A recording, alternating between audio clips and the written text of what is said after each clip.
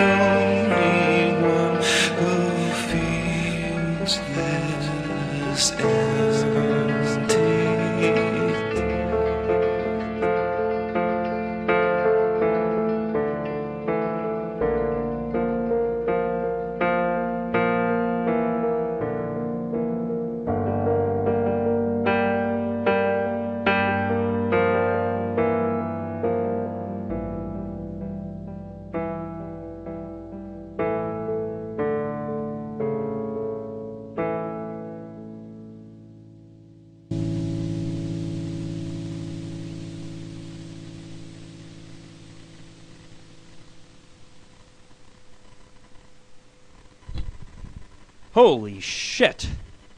I step out of my studio. I fucking come back and I find out that the song is over with. It's okay though. Here at Angel of the Night Radio, you, me, all of us, we're allowed to fuck up here. We're allowed to make mistakes, you know? All I have to say is this. I'll be like, well, I went to hit the bong. I came back. The song wasn't playing. It was the bong. Blame it on the fucking bong, you know? The good thing about smoking weed is that you can smoke as much as you want. And when someone says, hey, you're burning your goddamn fucking macaroni and cheese, you're like, oh man, I'm sorry, I just smoked one. You know? You forget to come to your own radio show, you'd be like, hey, I was toking. I was smoking and toking. That says it all. I want to welcome everybody to our annual 420 and Hemp Festival tonight. I, in my opinion, I am the only one who knows what the show is going to be about. You know, I sit here and I plan the show out. It takes me about 2 to 3 weeks to plan it out because I take my time with it. And I go and I do all these crazy things. And then I come here and I talk about them, you know. But I spent a good few weeks trying to put this show together because, you know, if there was 100,000 people tonight listening, or even 1 million, they would be amazed by the end of this show at all the content and all the different things you guys are going to learn about hemp, marijuana. You know, feel free to call in. If you want to call in, you want to be anonymous and tell me your name's fucking Joe Dirt, I don't give a fuck. Call and say, hey, I'm Joe Dirt. Tell me about marijuana, and I'll tell you about the goddamn marijuana. We want to thank Live Video for hosting our show. And although, you know, it's been a little shaky, like the last time our episodes did not record, and the way people are is nobody ever shows up on Fridays. You know, Saturdays is when they want to catch the rebroadcast. Everybody's like, hey, I'm going to catch the rebroadcast. I don't know what went wrong a few weeks ago, but I put on my Easter ears. I put my Easter bunny ears on, hoping there would be a little bit of magic in the ears, saying, hey, this is Live Video. I hope there's going to be a rebroadcast. Well, I had the Easter bunny ears on a few weeks ago. I went over, I checked, and I only seen one episode. One episode was archived. And I'm sitting there and I'm thinking, what the fuck, you know? One episode. I mean, out of the 6 segments or 8 segments that we're supposed to have recorded, one tiny segment, you know? And so people generally did not get to see we had 3 Easter bunnies on the fucking show, you know? There was 3 Easter bunnies, man. It was phenomenal. I was bringing in Easter bunnies left and right in my studio. And no, they were not chocolate Easter bunnies. I like my Easter bunnies with a little bit of vanilla, all right? Anyways, I want to welcome everybody to the Angel of the Night Radio Show. And, of course, Mike Digital, who was our chat room host and moderator, he will ban your ass if you become inappropriate or you curse marijuana. Yeah, we don't want you cursing marijuana. We want you to come in the room. We want you to say, marijuana is the shit. All right? Yo, the shit. That's what we want you to say. We want you guys to come on out. We want you guys to have a lot of fucking fun. And, of course, I know throughout the night a lot of my personal friends who are out here in Las Vegas will actually stop in and listen to the show. They will want to listen to the show because some of my skits and some of the things that I do will include them. Because there's no holds bar here at the fucking Angel of the Night Radio Show, okay? On occasion, I've been known to show my fucking ass. Nobody's around when I show my ass. Good fucking thing. It's like, goddamn, we don't want ratings here. We don't want a lot of people watching the show. Because if there's a lot of people watching the show, they could easily take a screenshot of me mooning the fucking camera, and you know that shit's going to be on every goddamn hate site across America. It's like, my girlfriend's going to be like, I was browsing the web, and I seen your ass cheeks on Google.com. All you do is you just hit Google.com, Lord Rick. And next you know, like 10,000 images show up. You just sift through them. Like, that's his ass. That's his ass.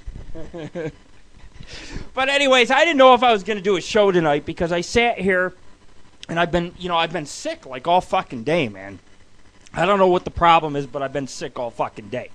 I've been sitting here like fucking hot fucking flashes. I've been in and out of the bathroom. I'm like, shit, man, tonight's our 420 festival. And then all of a sudden, I picked up the pipe. I smoked a little bit of tree. And I'm feeling goddamn fucking great. What about you? You feeling great? Everybody here at Angel of the Night Radio is going to feel great by the time this episode gets done. I guarantee you that. And, you know, I've been hosting the show for about 3 years, and the whole premises of the show was based on marijuana. I'm not going to lie, you know. We started our show. Yeah, there was going to be paranormal things that I was going to talk about because, you know, I am generally a paranormal guy. I love UFOs, I love ghosts, I love Bigfoot especially, I love all that shit. That's why I go out, I'm looking for fucking strange-ass shit. But when I started the premise of the show, I was like, you know, I gotta go in front of 20,000, 30,000 fucking people, 5,000, whatever it is, whatever number it is. And if I'm gonna do this, I'm gonna go on the fucking show, and I'm gonna smoke myself a big fat fucking blunt. So the premises of the show 3 years ago was, you know, get as high as you fucking can. Get fucking shit-faced. Smoke all the fucking weed you want till you pass fucking out. And come on here and host the goddamn Angel of the Night radio show. And you're listening to us live here in Las Vegas. And you know, I love doing my show. People are like, why do you do it? Nobody shows. But that's not true. That's not true. Because we have widgets all across the web, and we can't record those hits, you know. I know last week, or about 3 weeks ago, I had a bunch of fucking friends listening to most of the show. We didn't record their hits here at Live Video. We didn't record them because they were watching from fucking widgets. And just want to say peace to everybody, you know.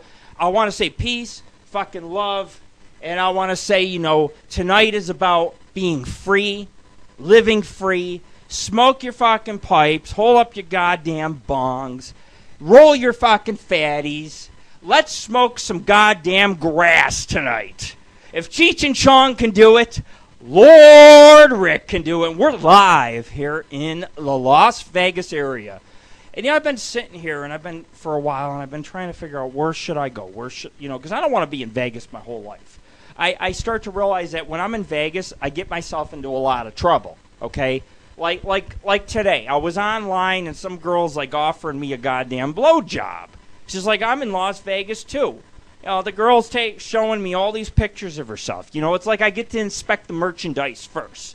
You know, I'm like, hey, I want to see your ass cheeks. Show me your tits. Show me your pussy, you know.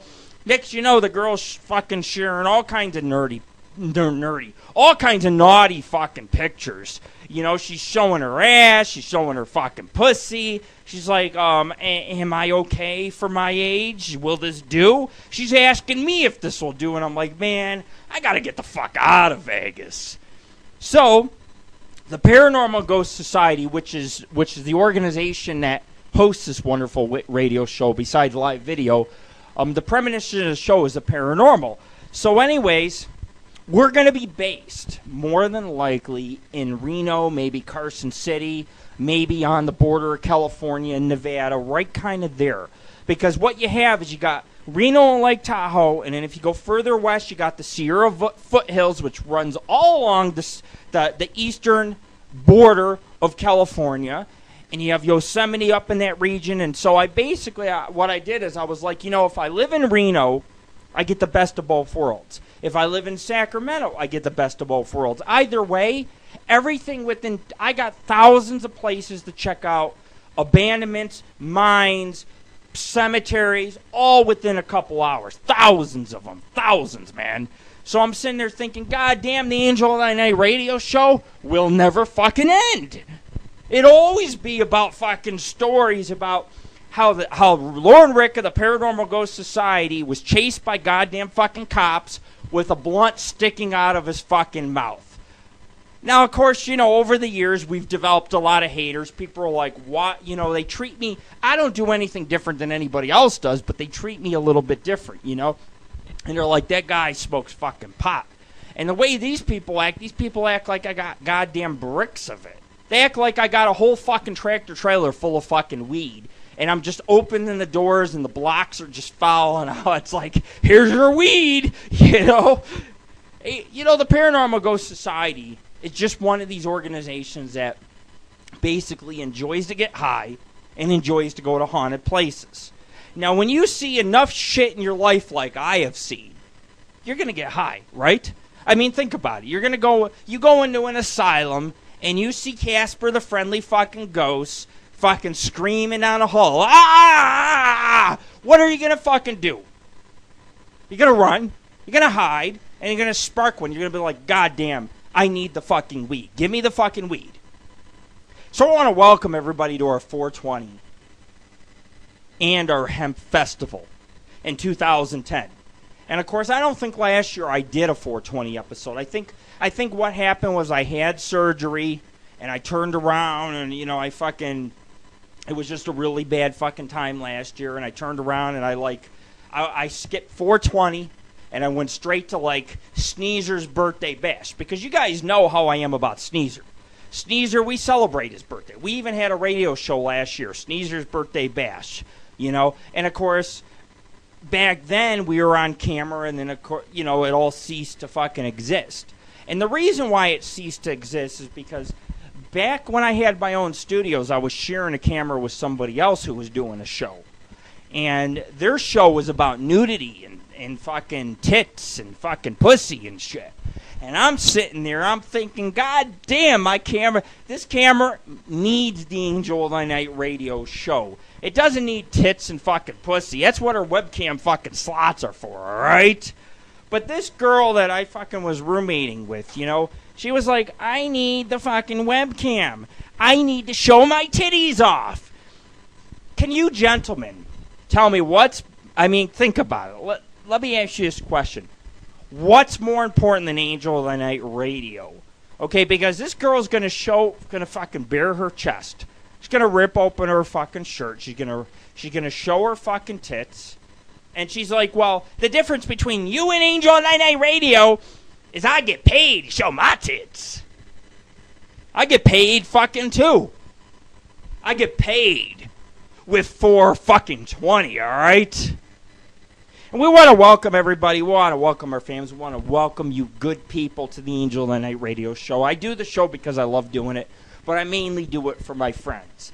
It's the truth, you know. I could say, you know, it's very easy for me to disappear from online for a month or two. I could do it. You know, I could go off fucking high for fucking days, fucking partying, hiking, banging my fucking girlfriend out in the middle of fucking nowhere. Think about it, guys. I could do these fucking things, but I come back over and over, year after year, month after month, to host the Angel of the Night radio show. Nobody pays me. Nobody's writing me a fucking paycheck. I'll tell you what, I'm probably one of the poorest guys you'll ever speak to or that you will come across. I'm poor. My clothes have holes in them, but I don't give a fuck. You know, it's like, hey, you want to stick me out in the goddamn wilderness, I'll sleep on the fucking ground, all right? Because in the end, I still be smoking that goddamn fucking chronic. And hash, and pot, and marijuana, call it what you will, Mary Jane, tree, grass. But tonight on the show, as much as I'm going to be joking around and be, you know, all fucking crazy and shit, we're going to get serious. Excuse me. We're going to get serious and we're going to host a very good episode about marijuana, and we're going to clear up the misconceptions and the prohibition. We're going to get rid of that shit because, you know, California, I mean, there's a cannabis news site. It's got articles every day about cannabis. Well, California has decided to probably be the first state to fully legalize marijuana. And, you know, the thing is that here I am. I'm ready to move to California. You know, my girlfriend and I were discussing it. We're like, we could live around Lake Tahoe. We could live around Reno, Carson City. Or we could just cross the fucking border and I could live in California and be fully legal to fucking carry a bag of dope in my goddamn glove box. Cops stop you. They're like, let me see your glove box. You show them what's in the glove box. You got a bag of weed. They're like, oh, no problem, sir. No problem, sir, because it's goddamn legalized. You can't find my ass.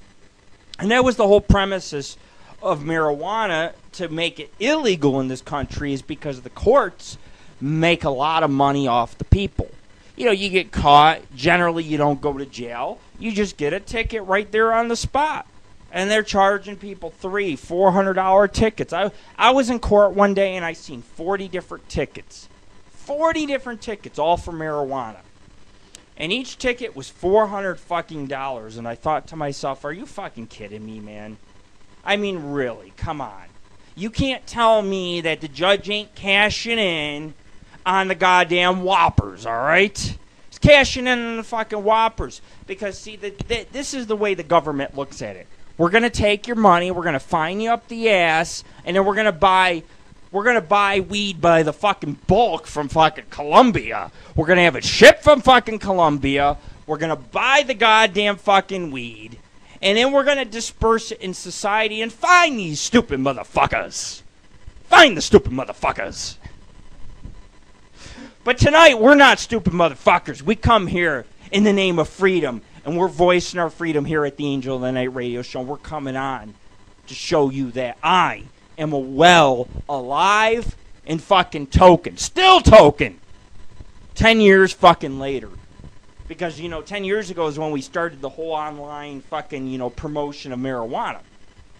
And, of course, 10 years later, in the 10 years, people are divided. Like, most of my members are like, it's cool. They see 10 years later I'm alive, I'm well, I'm still hiking, I'm still investigating. So my members really aren't against the pot, There's a few of them, it's like, oh, shit, you said the word pot!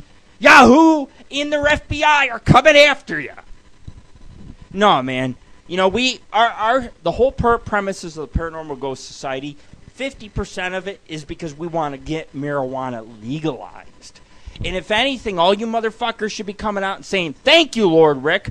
Thank you for advertising marijuana and getting this shit down and fucking dirty despite what the government fucking thinks. We don't care what the government thinks. If the feds fucking walked up to me tomorrow and said, hey, do you toke marijuana? I'd be like, yeah! You want some? You want some? That's what I'd be like. And of course, there's a lot of fucking people out there who are ignorant towards pot. You guys know, most of you are pot smokers who comes to the show. You guys know people are ignorant. They call it a drug, it's bad for you, it'll kill you. And it's like, yeah, but these are people who are drinking like a fish. There's fucking smoking like a chimney cigarettes. And it's like, cigarettes don't fucking kill you. Booze don't fucking kill you. I would rather smoke pot any day and some hashish than go ahead and goddamn land a fucking cigarette, all right? Because, see, in the cigarette factory, you're going to have illegal immigrants. And, of course, they're going to make their little tobacco and, there's like 400 chemicals in cigarettes. There's like 400 different substances in cigarettes. Well, I could just see a little man called Pedro. He's got his dick in his fucking hand, and he's goddamn pissing in the fucking cigarette chemicals. At least with the weed, I pick the buds off, I snip them off with the scissors, I put it in my bowl, and I fucking smoke it. Happy 420, motherfuckers. You're listening to Angel of Thy Night Radio.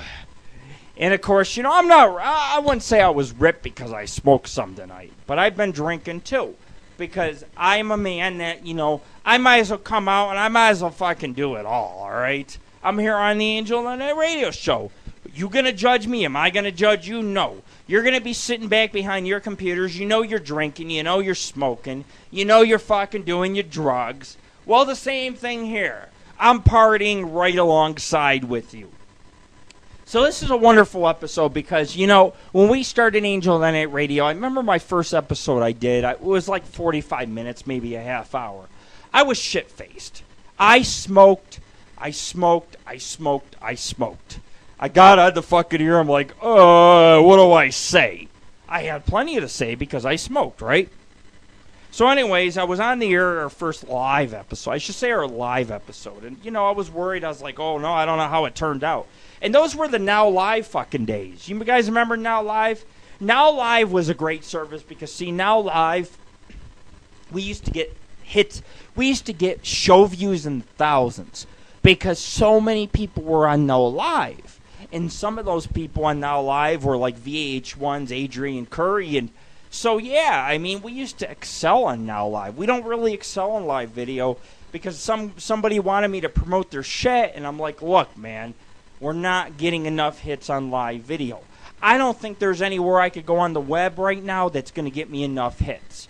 I think if Facebook came out with internet broadcasting, I think we would do well there, only because it's Facebook. And let's face it, you know, there's millions of people on Facebook.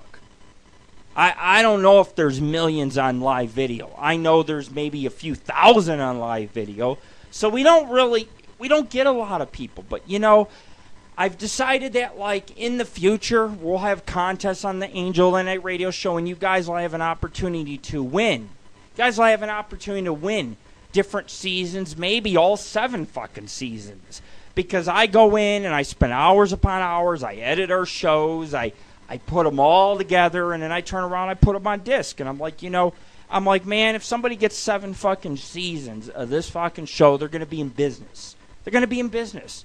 They could turn around, they could take all them shows, they're already edited, they're already together, they could take them shows, they can play them in their goddamn fucking their CD player while going to work. Just pop in Angel of the Night radio, you're going to work. It'll make you want to smoke some marijuana. It'll make you want to pick up the fucking goddamn pipe and smoke the goddamn thing. By the time you listen to us, your eyes are going to be popping out of your fucking head, or you're going to be stoned off your fucking ass. I'm not going to lie to you. But we want to thank all the good people who listen to Angel of the Night radio. And, you know, there's some people that have been around listening for years, and then there's a few. There was a time where I had a bunch of girls listening to my show. I had like 5, 6 fucking broads listen to my show. They won't listen to me anymore because I won't date them. I haven't stuck my dick in them. If I stuck my sausage in the fucking girls, they'd be still listening to Angel of the Night radio. But it's like, look, man, okay? I'm a busy guy. I live in Las fucking Vegas, and I would rather be high than get a goddamn piece of nasty fucking nookie, all right? Oh, man, but I love doing this show. And tonight we're going to have like our top 10 funny pot stories that I've experienced in my whole life, or at least in the last few years of the Paranormal and Ghost Society. Because, you know, a lot of these funny incidents happen when I'm high. I mean, I can go out to Albertsons, I'm fucking stoned, and all of a sudden I get my dick sucked in the fucking behind Albertsons. It's like, I didn't expect this shit. How the fuck did this happen? And I have to fucking say, the only reason why it must have happened is because I'm goddamn fucking stoned, and I don't know what the fuck is going on, you know? It's like, you know, you get some fucking fat girl. She's like shopping for goddamn fucking cheese and meat, you know? And she's like fucking huge. She's like, want to go back to my place? You know? And next you know, you're goddamn fucking shackled up to a goddamn fucking bed, and you're stoned. There's nothing worse than being stoned, because you're sitting there like, you know, your head's fucking tipped to the side. You're drooling at the fucking mouth. And this woman's like sitting on your fucking face. She's like 300 fucking pounds. And you're like, Jesus Christ. Maybe I should have smoked that reefer when I got home instead of before I went to goddamn Albertsons. Like I said, Albertsons, they love the good Lord. But anyways, we're going to get on with the show tonight. It doesn't matter who's listening and who's not listening. I did a little something different. I hadn't advertised the show very much, but today I sent the show to about 15,000 fucking people. I was like, fuck this shit, you know? You're a part of my shit. You're going to fucking get it in your goddamn mailboxes that it's our 420 festival. And, of course, there was a lot of people tonight who didn't want to show. They're like, I don't want to get busted by the feds and the police and the government and everything else. And it's like, dude, live video is cool with this shit. You know what I'm saying? They're cool with this shit, man. And I'm cool with this shit. So come on out. Smoke your fucking blunts. It's not like you guys are on fucking camera doing it. I'm fucking doing it on camera. Persecute me. Let me make fucking CNN, all right? I mean, seriously, I'm the next goddamn fucking president in 2012. Why the fuck not inhale on fucking camera? Let the press get a hold of that one, you know? Lord Rick has inhaled. Obama's inhaled too. I'm alright with Obama, you know? I'm like, I found out the guy did a little bit of cocaine. He inhaled a little bit. Alright, fine, you know? I'm not one to judge. You inhaled, you did a little bit of cocaine. It doesn't take a genius to run this goddamn country. All it takes is common fucking sense, alright? So me smoking here at the Angel of the Night Radio doesn't deter my common sense to run a goddamn fucking country. Because everything I do in this country is going to benefit you motherfuckers, including you goddamn pot smokers who are here on the Angel of the Night Radio show. Brother. Gotta throw him brother because it's one of those fucking wrestling things. You know, you ever see fucking Hollywood Hogan? He's like, brother, I'm telling you. Brother, you better smoke that weed. I'm about to lose my fucking voice. Wow. Yeah, I don't think I'll be joining the Worldwide Wrestling Federation anytime soon. The Worldwide Paranormal. We'll do the Worldwide Paranormal Federation. Anyways, the Paranormal Ghost Society and our organization plans to go up to England. I don't know if I'm going to do it this year. It might be next year. Because, you know, financial difficulties and everything else. The thing is that we don't make a lot of money. We don't make money off our show. One person, maybe two people a year buy the goddamn show. We don't make a lot of money off our t-shirts. You know, these are just extra things that pay for our website. But if we decide to go to fucking England, we're going to go ahead. We're going to do the Paris catacombs. You know, we're going to deal with rats, okay? So you guys out there who are listening to this show, please donate to the Paranormal Ghost Society because we're going to deal with rats. I got a buddy of mine who said about a month ago, went up into an abandoned mine. Loves to go to abandoned mines. Walked in the mine, you know, stood there and thought he seen what looked like a giant guinea pig or possum. He says, oh no. So that rat was fucking huge. The rat was like bigger than a fucking cat, and it's just sitting there staring at him. It's going, fucking showing his teeth. You know, and he's like, you know, my friends are scared of it. I was just checking the thing out. I'm like, damn. You gotta get, when you see a rat that's like as big as your fucking dog, you gotta get a picture of the shit, and then you gotta go and you gotta post it to the Paranormal Ghost Society to say, look, man, I found some fucking creature that's goddamn radiated from UFOs, and it's roaming in this fucking mine in the middle of the desert, alright? So anyways, he's telling me stories about big rats, and I remember many years ago, I used to live up in western New York, you know?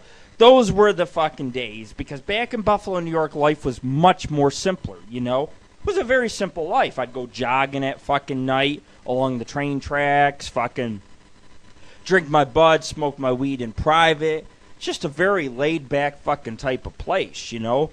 And, up in fucking western New York, you know, I lived there for a few years. Of course, I lived in Florida for 4 years. I lived out west on and off for a few years here and there. And, I was in New York one time. I was up by the Galleria Mall. That's up in Cheektowaga, New York.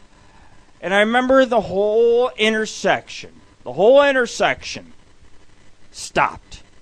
The whole intersection was like, I mean, there was like people just stopped with their cars. And I'm like, what are these fucking people doing? Why is everybody stopping? I look to my goddamn left, and I see a fucking rat the size of a German fucking shepherd, alright? Ruff, ruff, ruff, ruff, ruff. It's fucking showing its goddamn teeth. It's like, Jesus Christ, you can't feed a little piece of block cheese to this. You gotta get like the 16 ounces of block fucking cheese and just like, toss it fucking out. Just toss the cheese and run. Like a fucking grenade. Just toss the cheese and fucking run from the rat. And I was fucking high. So I was sitting there and I seen the rat in the intersection. I'm stoned off my goddamn ass. I don't know what I'm seeing. I'm like, is that a rat? Is that a dog? Is that a creature from the blue fucking lagoon? I don't fucking know. I'm fucking stoned. What do I fucking care? I hate rats, but I'm sitting there, I'm smiling at the goddamn rat, and it's fucking looking at me from the goddamn corner. Just staring, going, you know? Fucking rats, man. So I said, I will move to Florida, and I won't deal with no rats. Well, I went to a place one time, palm trees everywhere, rats were dropping out of the sky. I'm stoned off my ass, okay? I go to Tampa Bay, I smoke one, rats are falling out of the sky everywhere, on my head, every fucking where. Rats everywhere. I come out goddamn west.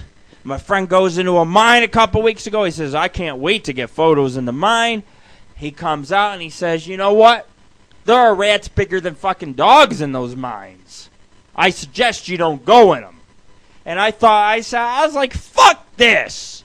I suggest I smoke some fucking goddamn hash and weed and play Star Wars. I seen this movie called Fanboys. It's about these geeks, or guys. They want to break into the fucking Lucas Mansion. They want to steal like episode 1 or whatever, you know, and preview it because they're diehard Star Wars fans. And, you know, it reminded me a lot of my adventures. You know, someone acts like a fucking asshole. What do you do? What do you guys do when they act like an asshole? You stick your ass up and you put it against the fucking you stick it up against the fucking window. And that's what I fucking, you know, the whole movie is just funny as fucking shit because they come to Las Vegas, the pimp fucking chases them because these guys end up with prostitutes. They don't know they're prostitutes, and the pimp's like, you're gonna be paying me, you know? And he's like clobbering their fucking heads. It's like, man, how many of you motherfuckers know a weed whore or two, you know? You go on Craigslist, you pull out the pipe, you smoke one together, and she says, can I have the rest of your bag? It's like, excuse me? No goddamn blowjob in the world would make me give my weed or my bag of fucking dope to you. You'd have to suck the goddamn fucking chrome off a tire before I give my bag of weed to you, you know? Anyways, Mike Digital said in the room he's had an anxiety attack trying to focus a telescope. You know, I know all about the telescopes because me and my girlfriend, we look through the telescope at the moon. And I'm high half of the time when I do this, and I never can find the moon, even if it's a full moon. I got the telescope out, and I got my eye closed. I'm like, and I'm facing my eye in there, and I'm like, what the fuck is that? You know, and I find out that I got a goddamn light on someone's fucking house. I'm like, this ain't the goddamn moon. Anxiety attacks and telescopes? Yes. They happen all the fucking time. But anyways, here at Angel of the Night Radio, we're here to have a good fucking time tonight. And of course, you know, I don't know what it is about the internet. But like the internet's fucking dying, okay? Like there's nobody alive on the internet anymore. Like you go on MySpace, you post a bulletin to 5,000 people, and nobody replies back. It's like we have a meetup, 10,000 people. Maybe 1,000 in Vegas. They get the email. You know those motherfuckers are reading it in their box. I got about 100 people that I know in Vegas that toke marijuana. I know about 100 people that fucking smoke. And they are so fucking scared to show to the meetup at the Rio and just smoke one in the goddamn parking garage with the good Lord. I am the good Lord. And tonight, we're here to bring you a dose of reality, but we're here to bring you a dose of comedy. And folks, you're listening to the Angel of the Night Radio Show, and my name is Lord Rick. If you don't know who I am, you will know by the end of this fucking episode. And of course, I have a lot to be thankful for. You know, Angel of the Night Radio has been around for fucking 3 years. That's the one thing I can say to people. Well, you know, I've been around for 3 years. And of course, you know, I get random people adding me. I don't know who the fuck they are. They're like, hey, I seen your show. I'm like, you did? Hey, I seen your ass. You did? I hope you liked it. That's the way the Angel of the Night radio program works. We don't know who's watching. Just like with the paranormal organization. We don't know what government agency's watching. The government hates my ass. They hate my ass. But you know what? The government is very generous in the fact that they let me get away with a lot more than most people. I'm like one of the only guys that could like trespass on military fucking bases, and they tell me to my face nicely, you're going to have to leave. You're going to have to go.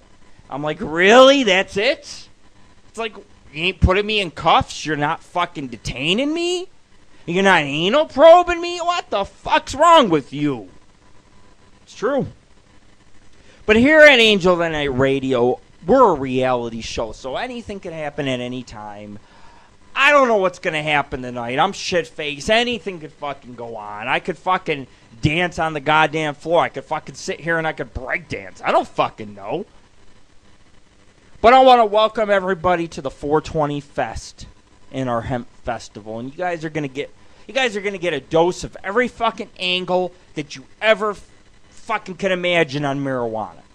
You know, and this is a controversial show. It's, you know, a lot of people are like, I ain't going to show because it's controversial. Yeah, but if you had tickets to Cheech and Chong like I did, you'd make sure you fucking show. When I went to see Cheech and Chong last year ago, I went to see them live. Went to see the guys in person. It's pretty close up near stage. People were sitting there throwing blunts, joints, and bags of weed at Cheech and Chong. It's like, man, I want their goddamn job. Maybe I shouldn't apply to do Angel of the Night Radio live on webcam. I should be writing all these casinos and saying, look, I want to do Angel of the Night Radio live for you in person. I want to do it live. And then I'll sit there, and people can fling goddamn blunts and joints at me, and I don't care if they hit me in the face, so they don't like the goddamn comedy. The point is, at the end of the show, I'm going to be able to take one of those brooms and dustpans, and I'm going to be able to sweep up pounds of fucking weed. Pounds of fucking marijuana. Don't like it? Too bad. It's the entertainment business. But anyways, here at Angel of the Night Radio, we want to thank you. I did give Angel the phone number to call in, but see, Angel has had stage fright. That's why Angel don't call in the show anymore, and I'm not trying to bash her. It's just that, you know, she says, what's the number of the show? I give her the number a week ago. She doesn't call in. She still has the number. She knows the show is tonight. She's not going to call in. The problem was that back last year ago, we had a lot of people pranking the show. Not really pranking it. They were calling in, and they were very interested in all my co-hosts. Well, all my co-hosts that I had working for me, they quit. They're like, I can't handle this, man. I can't take these anonymous calls. Speaking of anonymous calls, all of you motherfuckers can call in the show tonight, and we will patch you through.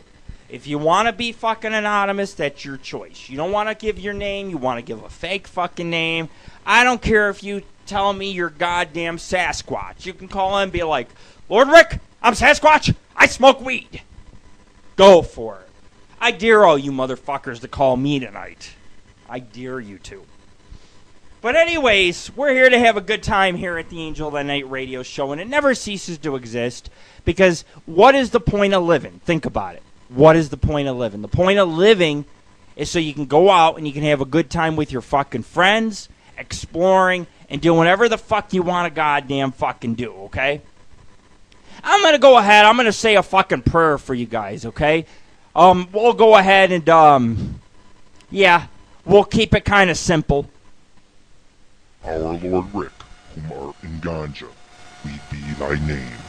Thy joints will come, thy will be smoked, on earth, as it is on 420. Give us this day our daily blunt, and forgive us our trespasses, as we forgive those who don't puff pass. And lead us not into the munchies, but deliver us from rags. Mary Jane.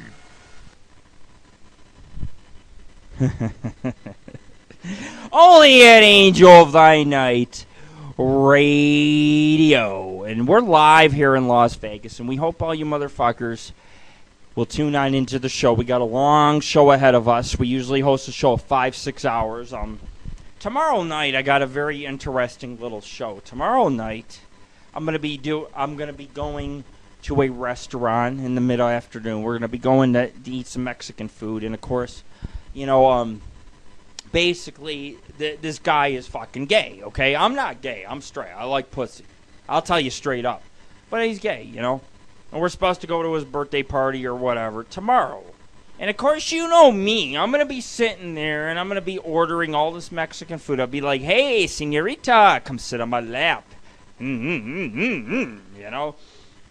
So tomorrow, that is what is going on here. And of course, I will go to the restaurant. I will go stoned off my ass. I will eat all the Mexican food.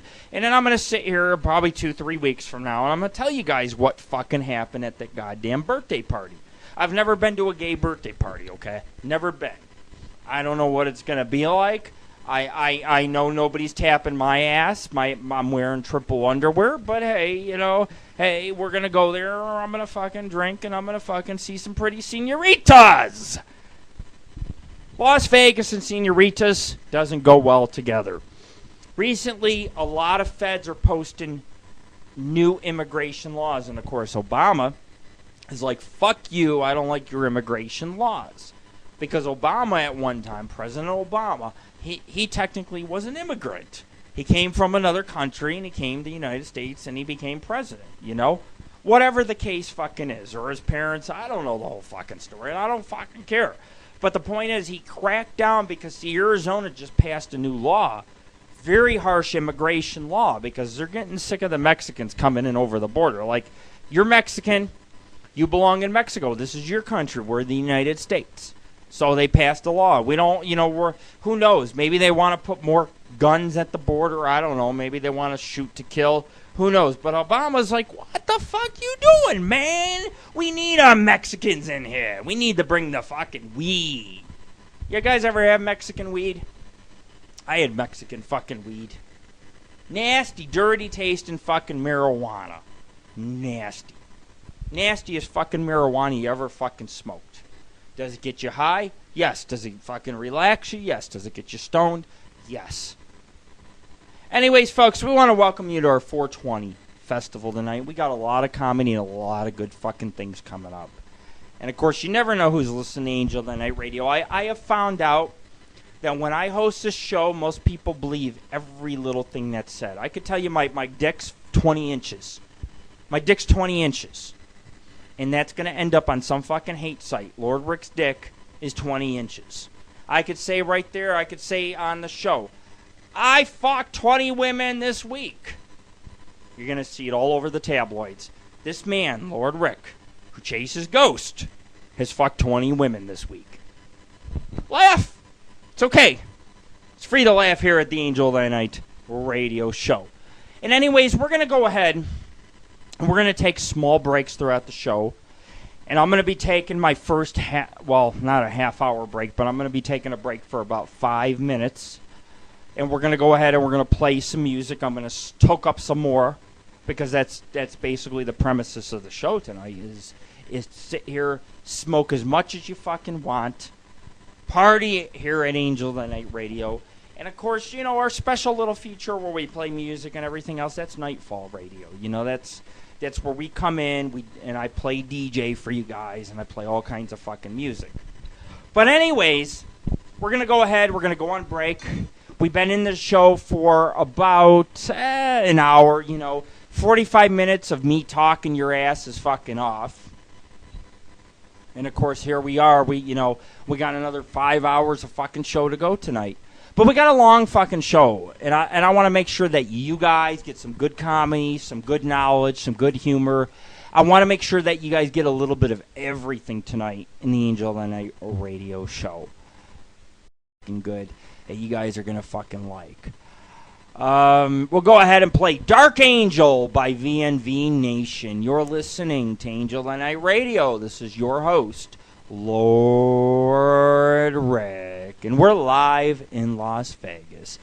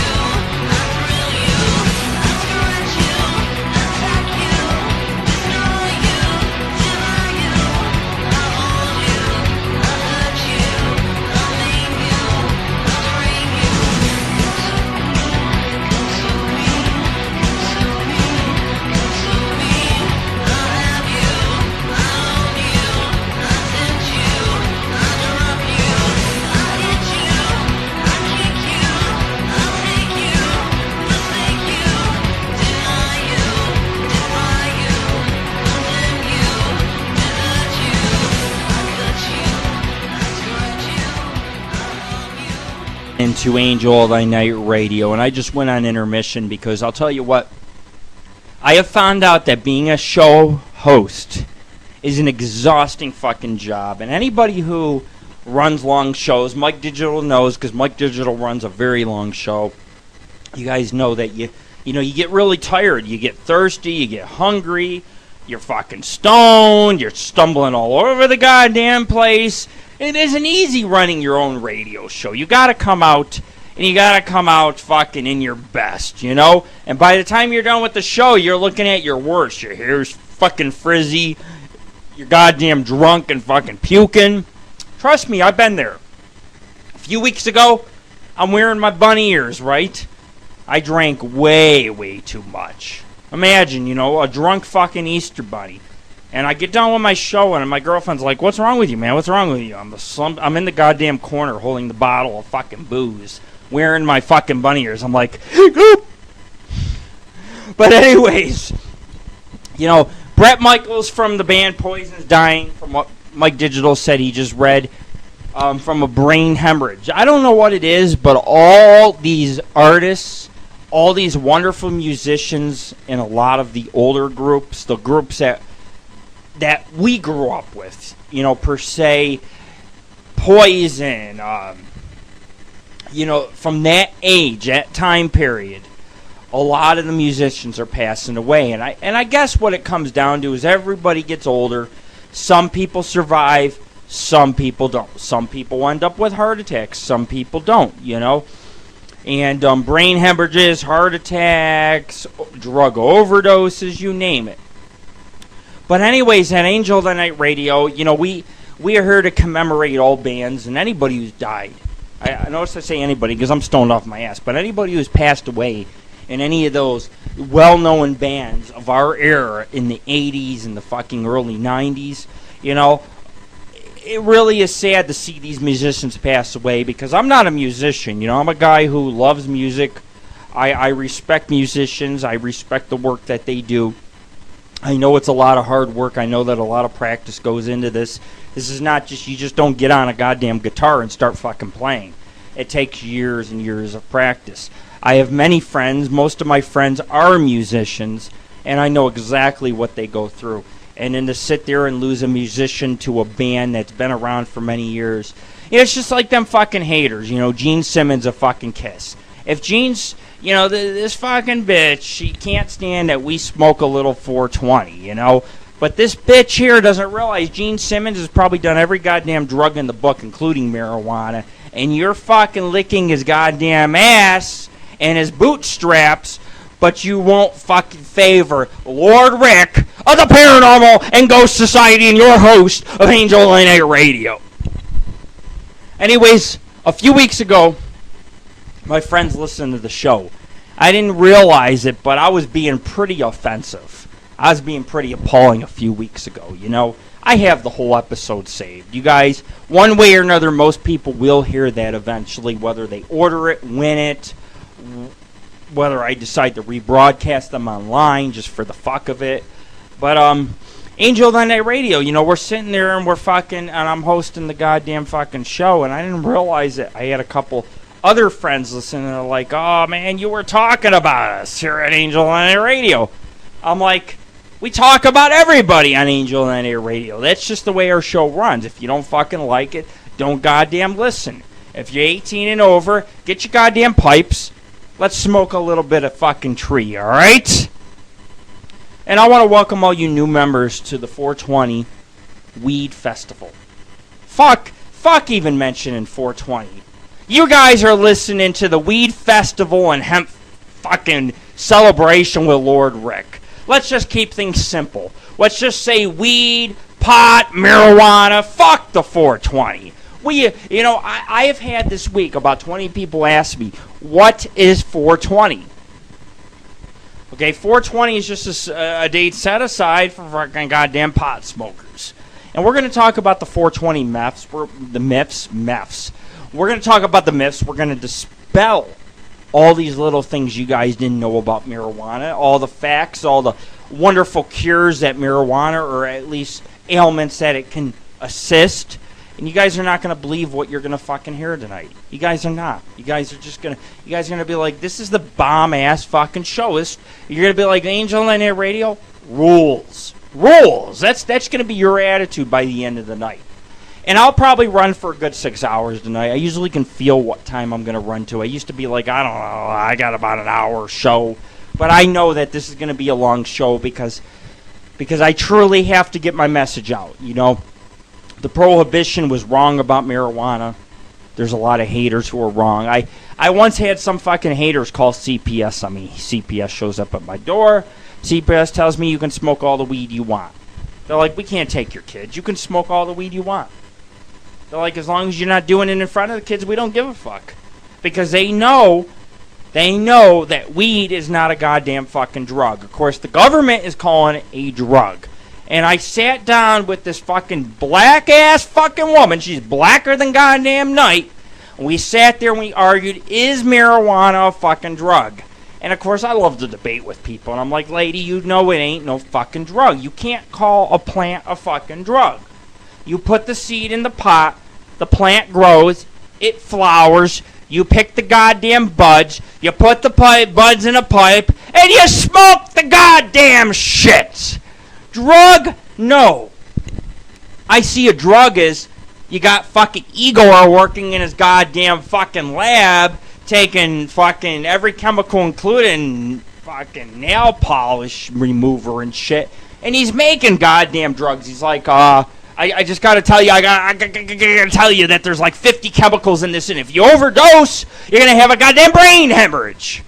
But you ain't gonna get no brain hemorrhage from toking up some marijuana here on the AngelOfThyNight radio show. In Mike's case, hash. Is there a sin against hash? No, because it comes from marijuana. It comes from the fucking plant. It's 100% fucking natural. It's the naturalest fucking thing you could get, other than goddamn getting a virgin here in Las fucking Vegas. Alright? Welcome to the AngelOfThyNight radio show. And we're live here in Las Vegas. This is not a pre-recorded episode. We are live. Of course, can you imagine if I took this episode and I uploaded it to like live video, and it's like, we're not live, and people are like, they're live, and we're fucking replaying the episode. So I'm very picky about replaying episodes, although it is really nice when live video does record their episodes. I'm like great, because everybody deserves to listen to the rebroadcast. They deserve to listen to it for 7 days, see if this is something they want to commit to. I can't guarantee our show is going to be like everybody's goddamn fucking favorite, because it's not. It's not. But anyways, I sometimes during my show, I sit here and I do all these prayers for you guys, and you guys are like, what the fuck? And, I wanted to sing a fucking song tonight, okay? Yeah, it's not an ethical song, but hey, it fits the show, alright? Are you guys ready? This is going to be a stellar performance. They'll stone you when you're trying to not be so good. They'll stone you just like you had morning wood. They'll stone you when you're trying to jerk it at home. They'll stone you when you're there all alone. But I would not feel so all alone. Everybody must get stoned. They'll stone you when you're walking on the street. They'll stone you when you're trying to beat your meat. They'll stone you when you're walking on the floor. They'll stone you when you're walking to the whore. But I would not feel so all alone. Everybody must get stoned. They'll stone you when you're at the stripper's table. They'll stone you when you are young and able. They'll stone you when you're trying to make a buck. They'll stone you and then they'll say, good fuck. But I would not feel so all alone. Everybody must get stoned. Well, they'll stone you and say it's the end. They'll stone you and then they'll stroke it again. They'll stone you when you're riding to the bar. They'll stone you when you're playing your...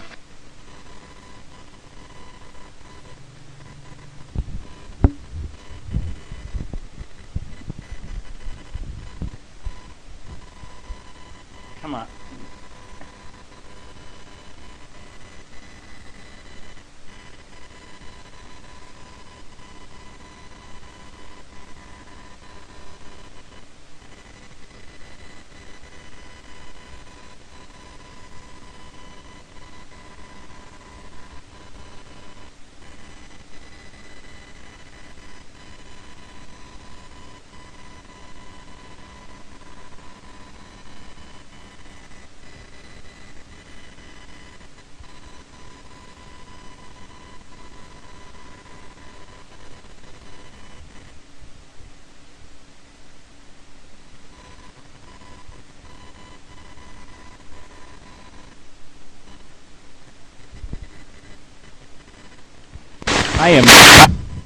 I am not sure what happened, but we had gotten cut off live video. But anyways, let me go ahead and try this for you guys again, okay? We're going to start from the beginning. You know, I was doing a good job singing that. Don't you guys agree? You know, I've been told, and Mike Digital knows this, I'm not much of a fucking singer, okay? Mike Digital, he puts out some good guitar pieces from the Mike Digital band and all that stuff. You know, and I commend him because, you know, I can't fucking do that shit. But I'll tell you what. For the Angel of the Night radio show, I'm one hell of a goddamn good marijuana fucking singer, alright? And I'm going to sing you guys a little piece that I fucking made up tonight. You guys don't like it? Too fucking bad. We got much more entertainment and comedy here coming on the Angel of the Night radio show. And you're listening to us live in Las Vegas. And let's try this again. Take 2. They'll stone you when you're trying to not be so good. They'll stone you just like you had morning wood.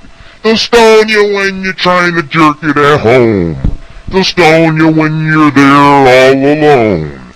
But I would not feel so all alone. Everybody must get stoned. They'll stone you when you're walking on the street. They'll stone you when you're trying to beat your meat. They'll stone you when you're walking on the floor.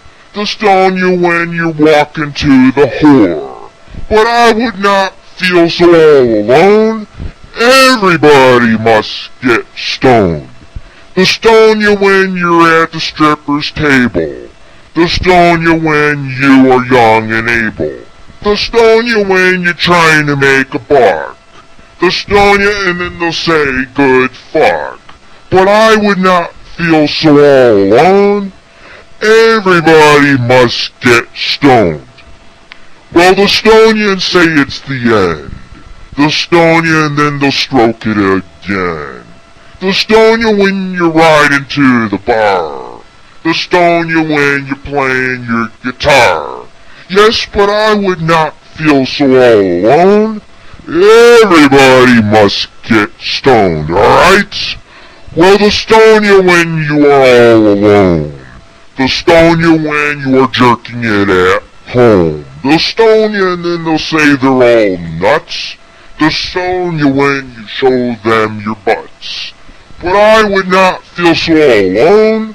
Everybody must get stoned. You're listening to the Angel of the Night radio show. Like I said, maybe I'm in the wrong business. Maybe I need to get a singing fucking career, alright? But anyways, let's get to the juicy part of the fucking show, okay? What are we all fucking here for? We're all here to hear marijuana fucking stories. And I want to share my marijuana stories with you guys. This is personal. So I'm feeling a little bit, you know, I'm sitting here and I'm thinking, God damn, you know, we're bonding here. All of us fucking got joints and hash and bongs and everything. I might as well just spill the goddamn fucking beans. But anyways, let's give you the top 10 stoner moments the last few years that I have experienced. Owl Island. There's a place called Owl Island, okay? I went to Owl Island. I hiked for about a mile on this fucking island. It was right near where I lived. It was like 5 minutes fucking away. But I had to take my boat on over, and I got off on the island with a couple stoners. We start hiking on the island. We go about a mile. We find this Indian mounds. What do? We smoke weed on the Indian mound. And I'm like, I call upon the great spirits. You know, my friends are like, you sure you want to do that? Well, the wind started picking fucking up. We're like, we got to get the fuck out of here, man. We're stoned off our asses. We're boating our asses off. We fucking, the cops pick us up. We got like fucking ounces upon ounces of fucking weed in our pockets. Our pockets are full with weed and pipes and bongs and everything, you know? Cops are like, we'll give you a ride home, and the weather's kind of bad. Cops picked us up. Cops don't know we got weed on us. We're bringing all kinds of fucking marijuana in our pockets. Cops drop us off near our house. 2 to 3 hours later, I go to bed. I get home. I fix myself a roast beef fucking sandwich, you know. I'm like, fuck it. I hit a little with the fucking spouse at the time, you know. And then I wake up the next fucking morning and find out that everywhere surrounding Owl Island has been leveled by a class fucking 4 tornado. And I'm sitting there thinking, woo! This is some powerful motherfucking chronic, alright? Next experience. I've been banned from Cape Canaveral. That's right, folks. I was hiking on Cape Canaveral. We got lost. We started to panic. We started smoking weed. Most people that are on those islands get eaten by alligators. In our case, we get stoned and we walk amongst the alligators. Government fucking flies on in. The Air Force comes on in. The cops come on in. They're like, hey, you spent the night at Cape Canaveral. We are kicking you off, Lord Rick, for the next eternity. I'm stoned. My friend's panicking. He's like, I got lots and lots of weed, lots and lots of paraphernalia. He's hiding the goddamn weed.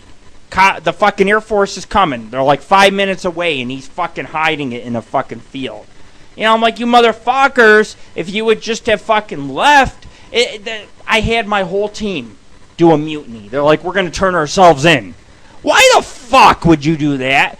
You know you're carrying goddamn smoke and fucking grass in your pocket. You don't sit there and go up to the cops and say, hey, I got some goddamn weed. Arrest me. Stupid fucks. Here we go. Here's another experience. I went to the Jane's Addiction concert. This is like a year and a half ago. They regrouped for a concert. Went to see Jane's Addiction. Had about 8 joints on me, you know. I'm smoking at the concert. I got my joint. I'm holding it up.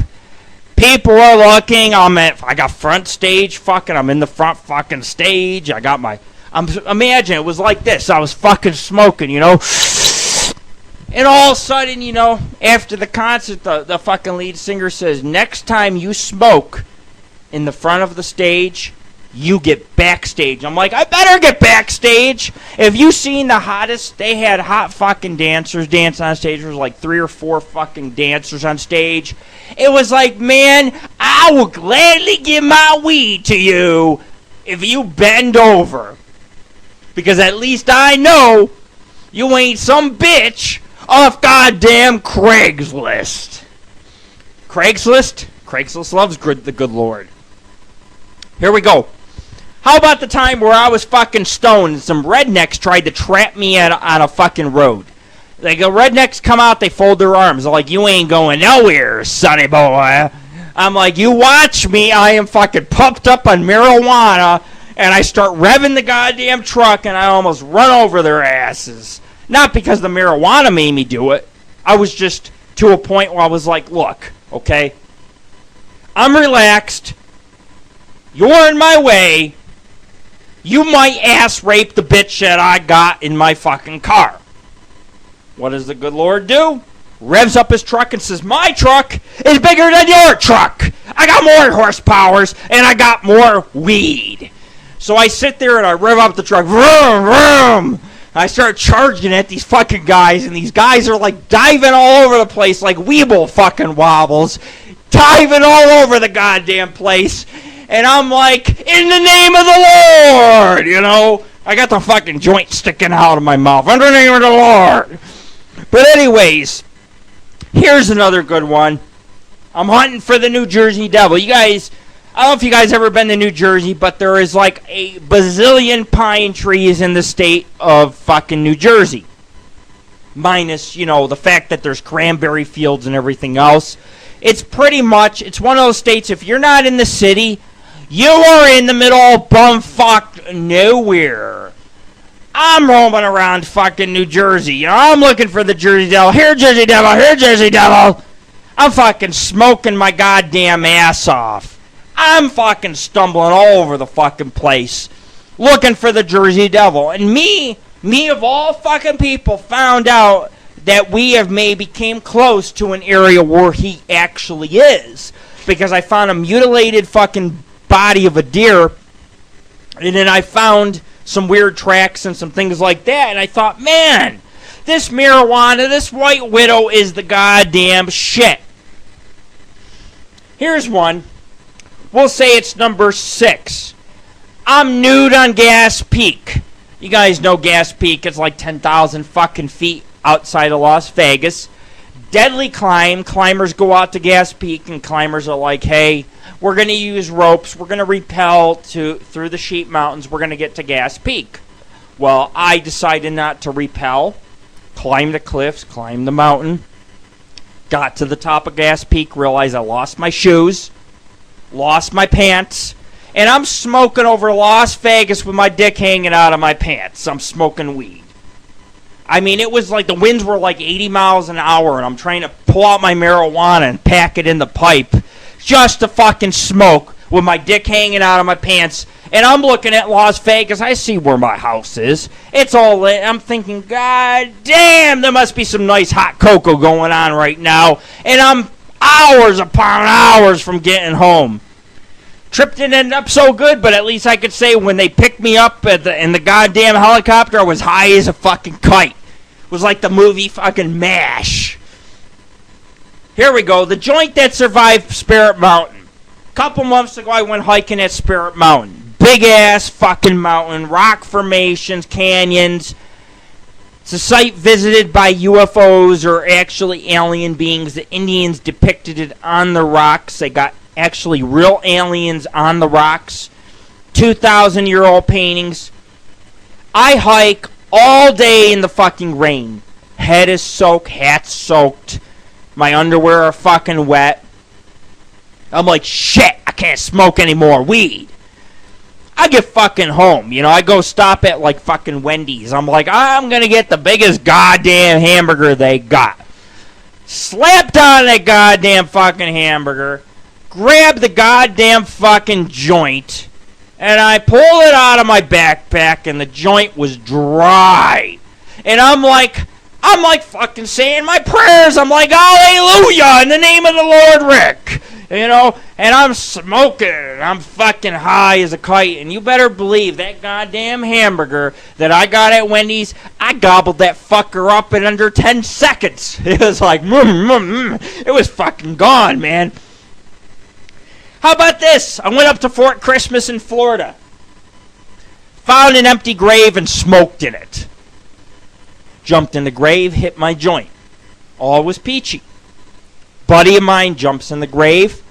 His fat ass can't climb out of the grave. He's crying. He's like, I can't get out of the grave. He's like freaking out, man, because you guys know, I mean, they dig them graves 6 fucking feet deep, right? Graves dug 6 feet fucking deep. He's like 280-pound dude. I mean, this guy here could sit on you and fuck you up, you know? He's like, Rick, I can't get out. I'm like, look, dude. Smoke a little bit of weed, take it easy, and you will fly out of the goddamn grave. This motherfucker, he takes a goddamn puff, and next you know, he's goddamn Superman. He's fucking climbing up the walls of the fucking grave. I'm like, son, I told you so. Here we go. Fort Matanzas. I'm up at Fort Matanzas in Florida. This is when I used to live in Florida. I hike through the swamp, you know, there's like fucking, my feet are all fucking wet. I reach the fort. My buddy and I sit there and we're like, we got to be fast about this.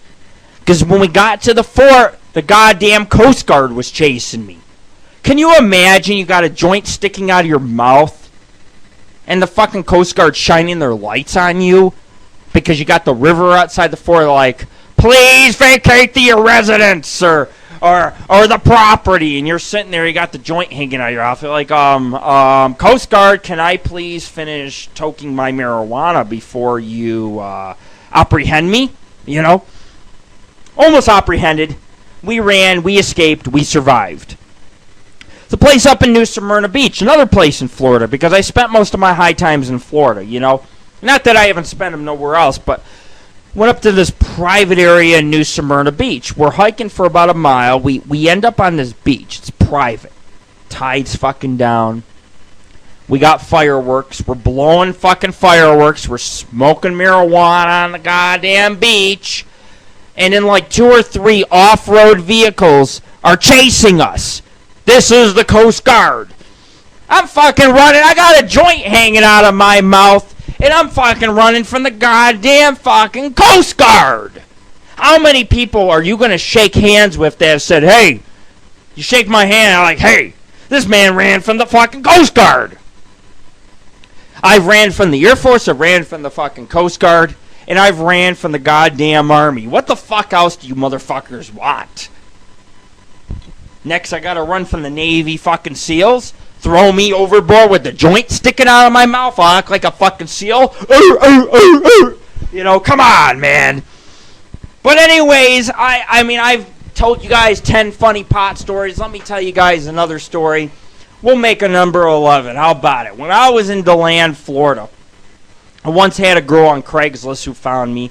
It's always fucking Craigslist. You guys know that. She says, come on over. Let's smoke a little bed. Let's party. I smoke 3, 4, 5 fucking joints. I'm sitting there in a shed in a fucking trailer park. I'm scared. Tornadoes are all over the place in Florida. This shed would be picked up by a tornado and Lord Rick would never be seen again. Just after a hurricane in the area is dropping tornadoes everywhere. I'm in this little shed smoking joint after joint with this lady's son. And she says to me, I'm a prostitute and I want your money. I was like, excuse me? I'm fucking high, you know? I'm sitting there, I'm innocent, I'm high, I'm stoned, I'm fucking smoking. How do you react? And she says, but I'll tell you what, since you ain't paying up, you'll become my pimp.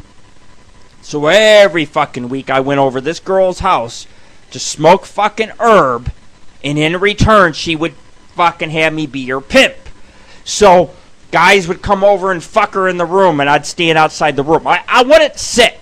I stood outside the room with my arms fucking folded. High, men respected me. Men paid me.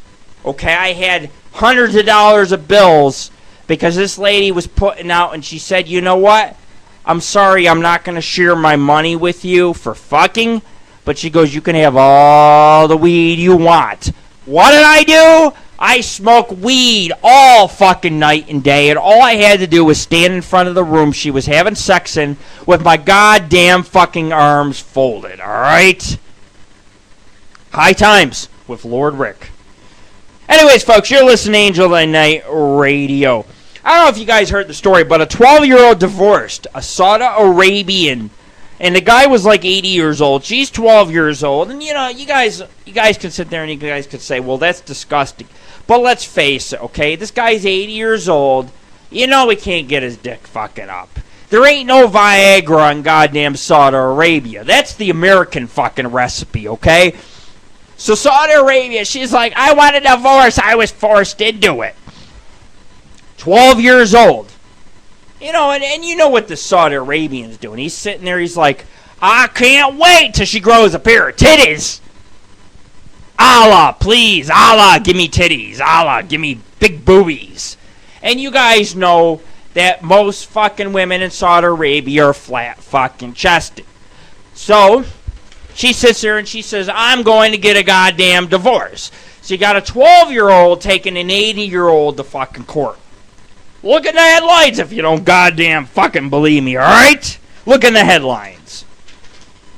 But anyways,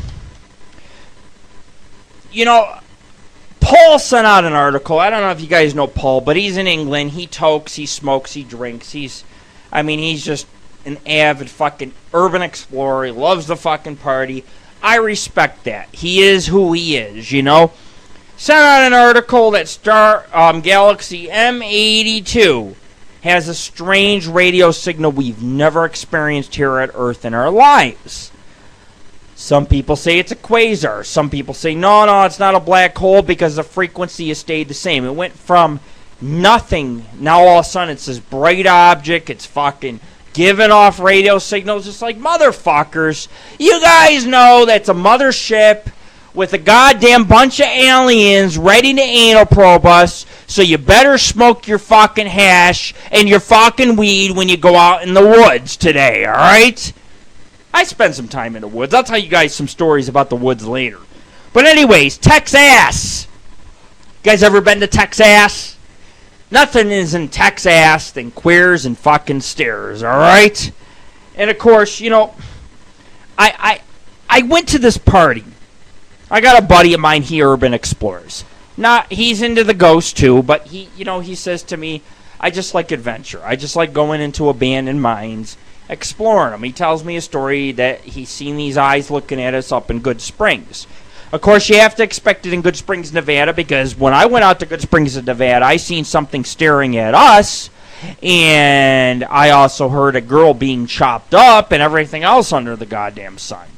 So he goes out to Good Springs, he sees these eyes. Well, his wife had his lady friend come out. I'm sitting there, I'm toking, I'm smoking, and I got this Texas fucking, well, she's my friend now because I've met her a couple times, but I got ass rubbing against me. I'm fucking getting my chest fucking filled. I'm drinking. I'm smoking. I'm laughing. I had the best time of my life. And I'm sitting there listening that the eyes in the mine were the chupacabras. And, of course, I believe there are chupacabras in the desert out here. I totally agree with them. Because what the fuck else are these fucking eyes looking at us in the desert? There ain't nothing alive in the goddamn Mojave Desert. The only thing alive in the Mojave fucking desert is this goddamn lizard and rattlesnakes. And the one lizard that's in Death Valley, if it bites you, it creates necrosis, which creates you to die. Just like that. And I told my girlfriend, I said, we go to Death Valley, can I chase the lizards? Oh, she's like, are you fucking out of your mind? You're gonna fucking die. I'm like, man, as long as it don't bite my goddamn big fucking cock, we'll be alright here. I don't want necrosis of the fucking dick. Let it bite me on the goddamn ankle, okay? I'll see a doctor to give me the antibiotics, fine. Lord Rick is healed. It's a fucking miracle. That thing bites my dick. You might as well say Lord Rick's sex life has ceased to exist.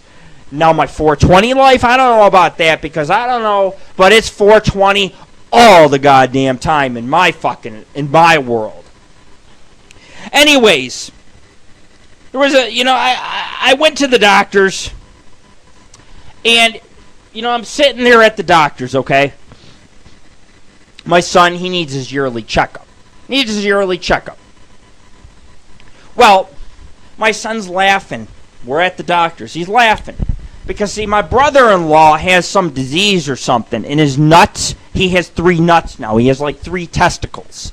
And I don't talk to my brother-in-law anymore because, obviously he hates my guts because me and my ex have divorced each other.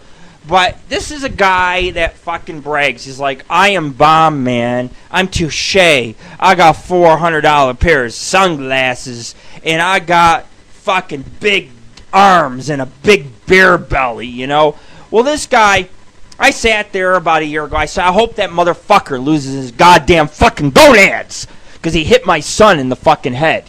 And you don't hit my fucking kids. You hit my kids, I'm going to take a goddamn bulldozer. I'm going to go right over your fucking house. I'll rob the fucking bulldozer, all right?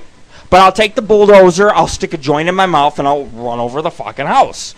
So, I fucking did a rain dance. Now this is my rain dance, okay? Hey, I fucking do this fucking rain dance. Next, my kids come back laughing a few weeks ago, like, Dad, my uncle has 3 testicles. He has 3 testicles, and he can't get a girlfriend, and he can't get it up. And my kids are saying this. I'm like, what are you talking about, son? I'm like, I just did an innocent rain dance with a joint sticking out of my fucking mouth. Better yet, fuck the joint. The pipe sticking out of my mouth. Look, see? But anyways, he's got 3 testicles. Curse, power of the rain dance at a Hero and Angel on that radio, I don't fucking know. But I go over to the fucking doctors. My son's telling me this at the doctor's, and there's a fucking secretary or nurse that works at the front desk. The nurse sits there and she says to me, I don't know if we could see your son. I said, excuse me? She says, he's sick. I was like, are we at the hospital? Isn't that what hospitals are for? Now listen, even me, I'm smoking all the fucking marijuana in the fucking world, and even I know that a hospital is to heal the sick. She says, we don't know if we could see your son. And I'm thinking, what the fuck kind of hospital is this goddamn fucking shit, alright? My son looks at me and says, Dad, you take me to the doctors, I don't feel good. You take me to the doctors, I I'm not going to get no medicine? I'm like, apparently not. They stick my son, both my sons and me, in fucking quarantine. The nurse sticks us in quarantine. She says, that area is for babies, and you're contaminating babies. And I'm fucking high, alright? I've taken pills, I smoked some fucking weed, I'm at the goddamn fucking nurse. I don't know what's going on. All I know is they're escorting my ass off the quarantine. Can you imagine you're smoking blunt after blunt, and then all of a sudden you're put in fucking quarantine? You're like, what did I do wrong? What's wrong with me? So yes, I have been placed in fucking quarantine. Believe it. Here at Angel of Thy Night Radio. Anyways, folks, I'm sitting here and I've been rude. And I want to welcome all you new members who are listening to the Angel of Thy Night Radio. We love you. We love all you fucking people who come on out.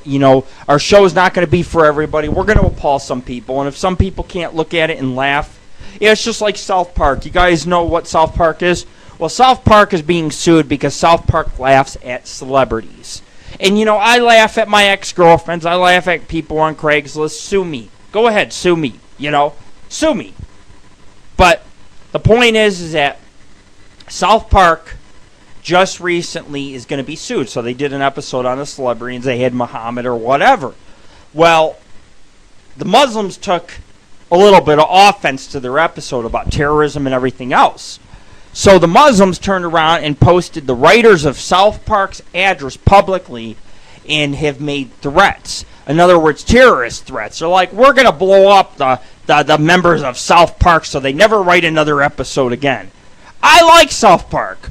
I don't know about you, but I like smoking a lot of weed, sitting there in the fucking nude and watching goddamn South Park. You don't like it, too bad. I'm just telling you what I do, okay? And the fucking terrorists now want to blow up the residences where South Park writers fucking live, and all the celebrities want to fucking sue, and you can't do nothing but laugh, because Angel of Thy Night Radio, South Park, we're all the fucking same. So those guys get paid. We don't get paid, which shows a lot of character in the work that we do, because we come here, we host a show. Next show, I don't know. I probably won't come out. I probably will not do a show for the next 3 to 4 weeks. So this is a big show for us tonight because we're coming out and we're doing one of the last shows before we go on break for about a month, And of course, next month, I'm going to be going to Mount Zion. I'm traveling out of state to go to Mount Zion. It's already in the books. It's already reservations. Everything's already planned. I'm going to be going out there to do ghost towns, cemeteries, fucking long-ass hikes. Mount Zion's in Utah. It's a very mystical area. It's the Anasazis and many other Indians had roamed this area. And I'm going to be going to it to not only investigate the paranormal, but I do a little bit of urbex too. And I go out there and I care a lot about my photography. I go out there and it doesn't matter what I do, but I take my time when I take photos. I'm not in any fucking rush. I just, I want to put out a good job for our members, I'm at the bus station, okay? I'm sitting at the bus station. Not the bus station, but the bus stop. Going to see my doctor. I get on the bus. I'm high, I'm stoned, I'm drugged, everything else. Get off 3 stops later. I'm sitting there, and I'm at the bus stop. A girl's sucking on a lollipop like she's sucking dick, And I'm looking and I'm looking and I'm fucking looking. I was just fucking amazed. This girl's fucking sucking a lollipop like nothing. Girl offers me a fucking blowjob. So I fucking turn around. I go behind Chevron gas station, yank it out of my pants, and she's on her knees fucking blowing me, This is before my doctor's fucking appointment. I'm fucking stoned. I'm telling you, man, the weed gave me superpowers to attract women or something because all of a sudden this woman just offered me a blowjob out of the fucking clear. I didn't expect it. What would you do if you were sitting there at a bus stop and some girl's like, hey, you don't mind if I suck your dick? It's like, what are you supposed to say to that? No. You know what I mean? You supposed to refuse that shit? If I refuse a girl getting on her fucking knees, then I would feel like the goddamn fucking wise men, alright? I'd be like, a way to describe the Wiseman. No pot, no sex, and no fucking life, alright? You're listening to Angel of the Night Radio. You know, I was at Walmart. Now and then I go Walmart, I do my grocery shopping. I don't always go to Albertsons. Go into Walmart. Almost hit a whole fucking, it's like on the ends of the aisles, I got stacks of tuna and canned goods. I run into a huge thing of canned goods. Reason why? There was a fat lady coming down the aisle. I didn't know what to do with the fat lady. I had nowhere to go. It was an emergency fucking landing, alright? I'm fucking cruising with the cart. She's heading towards me going, and she's like 400 fucking pounds, you know? You could hear her fucking breathing from 3 aisles over. And all of a sudden, she drives me off into a fucking pile of fucking tuna. And the lady looks at me and says, turns her head real quick and says, people can't drive. Shopping carts, I guess, in America. I looked at her and said, oh no, you didn't, sweetie pie. I said, people can't get around you glutton, cottage cheese, Weller, shitty, fat fucking ass. And she just walked off mad. It's like, serves you right, you biatch. You know, I sit here every month, and I host these meetups. You guys know what I'm talking about, but there's meetups that I host. And I go out to the Rio, and at the top of the Rio, they have Voodoo Lounge, Voodoo Club. And, you know, at night, they get a band, and there's fucking, like, I mean, the thing about Voodoo Lounge, you get every type of girl. You get fat girls, you get trailer trash, you get skanks, you get prostitutes. So you get your pick of the litter. You go to Voodoo Lounge, you know you're going to pick something. You're like, hey, this desperate fat girl is sitting in the corner. She wants to fucking blow me. Or you go over to the other fucking section. You're like, hey, this woman's charging me $300 an hour plus my bag of weed, all right? I'm sitting there at the Voodoo Lounge, innocent as ever. I'm having a few drinks with my girlfriend. This guy shows up. He's got a hat. I thought the guy was like God, like Jesus Christ with a disguise. And he sits down and says, do you know who I am? I said, no, I don't know who you are. He says, I guarantee you I can make rocks fucking levitate. I'm like, go for it. Proof's in the pudding. Show me you can levitate rocks. This guy sat at my meetup for 3 hours almost, levitating fucking rocks, alright? Levitating rocks! My girlfriend's looking at me like, shocked. She's a skeptic. She don't believe in ghosts. She just likes urban exploration. You know, that's what she's into. This guy's levitating fucking rocks, okay? What I mean by levitating rocks is he takes 4 or 5 fucking rigid rocks, stacks them on top of each other like fucking 3 feet fucking high. And they're just standing there, you know. Management's looking at us. Of course, the haters turned me into management and the haters were like, he does drugs, he fucking drinks beer, and blah, blah, blah. So now management's fucking harassing me. Management let this go at the Voodoo Club for 3 hours while this guy built rock fucking statues. He took a rock, he took this rigid rock, and it was like maybe 6-7 inches long. And he stacked the small end of it on top of this other rigid rock. And I swear to fucking, on all the 420 in the world, the rock was fucking floating, man. This guy had rocks fucking floating. I don't know how he did it. I don't know if he's a fucking magician or whatever the fuck he is, but he wants to join my team, and not this weekend, but next weekend, he wants to fucking go on an investigation. He's like, I can do some amazing shit you would not believe. He's got this abandoned house. He wants me to go in, and he wants me on Angel of the Night Radio. He wants me to go in the abandoned house and do a live fucking investigation here on Angel of the Night Radio.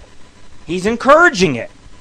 Well, after his little show for about 2 hours, after he made the rocks levitate, I said, we got to go, man. He got yelled at by management. I said, it's time to go. Some girl next to me was checking me out. You know, I had this girl checking me out. Girl had the hots for me. I told my girlfriend, woo, woo, woo, I'm getting the fucking threesome, honey, tonight. Well, the girl had this fucking 300-pound nasty fucking girl. Girl was almost bald, was fat. You could almost smell the ass from fucking across the fucking room. Girl says to her fucking lady friend, no, you can't go after him. He's too fat. Because I'll be the first to admit, besides I make difference in the lives of fucking children, I also have a beer belly because I like to drink my lager fucking cold, alright? And smoke my marijuana and eat my goddamn munchies in fucking peace. So the girl calls me fat, and I told my girlfriend, I was like, man, we gotta leave this meetup. This meetup's getting goddamn crazy. We got fat girls calling me fat. I'm fat, but I'm 200 pounds, but I'm fat. Girls calling me fat, but it's like, honey, if you fucking stripped your clothes down in the goddamn fucking nude, we'd see a goddamn fucking walrus that came out of the goddamn Arctic. And that's what she looked like, a fucking walrus, alright? So, the walrus called me fat. This guy's floating rocks. He thinks he's fucking dancing the fucking reggae music. He's like, hey, he's got rocks fucking floating. Management's fucking pissed off. I tell him, I was like, maybe we ought to go. He goes, okay, bye. Guy gets ahead of me by 30 seconds. I walk up to the elevator. The guy's fucking gone. The guy's fucking gone. He's vanished. Okay, where did he go? Where did he disappear to? Is the guy real? I don't fucking know. Maybe he's fucking Christ re-fucking-carnated, and he's coming back to punish the good Lord for all his goddamn sins. Or maybe he's like, you are not smoking enough fucking weed. You're listening to the 420 Festival in 2010 Angel of Thy Night Radio. But anyways, we've had so far a very good night. There's been a lot of good radio. I was at my friend's. We were talking about making a trip up to Alcatraz. And, of course, I found out that I got a new mother in fucking town. So I go over to my friend's house, and she's like, you ain't taking your girlfriend out to Alcatraz. My girlfriend's like, I will go with Rick. So anyways, I got fucking scolded. And I'm sitting, you guys know how it is. You have a few drinks, you get goddamn fucking stoned. But anyways, I'm sitting there the other night. I'm on MySpace. You know how MySpace is. I hate MySpace. I really do hate it. I can't stand it. I'm like Mike on it. I totally fucking agree. Facebook is way better than MySpace. MySpace has got spammers, a lot of little fucking kids, a lot of immature people. And I wake up one morning, it's like 6 in the morning, and I get a letter. This is her best friend, and she has gotten killed last night in a car wreck. And if you have any questions, please email me back here. So anyways, one of my MySpace friends had kicked the bucket, had died. Basically was in a fucking car wreck that killed her. Beautiful fucking girl, blonde, 115 pounds. You could eat fucking cherries and whipped cream off her. Dead, just like fucking that. And it brought me to the point of, for all you people listening tonight, you guys, some of you are first-time members, some of you are long-time members. You guys know I could die any fucking week. Because the business that I am in, I'm in a very risky business. I go to all these abandoned mines right now in southern Nevada. I remember when I was at Potosi, I threw a rock down a pit, a black pit. Never heard the rock hit the bottom. There are mines that are fucking just phenomenal. And we're going to talk about some of the mines tonight. But anyways, I went to Walmart, was in the line, okay? There was this gorilla working. I call her a gorilla because she had big white teeth. She was nasty fucking looking, looked like an ape. Like, like really scary. Like, is this fucking ape going to rip my face off and shit, Well, she forgets to ring up. She forgets to, ring up all kinds of items in my fucking cart. So I walk out of Walmart with a shit-eating fucking grin, alright? I don't fucking know what's going on, alright? I'm going to admit to you, I was smoking 420. Maybe she smelt it, got excited, and said, you know what? From one brother to another. Well, because she looked like a brother. She's like, one brother to another. You get all these items free of charge. Purposely, this woman gave me the items in my cart for fucking free. All because I showed up to a goddamn store smelling like marijuana, alright? Yeah, sins of the fucking Lord. It happens. Put it on your hate sites. I don't give a fuck. It won't be the first fucking time, you know? But anyways, you know, give me a second to breathe here, but if you read the news, which would give you a heart attack, in Madrid, Spain, they did the first actual full face, I should say, transplant on a client. You know, the person went in and said basically, hey, I want a new nose, I want new eye, not new eyes, but new nose, new cheekbones. They basically reconstructed this person's face, gave him a new face. It was the first country, it was the first actually city, country, whatever you want to say, in the world to do an actual full face transplant. So basically, you know, if you want to look like goddamn George Burns or Cheech and fucking Chong, you just go to your local doctor, say, hey, I want to look like Cheech, and they'll make you look like fucking Cheech. Pretty scary shit when you think about it. But anyways, I was reading a news article. There's a guy, I think his name's Gardner or something like that, but he's in Utah. He says to the judge, can you please put me in front of a firing squad? I don't want lethal injection. Guy, what did he do? He killed a lawyer. About 20 years ago, he killed a lawyer, was waiting on death row. Well, Utah is one of the only states besides Oklahoma that does a firing squad if requested. This guy is going to go in front of 5 people firing guns. Of course, I mean, honestly, if I was on death row, would I want the injection? No. Put me in front of a fucking firing squad. Shoot my ass. Let me go out with a blaze of fucking glory. And that is basically what's happening. On June 12th, 5 men are going to sit there and put bullet holes in a guy who shot a fucking lawyer. Basically, he went to court, found out he was in trouble, tried to escape, had his gun or something on him, shot his fucking attorney, shot another fucking guy, I guess. And, of course, you know, they gave the guy death row because that's basically what fucking happens, you know, especially when you kill an attorney or a cop. You know your ass is going to fucking die either fucking way, you know? Have you guys heard about the site on dirty.com? You guys heard about dirty.com? Well, dirty.com host laughs at people. Basically, it doesn't just laugh at one person. It doesn't just laugh at me, Lord Rick. Laughs at anybody. They got about 400 fucking people they laugh at from Las Vegas. Well, we've been doing some studying. We have our own little fucking group of people who go out and they study this shit. And they found out that dirty.com was possibly, you know, an ex-girlfriend of mine. And you guys remember we did this huge roasting of Brenna, or my ex-fucking girlfriend.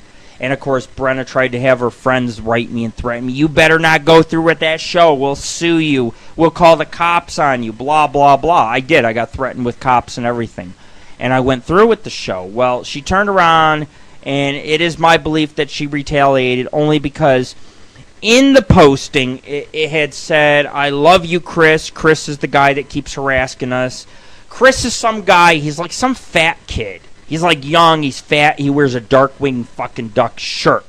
And apparently my girlfriend's currently dating him, so when any guy that she dates, she tries to send her boyfriend after people. So the guy sits there and goes on dirty.com, types that I'm a crackhead, that I take it up the ass. It's like, okay, I take it up the ass. I am so fucking straight that I fucking like eating 2 or 3 fucking putangs at the same fucking time, alright? But it goes on to say that I'm in the drugs, I beat up a guy in a fucking wheelchair. I don't know where this come from, but Me and my girlfriend, we laughed at it. We were sitting here, we were having a few glasses of wine, we were just like entertained off our asses. Because we're like, who the fuck? I mean, seriously, if I beat up a guy in a wheelchair, or I was a major fucking crackhead, or you know, all these little lies, you guys can go to dirty.com and read it. I don't fucking care, because I know it's not true. But you sit there and you think, God damn, if all these people fucking lied, per se, about dirty.com, if they went on there and they told, I mean, the lies were just so outrageous, it wasn't even, I mean, I laughed at it. He cheated on me, he was a robber, he robbed me, and I'd be in fucking jail. I wouldn't be hosting the Angel of the Night radio show. You're like naming off all these felonies, and it's like, so you're, in other words, what you're trying to say is that I am free of the law, you know? Thank you very much, you know? But anyways, you know, Brenna was a girl that I had fucking dated. I dated Brenna for like fucking, what's up, Floyd? What's up, man? Paul's in the room. Paul, we are drinking, we are toking, we are having a good time. I had some English humor on. Maybe actually you'll get a kick out of this. I watched a fucking fantasy movie the other fucking day that was made up near you. And it's called Asylum Seekers. You gotta watch it, man. And it's about these people. They're like fucking, they try to win a contest in an asylum where they get to a permanent bed. And there's like 6 fucking contestants, you know? And I'm not going to tell you no more, just fucking, I know it's out in England, you could probably get it, it's called Asylum Seekers. But anyways, we want to welcome Paul to the room. And going back to dirty.com and the hate fucking sites, okay? These people are like going off saying I'm a fucking crackhead and all this other shit. And we know it's fucking Brenna, and you guys know that we roasted Brenna on our show. And of course they threatened that if I came out with the show, they would retaliate, which they fucking did. I don't fucking care if it's on some fucking site, because you know what? The way I look at it is, why would I fucking beat up a guy in a fucking wheelchair? Why would I do crack when 420 rules the goddamn fucking world? Why would I take it up the rear when I got a goddamn fucking beautiful girlfriend I live with? She's beautiful, she's fucking sexy, she's seductive, you know, she's long hair, always in heels and short skirts. Why the fuck would I do that, you know? So my friends are looking at this shit, and my friends are sitting there and they're just like laughing their asses off. They're laughing because they're like, God damn, Rick, how much outrageous more can the stories fucking get? Because at this point, I've been around for fucking like a decade running the Paranormal Ghost Society, you know? And by this time, by now, everybody would think, you know what, we might as well just fucking smoke one and quit the goddamn bullshit. We might as well just pick up our blunts, pick up our pipes, pick up our bongs. We'll all just fucking smoke one, and we'll sit here and we'll laugh on the Angel of the Night radio show. But anyways, you know, we're going to go ahead and we're going to get to the weed part of the show, but I wanted to go into something. I was watching a video yesterday. You know, my girlfriend's big on the news, current news. Okay, there's this immigrant. He moves from Asia or whatever, and he comes to America. Buys a Toyota. Toyota's brakes go. The vehicle, I guess it's a stick shift. Well, the vehicle starts accelerating at speed. Guy hits a few niggas, kills a few niggas. You know, guy goes to jail for 8 years. Not in any substances. They got him for vehicular manslaughter or whatever, you know. In jail for 8 years. His attorney did some research, found out that the Toyota he was driving had brake failure and also had acceleration problems. Wants a retrial. This fucking skanky ass goddamn bitch gets on CNN or where she's like, there will be no retrial. You know, it's like, why? Because you're about to lose your fucking job because you didn't do a thorough investigation to see if Toyota's vehicles were fucking failing? So this fucking guy, you know, his wife's all like, you know, the wife's getting conjugal visits, you know. She's got to fucking yank down her panties for 5 minutes in fucking jail. Imagine what that's like. You know, you're in jail, you ain't got no bed, you're fucking sitting there for 2 years, and you got to bone your wife. You got to, like, bend her over in midair and just, like, bang her real quick. All done. You know, that's what it's basically like. Well, this guy's, like, his lawyer's trying to get him out of jail and clear up the case because it was a vehicle failure. The guy didn't sit there and hit 90 miles an hour and purposely hit these niggas. But of course, we live in a country that there's a lot of bias attitude in the laws, in the legislation, and it doesn't matter if the vehicle failed. The guy's sitting in prison, and you know what? Everybody in our chat room, we're all paying goddamn taxes for this motherfucker to be in prison. And it's like, excuse me, weed? Yeah, I say weed. Someone asked about weed. This is our 420 in Hemp Festival. And we do this probably about once a year where we sit there and we try to educate the people on marijuana, which we will do soon. I was just waiting for the people to build up listening to this show. But anyways, the guy that hit these niggas, he wasn't on any fucking weed. This guy was a straight shooter. No drugs, no alcohol, was with his pregnant wife. His vehicle got out of control, hit these fucking niggas, and they put the guy away for like fucking 15 years. And his lawyer, investigated the case, said, no, man, it's Toyota Camry. It's Toyota that had this problem in 1990, whatever it was, 2001 or whatever. So, you get this fucking bitch. She gets up on the podium. There will be no retrials. It's like, man, lady, you got some serious fucking menopause. How the fuck, can someone tell me how the fuck a bitch like that gets a job? It's like in where I come from, there's a retrial if there's a fucking obstruction within the case. Girl doesn't want to give the fucking retrial because this guy, where does he come from? He comes from Asia. But let's face it, the Chinese are very smart people. And once I was riding in a vehicle, okay? I'm not going to say all Chinese immigrants know how to drive, but I was in a vehicle on my way to a paranormal investigation. Chinese guy slams my van from the back. Gets on out. I'm sorry. I'm showing my fist at him. I'm like, you better be fucking sorry, motherfucker. I'm like up in his face, y'all. I'm like fucking, he's like 5 foot tall and I'm 6 foot something tall. I'm looking down. I'm like, you better be sorry, motherfucker. Of course, after that, I smoked a blunt and life was fucking good, alright? Welcome to our 420 festival here in 2010. You're listening to Angel of Thy Night Radio. And I want to tell you guys a little something. I went out to a place recently. It's called the China Date Farm. It's about 2 hours from Vegas. It's in California. I didn't know what I was getting myself into, okay? I just knew I was going to visit some ghost towns, visit some mines, smoke a joint. I ended up smoking on the way there, fucking high as fuck. Get out of my car. I'm hiking all over the China Date Farm. It's over a century old. It's basically an oasis in the desert. Very green. They grow dates there. The original Asian guy who owned it in the 1800s was murdered. They turned around. The guy ran it for a while, then was chased off the property as well.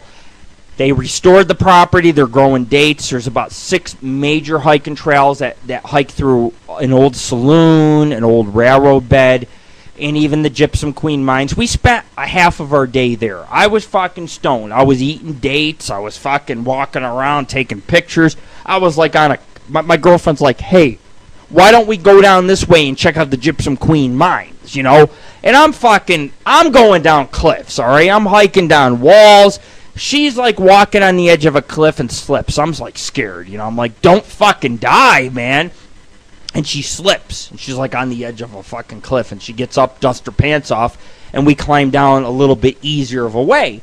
But we're talking, we're going down these cliffs. We're climbing 10-foot walls, and we're working our way down these cliffs. And we end up right in front of these Gypsum Queen mines, which, two guys died in there many years ago because the Gypsum Queen mines have collapsed. And you got multiple entrances into the mountain. And so I'm in the Gypsum Queen mines. I'm sitting there. I'm smoking some fucking herb. Some fucking tourists come up to the front of the mine. Tourists are sitting there. The tourists are fucking smoking their fucking weed. Or I'm smoking my weed. And I'm like, I don't think they see me. And I'm sitting just beyond the dark. Just sitting there, And there's fucking tourists. They're fucking taking pictures. You know how tourists are. It's like, I ain't no goddamn tourist. I go in the mine, I go in the ghost town, I check it out, I come back and I tell you fuckers stories. Well, group of Mexicans standing out front of the mine. They're all fucking, hey, senorita, and everything else, you know. I'm in there smoking some goddamn bud while they're fucking staring at me, and they seen some movement in the dark, so they got scared and fucking took off. Nothing but a bunch of fucking scared-ass fucking Mexicans jumping in their vehicles, running away from the fucking mine. I'm like, I've had enough of this fucking place. So me and my girlfriend and I, we pack it up, you know. I go out to the Tacoma mining district. I explore the War Eagle mine. There's like 3 other mines in the area we didn't get to do, because the mines have miles and miles of tunnels, shafts that are so fucking deep, you fall down a shaft, you're dead. There's no living, you know. Here I am, I'm smoking joints in the goddamn mine, walking around with a joint sticking out of my fucking mouth. And I'm walking around the War Eagle fucking mine, and, you know, it was a great hike. We went down this dirt road for many miles, parked the car, hiked on in, climbed this fucking mountain. Mine was on top, you know. Beautiful fucking hike. Creepiest fucking mine ever, you know. In the middle of nowhere. And we took on off. And later that night, I went to a place. I mean, there's nothing greater, let's face it, than driving under a Californian sky. And you got weed sticking out of your mouth. And you're fucking cruising with the sunroof down on your fucking car. And you're just like, hey, I'm going to go to another haunted place. I'm going to go to another abandonment, you know. Those are the fucking times that we remember and we bring back here on Angel of the Night Radio. So I go to Dublin Gulch. Dublin Gulch is a place that has Flintstone-like caves. Haunted? I don't know, but I felt something watching me up there. My girlfriend goes in the gas station. She says, do you know where Dublin Gulch is? The woman at the gas station ignores her for about an hour. The woman at the gas station comes back and says, I'm sorry to ignore you. No, I don't know where Dublin Gulch is. My white ass drives behind the gas station, and about 100 feet from the gas station is Dublin Gulch. You fucking tell me, okay? We get out, something bangs the fucking car. It just like bangs the fucking car. The car's like banging. I'm like, what the fuck is that?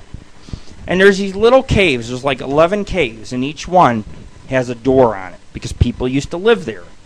Outside the caves, the people are buried outside the caves. There's like little crosses, little wood crosses all around, you know? Places in the middle of the desert. Really, I mean, it's creepy. There's fucking roads that go off in canyons. I go in fucking Dublin Gulch. I set up a goddamn picnic lunch like 9 o'clock at fucking night. It's dark as ever. Sneak in one of the fucking caves. I'm eating goddamn lunch, smoking marijuana. I'm fucking, you know, I hear all kinds of fucking noises out there. There's fucking creaking. There's this creaking that sounds like a fucking savage dog on the outhouse. Creak, creak, creak. My girlfriend thinks it's a fucking dog, you know. Where, like, I'm grabbing my hunting knife. I'm like, man, I'm going to take this bitch down, you know. I'm like, I'm high. I'm on super strength chronic, you know. Of course, I'm sitting there and there's no fucking dog. I go up to the outhouse, find out it's just the outhouse door screeching. But we go in a cave, you know, we sit down, set up a little picnic lunch, there's kissy, fucky, you know, all that kind of shit going on. High off my ass, I'm like, this has got to be the most bomb paranormal investigation I've ever fucking done. So I ride out of Dublin Gulch, you know, I'm riding down the fucking road, I almost get to Las Vegas, I'm about 50 miles out of Las Vegas. I'm in the desert, my girlfriend's like, pull over. I'm like, what? I pull goddamn over. My girlfriend jumps in my lap and fucks my brains out in the middle of the fucking desert. I'm staring up at goddamn flying saucers in the fucking sky. My girlfriend's fucking riding the fuck out of me. And I'm thinking, man, I got 2 choices here. I can get laid. I might get to smoke a little bit of more bud now that I'm, you know, not driving and shit. Or these goddamn aliens in the sky are going to anal probe my fucking ass. And then I said to myself, who fucking cares? I've been high all day anyways. But anyways, we had a good time out there at China Date Ranch. We went out to Tacoma. They have hot springs out there. We visited Tacoma. We visited Dublin Gulch, Gypsum Queen Mines, China Date Ranch, War Eagle Mine, and the Ghost Town of Newsday, and the Anaconda Mill. The Anaconda Mill was really cool because you got this mill in the middle of the desert. And you're in this valley, and miles around you are mountains. And those mountains have mine entrances. You know, you can drive down these dirt roads at different mine entrances. Well, we went to the Anaconda Mill, and I, like, stood up on the mill, and my girlfriend's like, be careful, you might get hurt. I was like, you know, because like I said, everything's cool when you smoke a little bit of 420. You know what I'm saying? Everything's like, it's all right, man, it's all right, you know. But anyways, we've covered a lot on the show tonight, and, you know, I want to get into something about Robber's Roost. You guys, every state has a Robber's Roost. You guys know what I'm talking about. Well, there's a Robber's Roost in Nevada. So about a few days ago, I packed up the car. My girlfriend says, where are you taking me? I said, I'm taking you up to a place where we can hike around it. She didn't realize it'd be a big-ass hike or anything like that. I go up to Robber's Roost, you know, and the first part of the hike was all right. It was cold. It was in the 40s, maybe 30s. There were some patches of snow on the ground. We were about 9,000 feet up in the woods. I'm hiking because I'm looking for this mining camp. A lot of mines in the woods, mines in the desert. There's at least 300,000 mines between California and Nevada. Some of them have miles of tunnels. It's just fucking good urbex. Good urbex. And I tried to find these mines, and I'm hiking up this wash for like a mile. We're out of breath. It's freezing. The sun's going down, and I get back down on the road. I'm walking to the fucking car, and what do I see? I see these eyes looking at us. And I said, these eyes aren't nothing, you know. But deep down, I didn't want my girlfriend to panic because, I mean, these were mountain lion eyes looking straight at me. And, of course, the mountain lion blinked. I turned towards my girlfriend. I said, you want to see the eyes? Fine. I turned my headlamp towards her, and I turned it back, and the eyes were gone. The eyes were 3 times bigger than Sneezer's or my cats, you know. Bigger than my dogs, man. These are some big goddamn fucking eyes looking at us through the woods. We get in our car. We head on up to Robber's Roost. It's windy. It's cold. Robber's Roost is full of ice. Robber's Roost is actually a limestone cave that had collapsed. And the cave was underground. It collapsed, creating a split. The rock split like in half down the middle. And you can go inside it's more like a shelter than a cave, you know? But we're talking 50 to 100 foot high rocks. And you can climb, you can be a rock climber and you can climb straight up the cliffs, or you can turn around and climb between the two rock formations to the top and stand on top looking down. I climbed up into the, you know, between the rocks, and there was like a 40-foot wall of ice and snow. And I climbed up to the, you know, to the base, actually the peak. And I got to the top and I said, oh shit, how the fuck am I going to get down? You know, going up is easier, right? Found a couple little cave entrances. I sat up by one. My girlfriend's coming. And I'm like, man, you don't want to come up here, princess. So I start to climb down, and the ice gives away, and I slide like 40 fucking feet down a canyon, and it curves around to my left. This is after I lost my flashlight, so I'm sliding in the fucking dark, okay? I'm worried because I'm like, look, if I go straight, I'm going to collide into a goddamn cliff. But if I curve to the left, I'll go right down the canyon. I went down that whole fucking canyon with a bruised fucking ass. My anus is goddamn fucking bruised to high heaven, alright? Because I sat there, and it was bump after bump, fucking ice, just hard ice. And so my girlfriend and I would climb this high fucking wall in Robber's Roost, and we sat up in the roost itself. And I heard these two men mumbling because it has a history of thieves. There's supposed to be hidden gold out there because some thieves they actually hid from the outlaws. And they went up to Robber's Roost, and they went up there, and they're like, hey, we're going to look at, if the outlaws come up the hill, we're going to shoot the fuckers. Well, they went up there, and they hid gold and who knows what else. So we were up in the roost. And I swear to God, when I slid down the hill, or the cliff, or whatever you want to call it, my hands were frostbitten because I tried to slow myself down using my hands, which were freezer burned. I had freezer burned palms of hands. I couldn't get the goddamn things warmed up. I pulled out a blunt out of my goddamn backpack. I smoked the blunt. And all of a sudden, it was like resurrection. I was goddamn fucking alive. But anyways, yeah, the person left. And if you're still there listening, Robbers Roost, I mean, is basically... It's not even just a historical place, but it's a very common thing per state where a limestone cavern will actually collapse in on itself, exposing the cavern. And that's basically what Robbers Roost is here in southern Nevada. Problem was the temperatures were very low.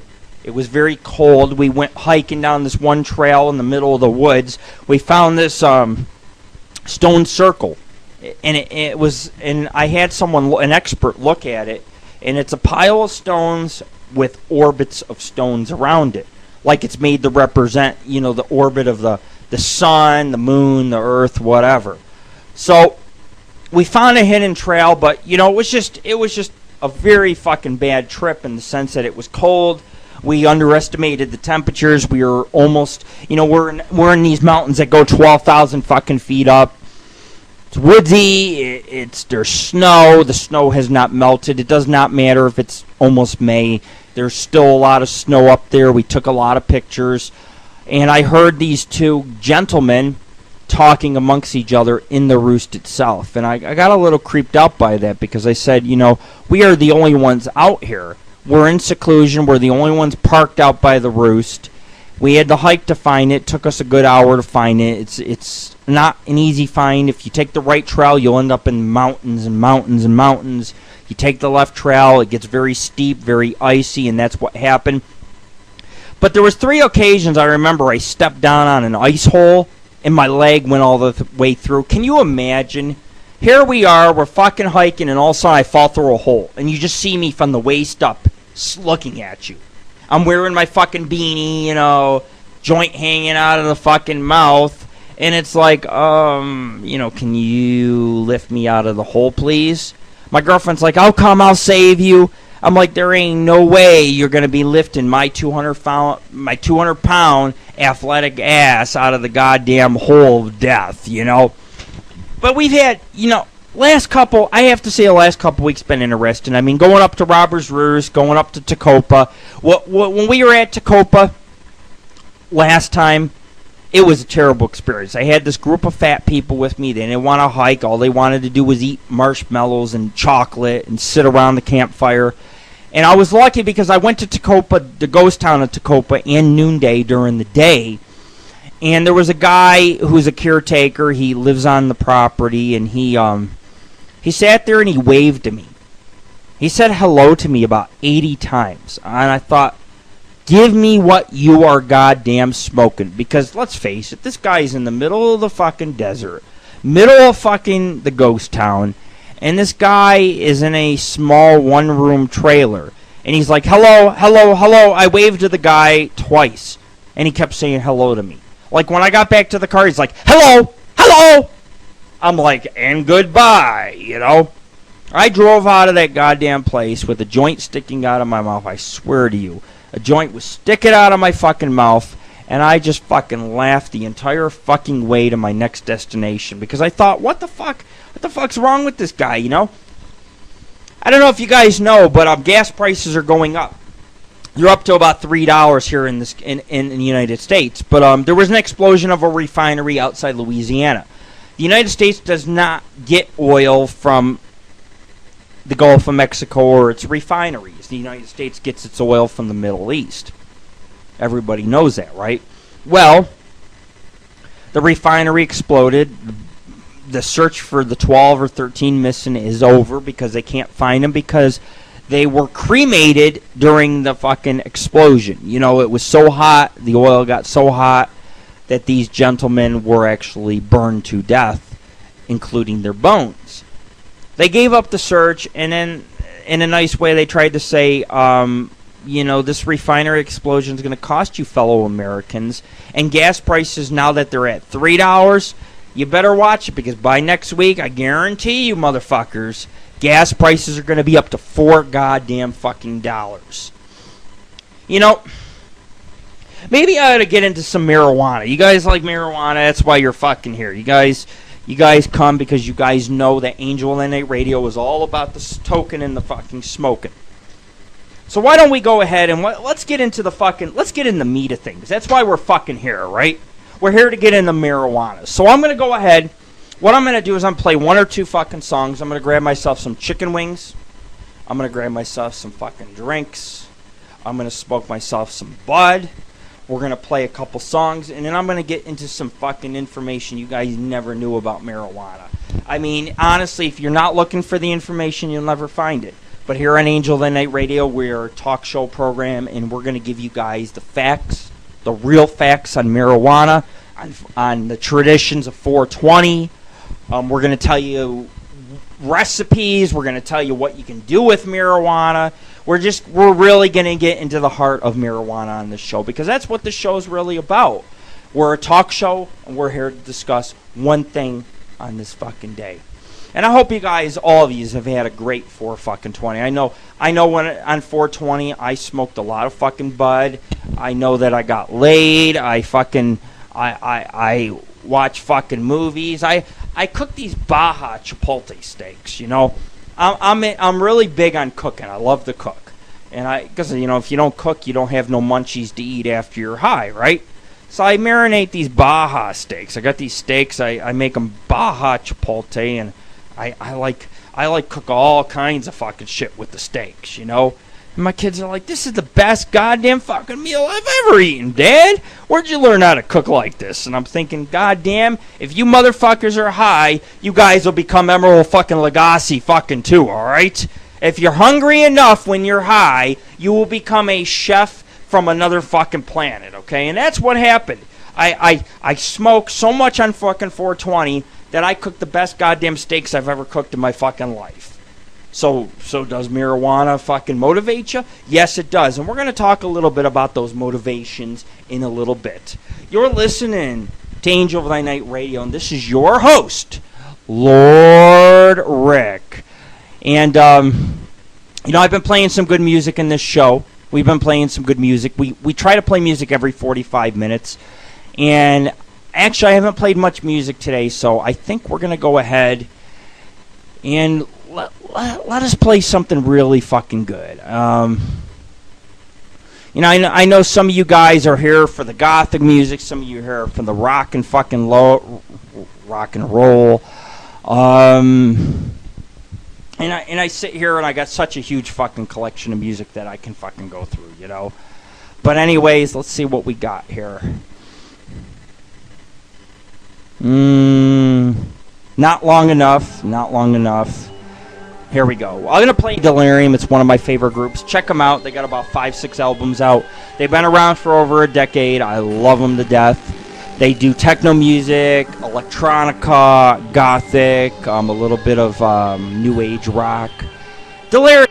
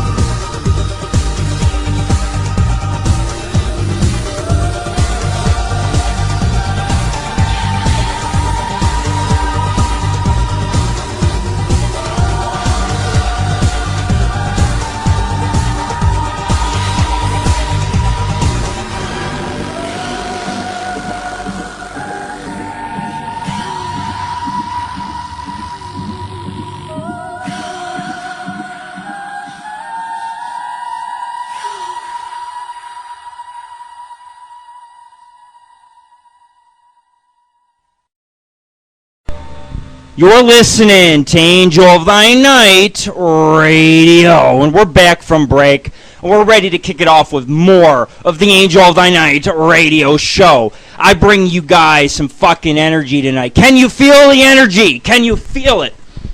I almost tripped on my goddamn sneezer. What do you want, you know? You're smoking a little marijuana, you're fixing a little bit of Jim Beam, you know, it's like 8 years fucking old, goddamn been brewing for a while. You're going to see things that you don't normally see when you're hosting your Angel of the Night radio show. But anyways, I want to thank all you motherfuckers for coming out tonight. Our show's been around for a long time. We are the ones, whether you like it or not, we are the ones who reinvented internet radio. Because back then, internet radio was like George Norway and Art Bell, you know, talking about paranormal fucking events. We came out there, we said, fuck all this. Ghost, pussy, pot, why not bring it all together? We're all fucking family here at the Angel of the Night radio show. I'm high, I don't know about you, but since Paul's here, I got a little something funny for you, man. I'm going to go ahead and I'm going to sing for you motherfuckers. Everybody must get stoned. And you know what? I'll even sing it as Satan for you. They'll stone you when you're trying to not be so good. They'll stone you just like you had morning wood. They'll stone you when you're trying to jerk it at home. They'll stone you when you're there all alone. But I would not feel so all alone. Everybody must get stoned. They'll stone you when you're walking on the street. They'll stone you when you're trying to beat your meat. They'll stone you when you're walking on the floor. They'll stone you when you're walking to the whore. But I would not feel so all alone. Everybody must get stoned. They'll stone you when you're at the stripper's table. They'll stone you when you are young and able. They'll stone you when you're trying to make a buck.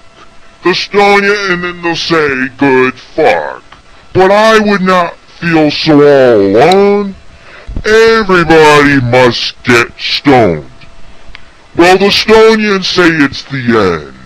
They'll stone you and then they'll stroke it again. They'll stone you when you're riding to the bar. They'll stone you when you're playing your guitar. Yes, but I would not feel so all alone. Everybody must get stoned, alright? Well, they'll stone you when you are all alone.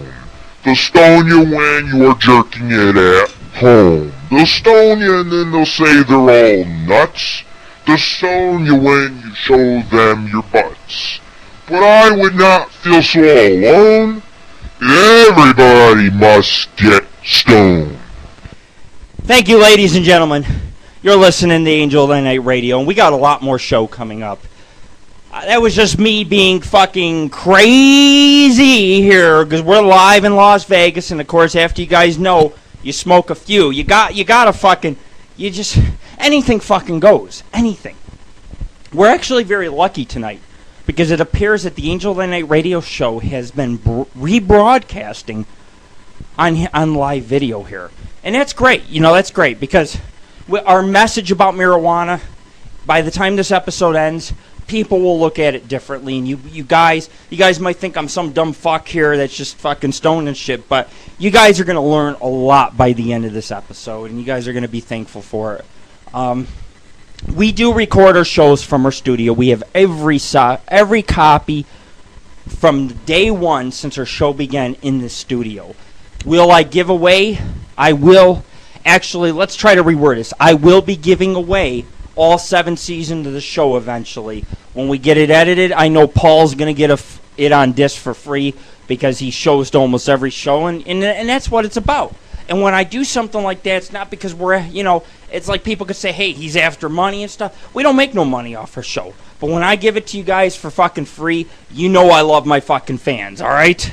You're listening to Angel of the Night Radio, and of course Nightfall Radio too, because I am the DJ of Nightfall Radio, and we have combined them both to bring you guys a stellar, smashing fucking radio show every couple weeks.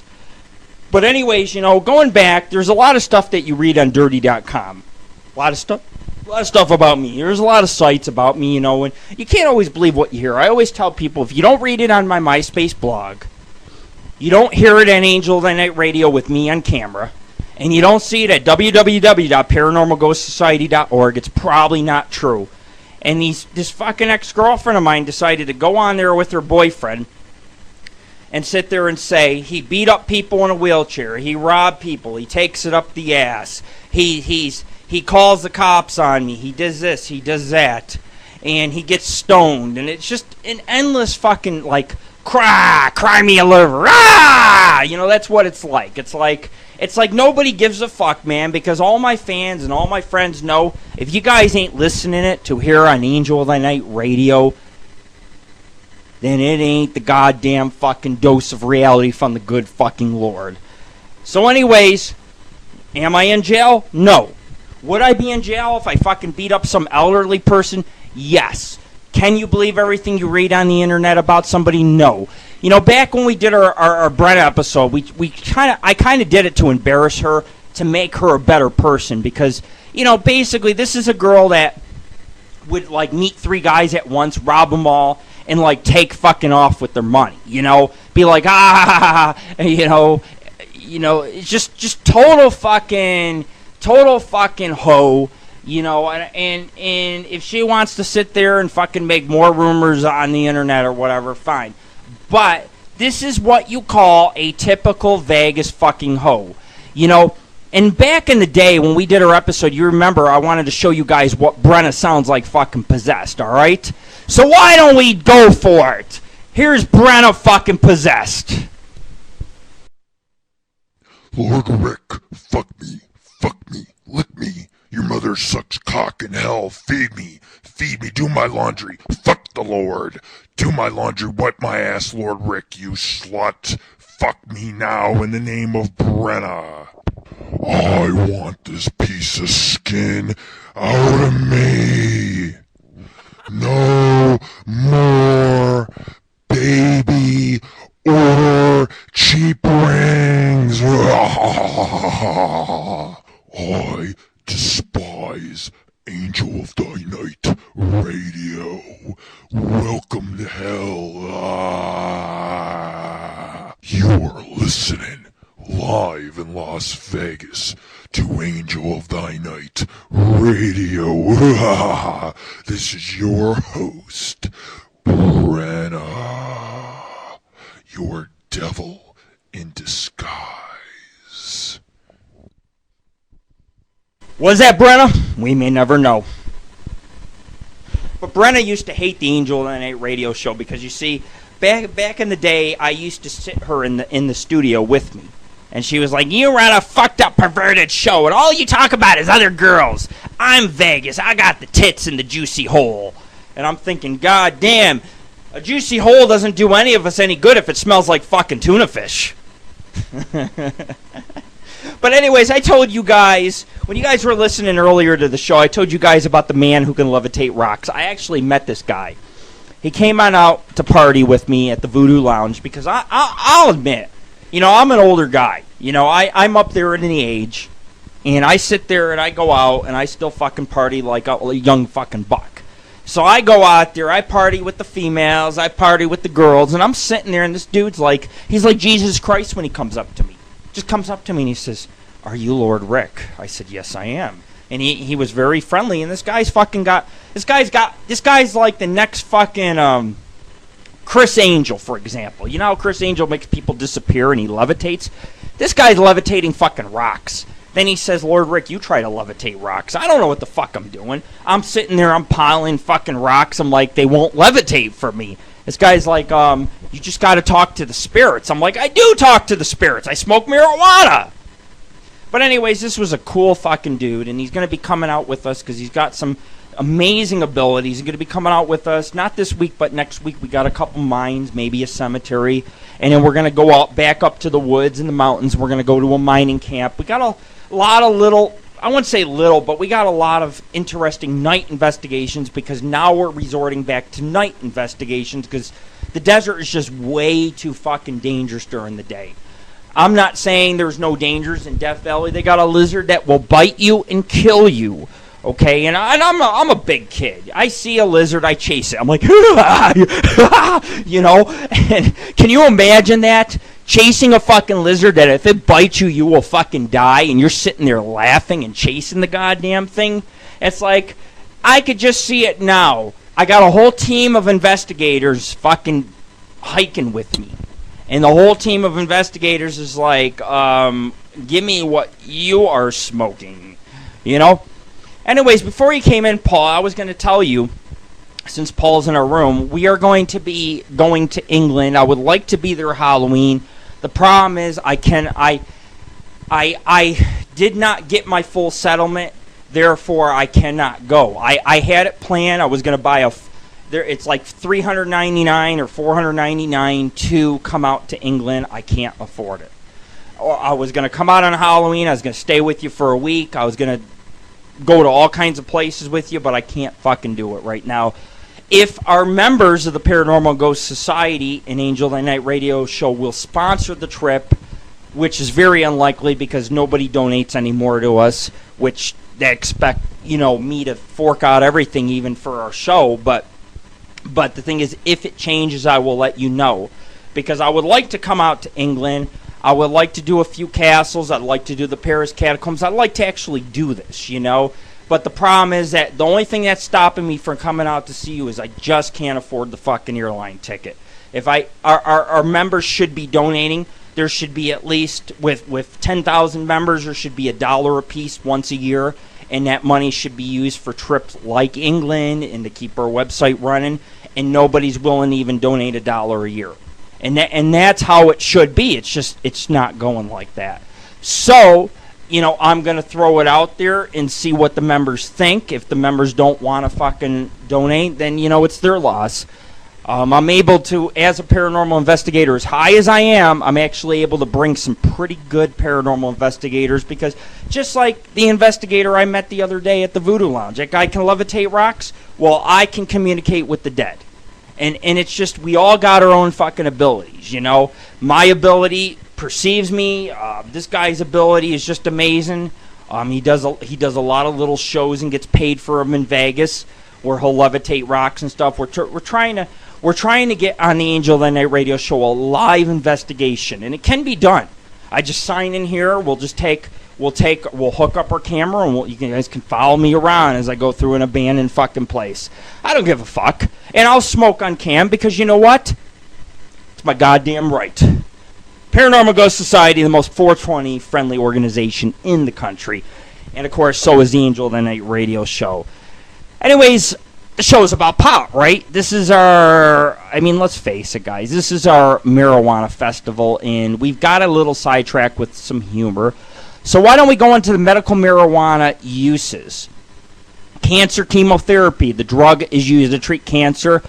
The most cancerous types of ailments can actually be eased with smoking and marijuana.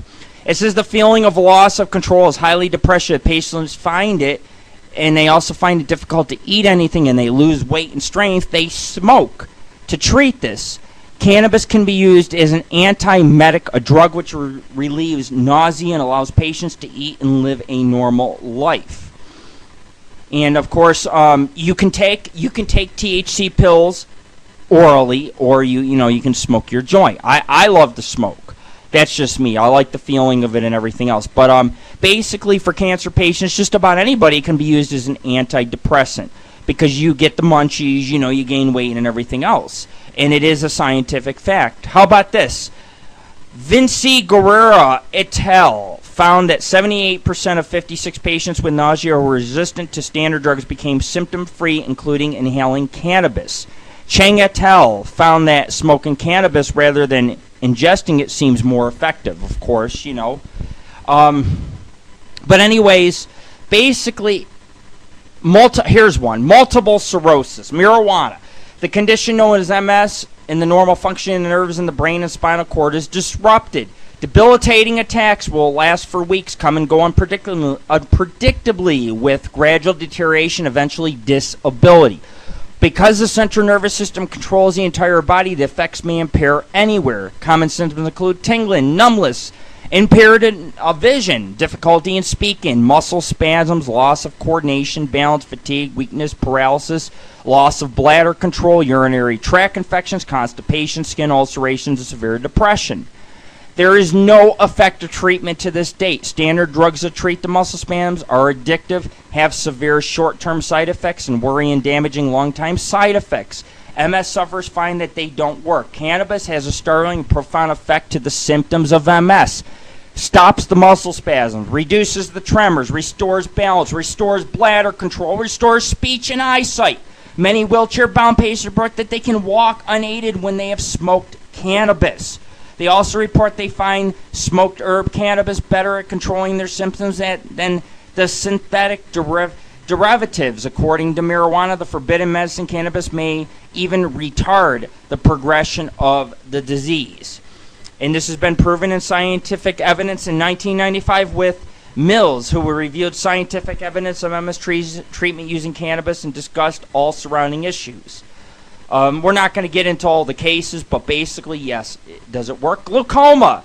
The human eyeball is filled with fluid, which exerts pressure to keep eyeballs spherical. Glaucoma is a condition where the channels of the fluid flow gradually becomes blocked and interocular pressure gradually increases, causing increases in damage to the optic nerve and gradual deterioration of vision. Glaucoma is the second largest cause of blindness and affects 1.5% of 50-year-olds and 5% of 70-year-olds. And basically, if you smoke cannabis, the cannabis, it'll say the effect of cannabis on interocular pressure in normal objects has been well studied. However, the effect of glaucoma patients is less well known. With only a handful of patients studied, one study used cannabis and the rest have used cannabinoids. And basically, cannabis lowers the interocular pressure. It lowers it basically, so you do not have glaucoma. And I know that's one thing I'll never have to worry about because I'm a pot smoker. And I'll come on the show and I'll be more than happy and I'll say to you guys, you know, I smoke pot.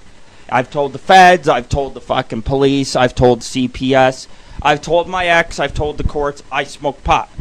Because I understand that the prohibition and all these laws against it are wrong. Are wrong. It's not a drug. When you're listening to this show, just realize what I'm telling you is the truth, okay? It's not a drug, it's an herb. It's an herb you can smoke. It'd be like putting oregano in your goddamn fucking pipe. That doesn't taste good. Herb does, you know? Herb has many, many benefits. And, of course, I don't know about you, but I like to look at tits, ass, and pussy. And if I'm goddamn got glaucoma, I can't be doing that. Now, can I? So, do I smoke pot? You bet your goddamn ass I smoke fucking weed. Oh, I'm sorry I fucking bore you, pumpkin. You know, if we bore you, what are you doing listening to the goddamn show?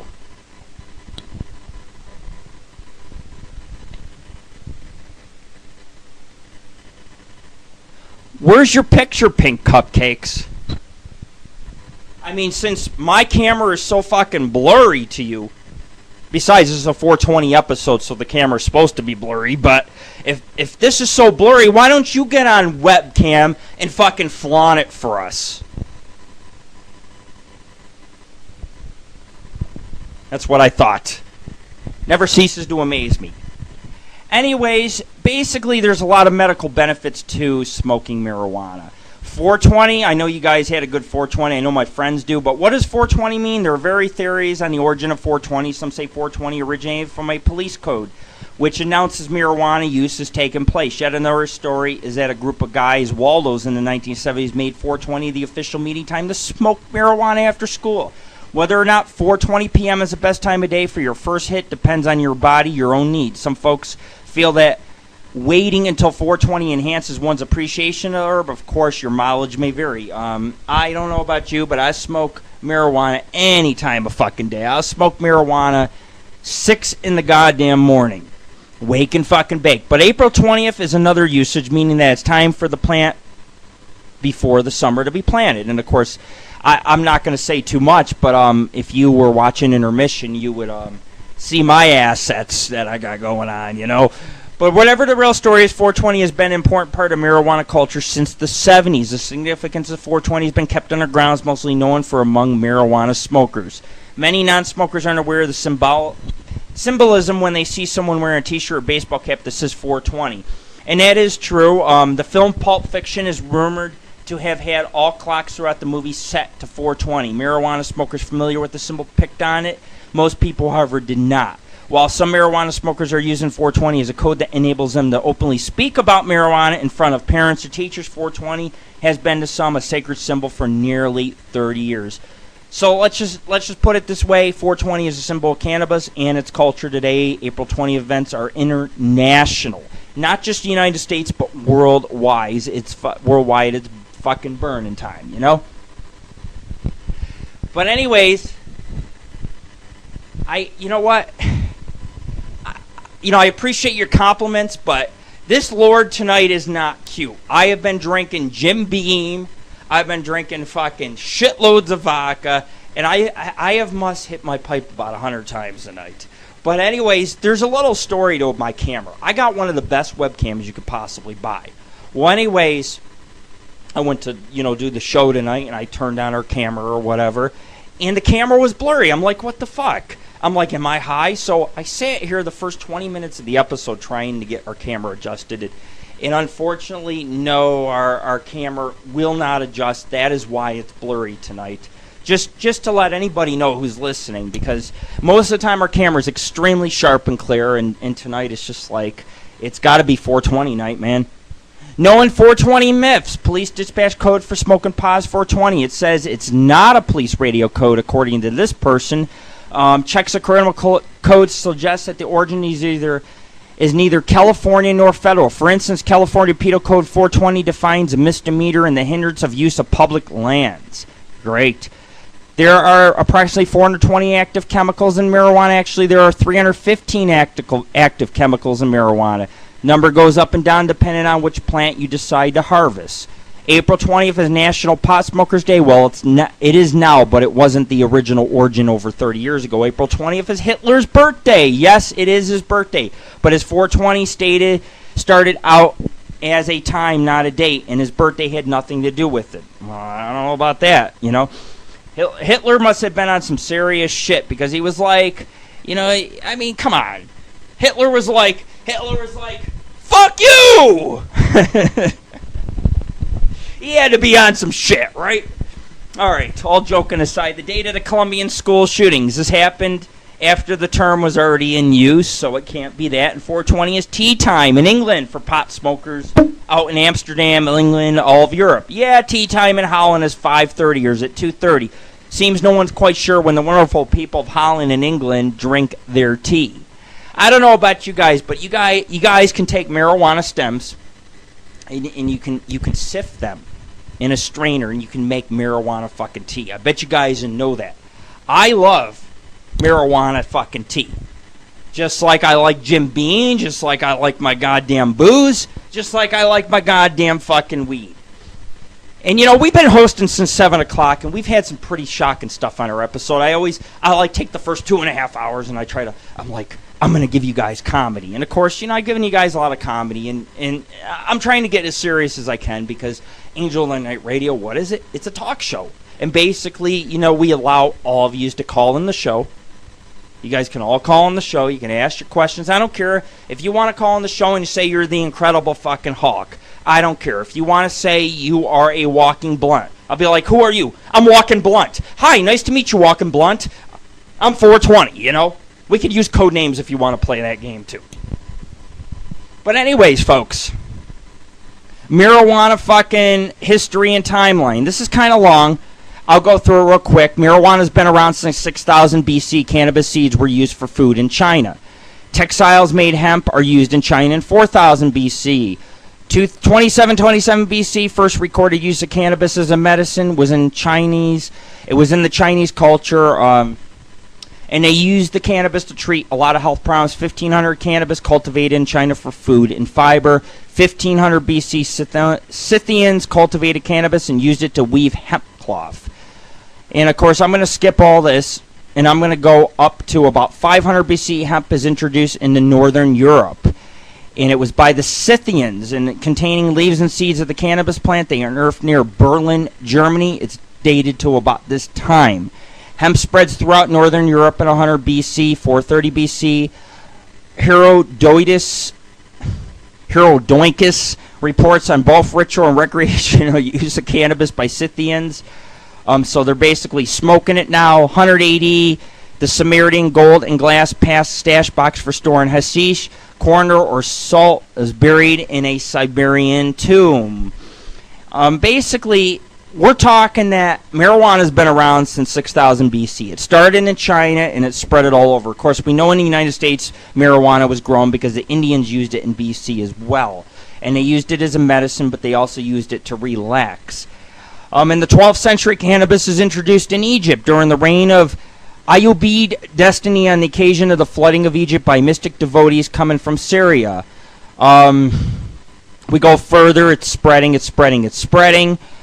And, of course, in 1549, Angolan slaves brought cannabis with them to the sugar plantations in northeastern Brazil. Can't even talk. It was brought to Brazil, and they were permitted to plant their cannabis between rows of sugar cane, and they could smoke it between harvests. So basically they were like, you're a slave, you bust your ass in the goddamn jungle, smoke your cannabis. Smoke your fucking cannabis, man. Smoke your cannabis. So that's basically what happened. The slave owners allowed them to plant it. In the 17th century, hashish, alcohol, and opium spreads among the population of the Constantinople.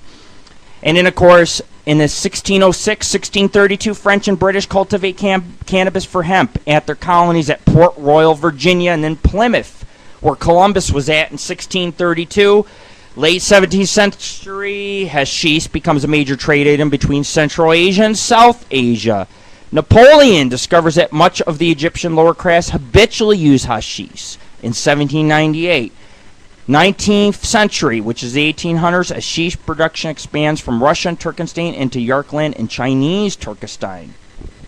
Here we go. Let's get to America. This is juicy. 1840s in America. Medicinal preparations with cannabis base are available. Hashish is available in Persian pharmacies. 1856, the British tax ganja and cherish trade in India. It goes all the way to the Greeks, to India. 70,000, 80,000 kilograms of hashish legally imported from India to Central Asia each year in 1893.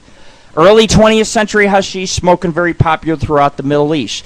I want to say something before I go on. I have nothing against Middle Eastern people. I realize that there's a lot of terrorism going on. I personally myself, I'm not against any Middle Eastern countries. Let me tell you something. Back many years ago when I was underage, I went to a store. All the people working in the store, they were Middle Eastern. I bought beer from them. They didn't even prove me. I was underage. Do I buy my bongs off Middle Easterns? Yes, I do. Do I buy my pipes off Middle Easterns? Yes, I do. They're pretty cool. Even though they want to fucking bomb the writers of South Park and blow up their houses and kick their asses for fucking writing the Muhammad Prophet fucking episode about a week ago, I have to say that most Muslims are pretty cool ass motherfuckers. So we don't got nothing against anybody really. But here we go. In 1928, the recreational use of cannabis is banned in Britain. This is when the prohibition had started, basically. And in 1935, the Chinese government moves to end all cannabis cultivation in Yarkland and chases traffic from Yarkland. Both licit and illicit hashish production became illegal in Chinese Turkestan. And, of course, later on, we're going to get into later years because I want to teach you guys a little something. 2.5 tons of hashish were recovered by Turkish police in 1963. And, of course, in the 1970s, the Brotherhood popularized Afghani hashish. It's still legal cannabis in some countries, and then there's some countries that are like, But anyways, we go all the way up until we get to about 1986. A private stash of pre-war Afghani hashish in Amsterdam going to America are nearly finished. basically it is illegal to smoke in Amsterdam. They'll allow it, but it is illegal. I seen a special program on it. How about this? Morocco was one of the biggest users of cannabis. Morocco had eradicated it finally in 1993. Heavy fighting between rival Muslim clans continues to upset hashish trade in Afghanistan. And then it spread over to Afghanistan. And, of course, Britain's Home Secretary David Blunkett in 2001 proposes relaxing the classification of cannabis from a Class B to a Class C as of June 10, 2002. It has not taken effect. And in 2003, Canada is the first country in the world to offer medical marijuana to its patients.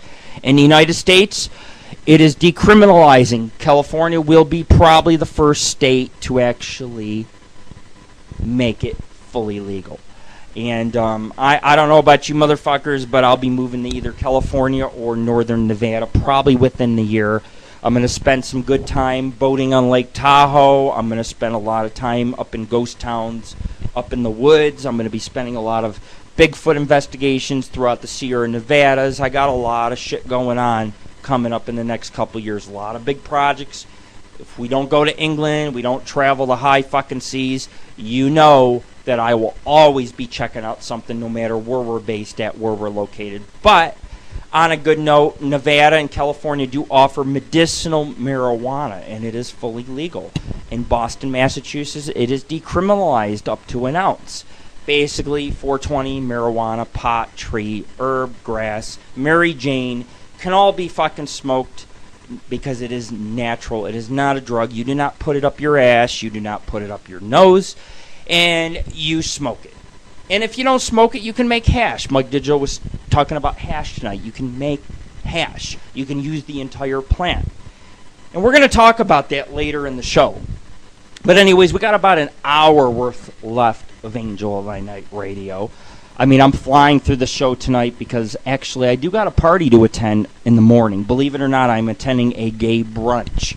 I'm not gay. I'm going for the waitresses, you know. But I'm going to sit there and I got friends who are fucking lesbian. I got friends who are gay. And I can't sit there and judge your sexuality. Just like I can't judge you for this person does coke, this person does weed, this person does booze, you know.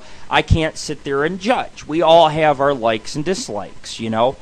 And so tomorrow I'm going to a birthday party in the morning. So I'm sitting there, I'm thinking, dangers of marijuana. Let's get into the dangers. It says, now this is the myths, okay? Because this is what they've told people for a couple hundred years. It's dangerous.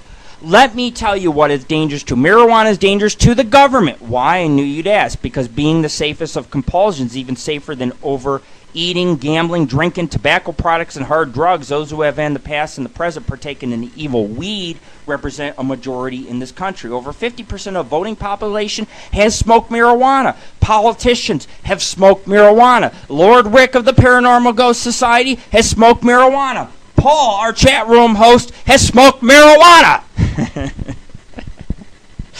Oh, this is good shit. But anyways, basically, this is what it comes down to, guys. The government does not want to legalize marijuana. They're biased on half of it because marijuana is a $400 fine across the country. You bust, a police officer goes in New York City, busts 1,000 people smoking marijuana in 1 week. What's 400 times 1,000 people? That's $400,000, right? What do you think $400,000 is going to do for a New York City judge? It's going to pay the lawyer, it's going to pay the fucking DA, and it's going to goddamn pay the police officer, that all these police officers that done the goddamn busting. That's basically what it comes down to.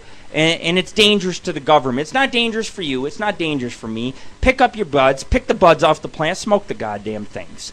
Smoke like you're going out of fucking style. Because I'll tell you what, you could, if you smoke 10 joints, that's not even equivalent to smoking a pack of cigarettes. Go to a pack of cigarettes. It's been known that if you drain the chemicals out of a pack of fucking cigarettes, what do you get? You get a deadly chemical. Nicotine, straight up, is deadly. Marijuana is not. You can use the entire plant to smoke. Stems, leaves, seeds, buds, you can use the whole plant.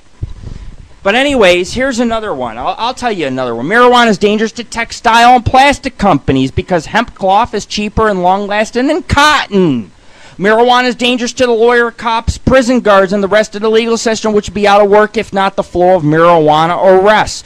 Marijuana is dangerous to the big drug dealers who would rather you did crack or heroin, because they'd be put out of business if marijuana was legalized. Marijuana is dangerous to the champions of the industry because it unmotivates the working masses. They get stoned and realize that they don't have to be slaves to the goddamn fucking industry.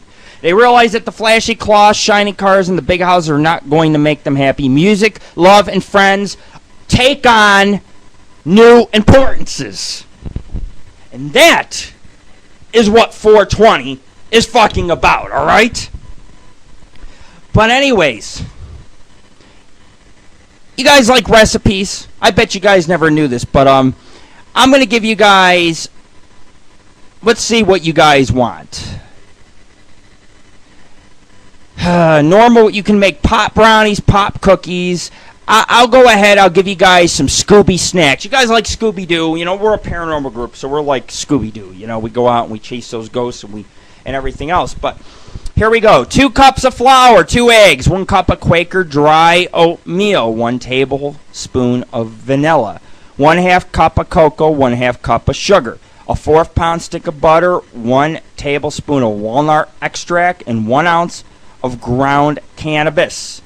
You preheat the oven. You get about 350. You combine all the ingredients in a large mixing bowl. If there's not enough liquid to mix all the ingredients after 5 minutes of stirring, add a little bit of milk into the mix.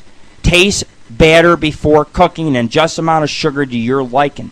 And then you put these cookies on a greased cookie sheet. You bake about 8 to 12 minutes on the 350. And of course, you can bake them, if you want them chewy, bake them less. And these are literally Scooby snacks. I know, I tried them. I love goddamn Scooby snacks. Put all the marijuana in the goddamn things. But anyways, here is a list of recipes that you can make. You can make, here's stony brownies. We'll get to that in a second. You can make cookies.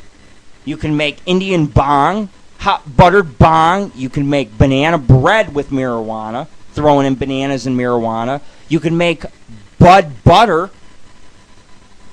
You can make heavenly hash cake using hash. You can make truffles. You can make green butter. And of course, you know, a lot of these recipes are long. Look them up. Type in marijuana recipes. You guys can find it. And of course, you can make apple pot, which is basically a pie that has apple and marijuana seasoning in it. And of course, you know, if you cook them right, you can get a good high off the marijuana. Why don't we go ahead? You guys like brownies? This is the common recipe. I've made it 100 times. Pot brownies. You take butter, 150 grams or a stick, and you take about 200 grams of dark chocolate, 1 cup of raw sugar, 360-gram eggs, 1/2 cup of plain flour, nutmeg, and cinnamon, 2 tablespoons of vanilla essence, 2 to 3 ounces of dry ground leaf, 1/4 cup of chopped nuts if desired. You preheat the oven to about 350 maybe. You grease your baking dish. You pour in the chocolate and the brownies and all that kind of shit. You add your spice, your sugar, your eggs. You stir it all together. You pour it in there. And anyways, you bake about 20 to 25 minutes. 22 minutes I found out works really well. And you cut them into 16 to 30 squares. What you're going to want to do when you're mixing the brownies, you're going to want to throw in an ounce of weed. Yeah, I know. You guys are going to sit there and you're going to be like, that's the most wasteful ounce of weed I ever thrown in, right? Wrong. If you do not overcook the pot brownies, when you cook pot in the oven, never overcook it. If you heat it up too much, you're going to lose the whole relaxation effect. Cook it thoroughly. Load your fucking brownies with weed. Load your muffins with weed. Load everything with weed. Cook. You can use it in anything you cook. You can actually season your steak with fucking marijuana. Seriously. Take marijuana, mix it with salt. Take a solution, maybe take some like what do they got? They got this. It's like steak sauce. You take steak sauce. You take It's. I'm trying to think of the name, but I'm so stoned I can't remember the name. But I'm really good at making marinades. And you take the pot, and you mix the mix the pot with, like, say, honey and lemon, and you mix it around and you poke holes in the steak and you let it sit for 24 hours. Put that bitch on the grill. You tell me that ain't no good goddamn fucking steak, all right? You tell me that the prohibition should have legalized marijuana after you eat that goddamn fucking steak. Then we'll fucking talk. Give President Obama, give all the fucking presidential cabinet marijuana fucking steaks, okay? And you see if they don't legalize marijuana after that. Because I'll tell you what, you can use marijuana in anything. And you can use hemp. Hemp is fully legal in this country, and hemp can be used to make paper. Why? Because it's a lot better than cutting all these fucking forests down. Because when you cut the forest, it increases the greenhouse effect. Should we legalize marijuana? Should we start fucking farms with marijuana plants? Yes, because the entire plant can be used to make many different things, including fabric for clothing. And people would think, oh man, my sweater's going to smell like marijuana. No, man, it's nothing like that. And people have got all these misconceptions, and they don't realize that cannabinoids are naturally in your system, in my system. So why is cannabis illegal? I don't fucking know. I just know that in my time, what I have learned is some cops will sit there and smash a joint. Some will be like, you're going to have to give me your marijuana, sir. And, of course, you know them fucking hillbilly cops are out there smoking your bag of fucking weed while you're fucking on empty in the goddamn cemetery investigating goddamn ghosts, all right? But anyways, folks, I want to welcome everybody to the Angel of Thy Night and Nightfall Radio. We're live here in Las Vegas. And, of course, today is our 420 and our hemp festival. And I wanted to talk a little bit about hemp, because you guys probably don't know, but for our purposes, hemp is a plant called cannabis sativa. And there's other plants that are called hemp, but cannabis hemp is most useful of all the plants. Cannabis sativa means useful sativa, hemp, cannabis. It all means the same thing. Hemp is any durable part of the plant that's been used since prehistory for many purposes. Fiber is the most well-known product. Cannabis. What's cannabis? It's the most durable of hemp plants. It produces tougher cloth called canvas. Canvas was widely used as sails on sailboats in the early shipping days, or the early, when they used to build the ships. That cloth, that canvas was made out of cannabis, believe it or not. And where did the word marijuana come from? How about this? The word marijuana is a Mexican slang term which became popular in the 1930s in America during a series of media and government programs which now refer to as reefer madness movement. Oh boy. It refers specifically to the medicine part of cannabis which medical soldiers use to smoke. So you see, Mexico was smart. They were smoking this fucking shit, you know. They were like, hey, we're Mexicans. We are baking like beans in the desert. We are going to smoke and not feel a thing. How can hemp be used as food? Hemp is a highly nutritious source of protein and essential fatty oils. Many populations have grown hemp for its seed. Most of them eat it and gruel, which is a lot like oatmeal. The leaves can be used as roughage, but not without slight psychoactive side effects. Hemp seeds do not contain any marijuana, and they do not get you high. Hemp seed protein closely resembles protein is found in human blood. And fantastically easier to digest, and many patients who have trouble digesting food are given hemp seeds by their doctors. Blah, blah, blah, blah, blah, blah, blah. Hemp is good for you. I don't care what you say. What are the benefits of hemp compared to other crops? Hemp requires a little fertilizer and grows almost anywhere. It also resists pests. It uses little pesticides. It grows deep down with roots. It's good for the soil. When the leaves drop off the hemp plant, minerals and nitrogen are returned to the soil. And it says, how about soy? Is hemp competitive as a world source of protein? Hemp does not produce quite as much protein as soy, but hemp seed protein is higher quality than soy. Keep it in mind. How can hemp be used for cloth? The stalk of the hemp plant has two parts called the bast and the hurd. The fiber, which is the bast of the hemp plant, can be woven into any kind of cloth. It's very durable and here you go. In fact, the first Levi blue jeans you guys were wearing were made out of hemp. Compared to all their natural fibers, available hemp is more suitable for a large number of applications. You guys got to understand, the government is fucking you people over. I sit here during the show, and I'm sitting here and I'm thinking, God, I didn't know if they would cut me off the air tonight or let me, speak my mind. But the truth is that everything I'm saying, the government is what they don't want you to know. The problem is that it's easy to find out if you do the research, and the only way to legalize marijuana is to publicize it. Something that we've done for about a decade. We've worked very hard to do. Sure, hate groups have taken our pictures. They post, Rick smokes dope, Rick smokes pot. But you know what, man? I am one of the best paranormal investigators in the world. We go to some of the harshest fucking places smoking weed. And you know what? Nobody ever gets hurt. Nobody ever fucking dies. It's just, we go out there and we get great pictures, great investigations, and for the most part, why do we do this? Because we're relaxed, because we're happy.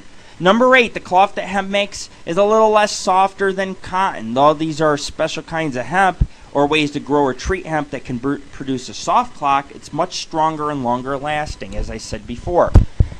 And of course, in the United States, the cotton crop uses half of the total pesticides. If you were to grow hemp, you would not have to use those, which would cut down on the holes in the goddamn fucking ozone where we're going to get fried by a solar fucking flare. How can hemp be used to make paper? Again, I'm not going to get into the whole paper effect, but yes, you can use it. Why can't we keep using trees? Well, the chemicals used to make wood chemical pulp paper today could cause a lot of trouble tomorrow. Environmentalists have been concerned about the effects of dioxins and other compounds on wildlife or even people. Hemp, chemical-free, it's pure. How can hemp be used as fuel? The pulp of the hemp plant can be burned and is processed into charcoal, methanol, methane, or gasoline. The process for doing this is called destructive distillation or pyrolysis. Fuels made out of plants like this are called biomass fuels. Yes, hemp can power your automobile. Thus, we would not need gasoline. Why is it better than petroleum? Biomass fuels are clean, virtually free from metals and sulfur. They do not cause nearly as much air pollution.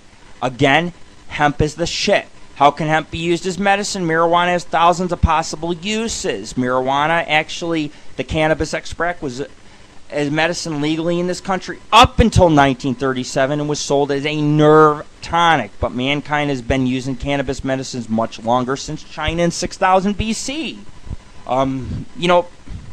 Basically, here's what it's used for. The main uses: multiple sclerosis. I can't even pronounce it. I'm fucked up. Please forgive me. Asthma, pruritus, xeroderma, severe pain, glaucoma, dystonia. Those are just to name a few.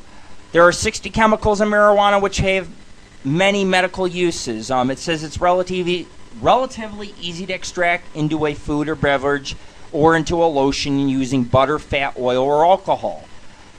Personally, myself, I mean, when you guys sit here and you guys hear this, you guys must be thinking like, holy fucking shit, I never knew this shit, So now, every hater in America who has sat here for 10 years, made hate sites about me smoking marijuana, who's the fool now, bitches? Who's the motherfucking fool now? Are you saying that hemp paper is not good for the environment? Are you saying that hemp clothing is not fucking just as good as cotton? Are you saying that if you have cancer, it doesn't fucking help? Fuck you, bitches. I'll kick your goddamn ass right on my front lawn. You want my fucking addresses? I win. You have to smoke the goddamn fucking joint. You have to smoke it. Like that's a big fucking horror. But the thing is with ass clowns and people who are ignorant to marijuana, oh no, I'm going to get into talking about some marijuana personal ads tonight. You guys are going to laugh your ass off because some people are just so fucking ignorant. It's a drug, it's a drug, it's a drug. No, it's not a drug. It's a goddamn fucking plant. You should be able to smoke it just like tobacco is a plant. Well, why ban marijuana? Why not ban tobacco? Tobacco's a plant. Why not ban all fucking plants? Here, no more sunflower seeds. Hell, fuck, let's just get rid of the potatoes. They grow in the goddamn ground. And while you're at it, hell, we'll just start fucking taxing everything, Peyote, shrooms, marijuana, it's all fucking natural. And you're right as human beings. If you don't speak up, they are going to never legalize it. And that is why I've turned around and I have started a movement with our website for many, many years. We're about to become an affiliate of a big marijuana site. I'm always progressing in as a marijuana advocate. I met a guy the other day at our meetup who smokes a lot of marijuana, and he says, He says, I was busted one time with about 2 pounds worth of marijuana. I said, really? I said, 2 pounds of marijuana? He says, yeah. He says, and he goes, it's strange because the feds never took me in. And he says, because the feds asked me, do you have marijuana? He says, yeah, I got 2 pounds. And the marijuana and the feds are like, okay, we're going to let this go. You were honest with us, we'll let it go. You don't lie to the feds, man. You tell the feds the truth. You get up in the feds' face, you get up in the FBI's face, you say, look, man, you know it as well as I do. There ain't no big fucking deal with marijuana. And half of the time the feds will let it go. They really will. But again, as in the beginning of the show, the feds were cracking down in California on medicinal companies. Just like South Park, they got rid of KFC and they put in a marijuana medical fucking clinic. Government was busting them all. Obama's like, what the fuck you doing, man? Because Obama smokes weed. Obama, our president, knows what it's like to smoke a blunt, okay? And he knows there ain't no harm in it. So what the fuck? Why are we going after people for marijuana? Why? Ask yourselves. So next time, because I know I get haters that listen to my show. You motherfuckers, you can put me on your site with all the bong and pipe pictures, but think, man. What is better for you, cocaine and heroin, or smoking a fucking joint once a fucking day, And of course, that's probably why my doctor said your vision's improving. Well, no shit, motherfucker. I smoke fucking marijuana, and I'm goddamn proud of it. What's wrong with all prescription drugs we have? They cost a lot of money. They're hard to make. In many cases, they don't always work. You guys know that. Marijuana can replace a lot of different drugs. The FDA does not want that. What other uses for hemp are there? Construction materials, press board, composite board. Gluing fibrous hemp stalks together under pressure will produce a board which is many times more elastic and durable than even hard wood. Using hemp is by no means, it says right here, using hemp to build is by no means a new idea. French archaeologists back then, they discovered bridges. They were building bridges out of fucking hemp, using the hemp fucking stalks. It's used in fucking drywall, bioplastics, all the way since the 1930s. Henry Ford had made a whole car out of fucking hemp. See, you guys don't realize this shit, man. So in other words, Henry Ford is a badass motherfucker because he went out there and he grew a little bit of marijuana to make a goddamn automobile. Sue me.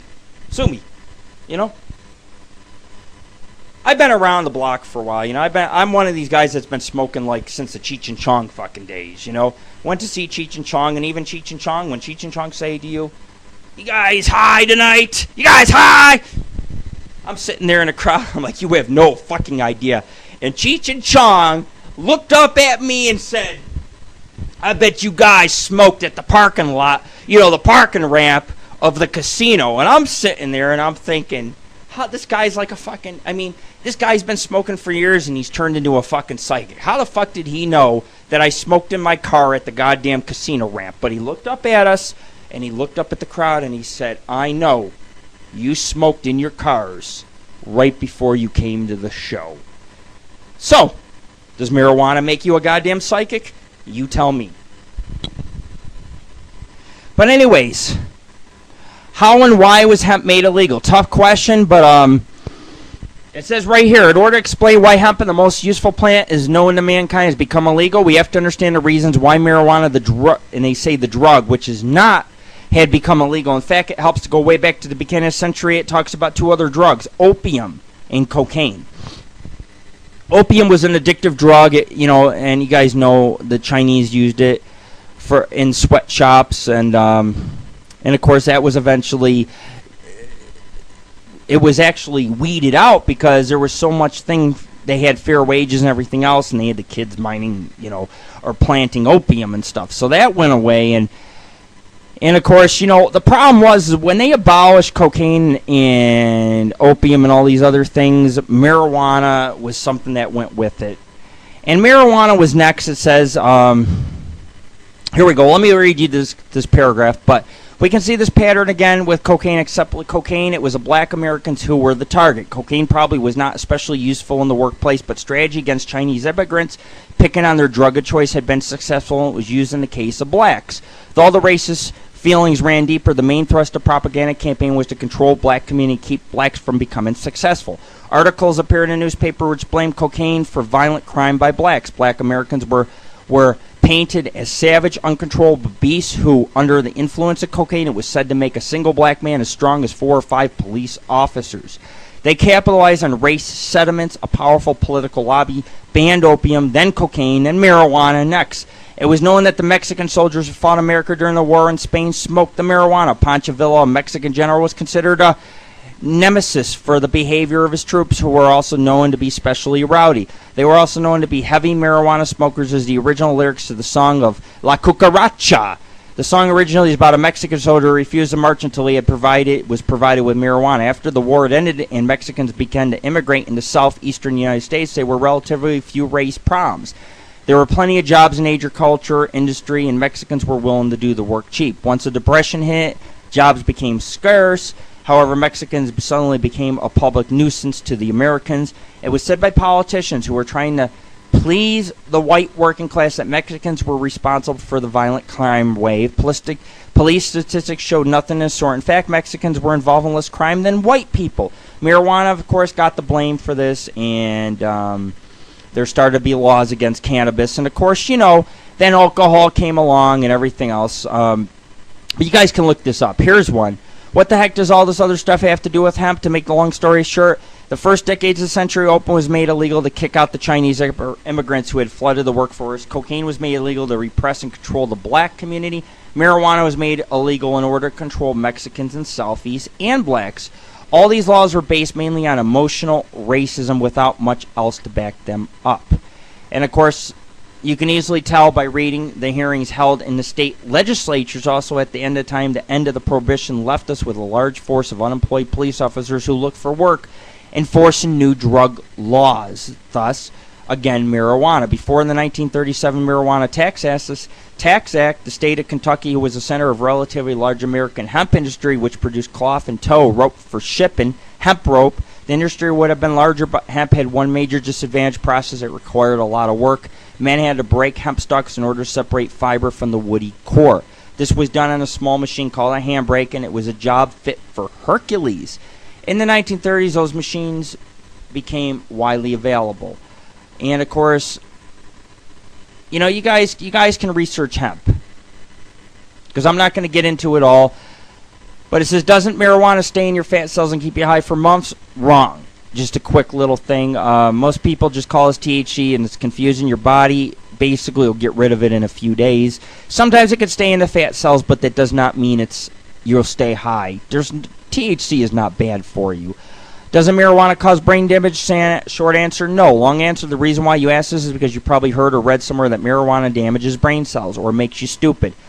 Those are myth. The first one, marijuana kills brain cells, is based on research done during the second reefer madness movement.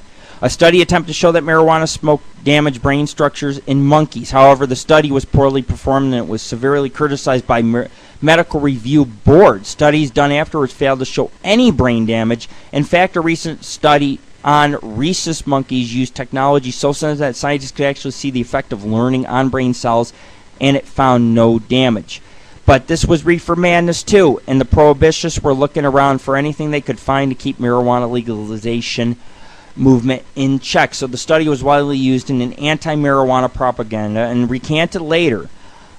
If it doesn't kill brain cells, how does it get you high? Killing brain cells is not a prerequisite for getting high. Marijuana contains a chemical which substitutes for a natural brain chemical with few differences. This chemical touches special bottoms on brain cells called receptors. Essentially, marijuana tickles brain cells. The legal drug, also alcohol, tickles brain cells, but it will damage and kill them by producing toxins, poisons, sometimes seizures.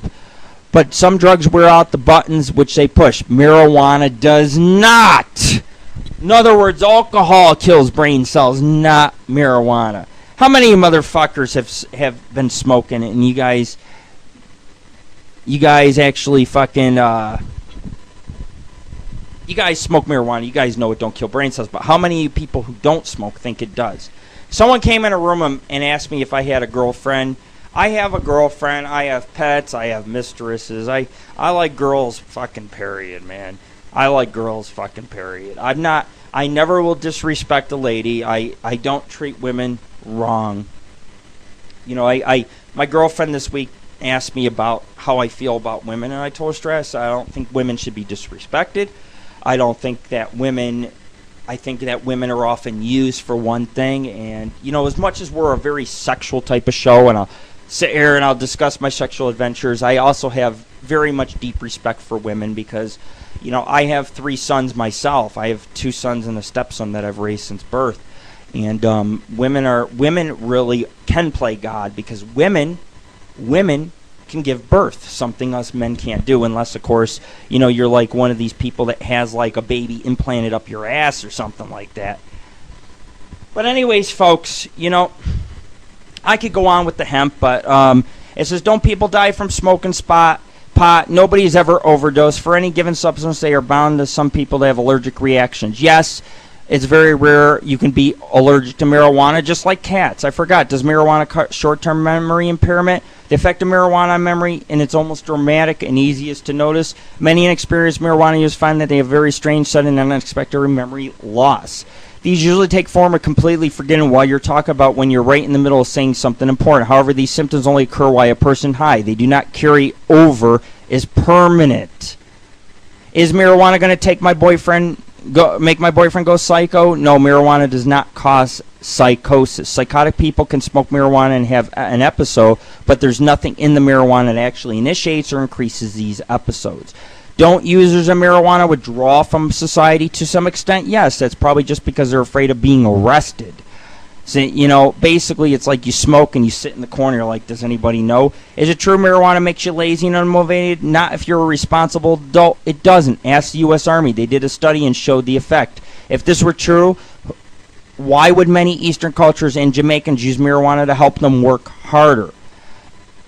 A motivational syndrome started as the media myth based on racial stereotype of lazy Mexican borracho. The prohibitionists claimed that marijuana made people worthless and sluggish. Since then, however, it's been scientifically researched and disproved.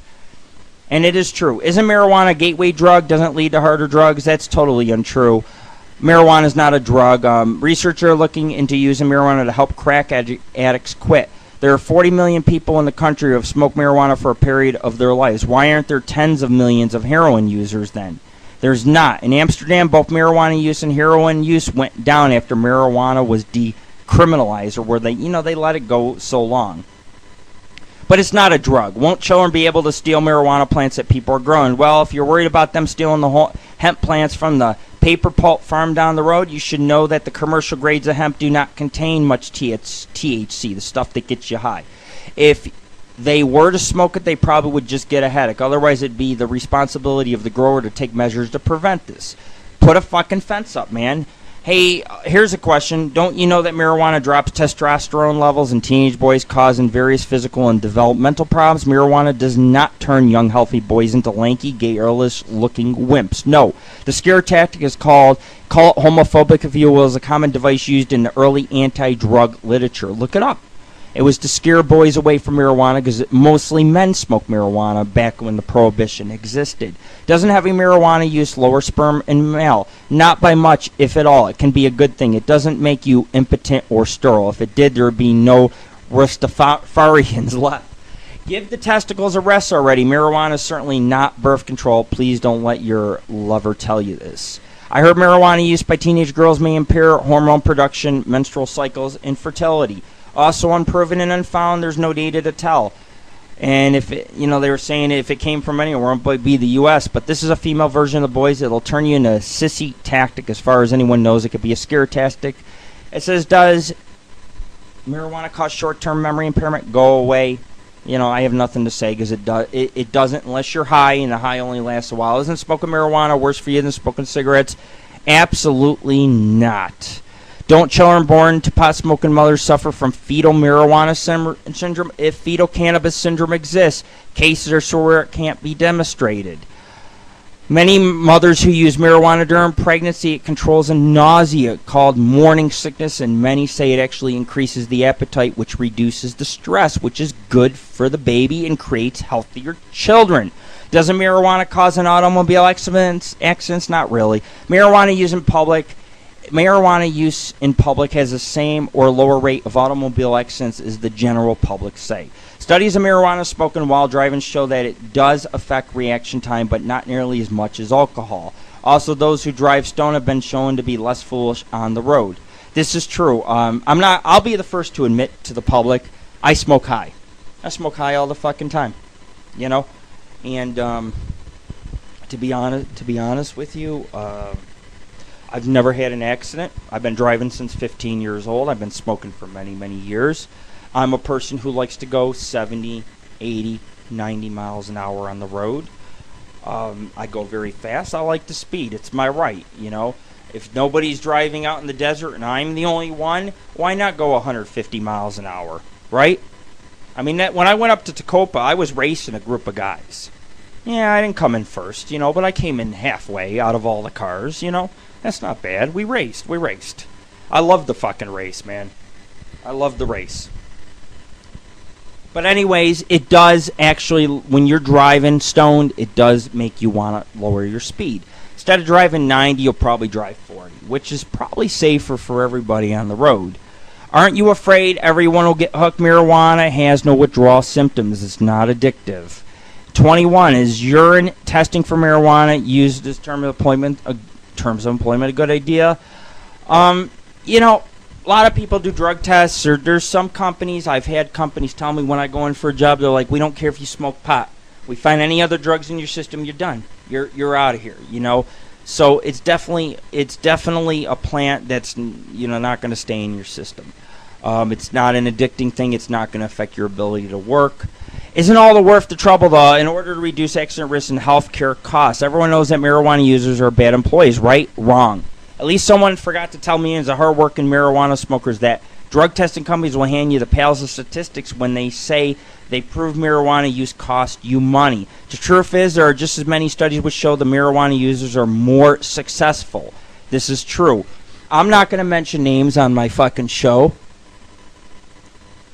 but I'm going to tell you guys right now on the show, I know people who are lawyers, who are doctors, who are professionals who use marijuana. So every time someone puts my picture up on a hate site and says Lord Rick's a druggie and this and this and that, it's just like, you guys are stupid. Because I know people with college degrees who smoked all through college. How did they get their degree? By smoking marijuana? No. It's because, you know, these people, marijuana is not a drug. Marijuana is something you smoke. It leaves your fucking system. It's done. It's over with a couple hours later. It's, you know, and it's good for you. It really is. It really is good for you. But anyways, I just wanted to clear up the misconceptions of marijuana. And I heard that there's 400 chemicals. Not true. Cigarettes contain, even coffee, over 400 to 800 chemicals. Even McDonald's is more dangerous than fucking marijuana. It says, does it mess up your immune system? Delta-9 THC or marijuana does have an immune suppressive effect. It acts as certain cells in the liver called macrophages, and in much the same way as it acts on brain cells. Instead of stimulating cells, it shuts them off. It's a temporary effect. It's you know, people who suffer from multiple sclerosis may actually find this effect useful in fighting the disease. So, again, you know, that's probably the only downside to marijuana. It shuts down them cells. But in people that have Alzheimer's and such, marijuana stimulates brain cell growth. Folks, you're listening to the Angel of Thy Night radio show. We're getting through the show tonight. We're almost fucking about to wrap it up.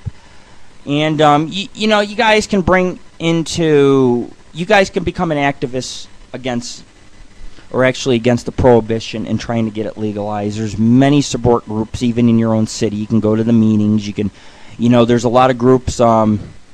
The Liberties Activist list will give you, if you call them, they'll give you a list of phone numbers and groups near you. You can call the National Office of NORMI, the National Organization for Reform of Marijuana Laws.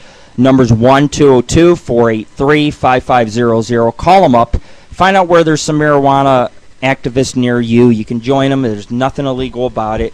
You can sit there and you can try to get marijuana legalized. If not, you know, if you can't get it statewide, you can, I mean, if you can't get it federally, we can at least get it legalized state to state, you know.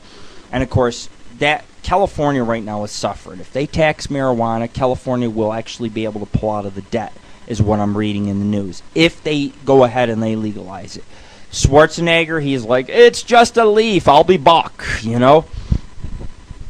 And of course, you can get information. You can write me anytime, and I can forward you to other marijuana advocates and groups. But you guys can definitely check into it. You know, we're marijuana advocates. That's the whole. We have a website right now, and it's www.paranormalghostsociety.org. And yeah, you know, we're a paranormal group and everything else, but at the same time, our website gets hit, 1 million, 2 million people, which is a lot of people a year. Because those people, I have sat here and I've had thousands of people write me and say, you know, I never thought of marijuana like this till I actually went to your site, till I actually learned. You know, you'll see me smoking on a cliff. I'm still here. Why am I still here if marijuana is deadly? Why am I getting better at my work? Why is our show so entertaining? It's very simple.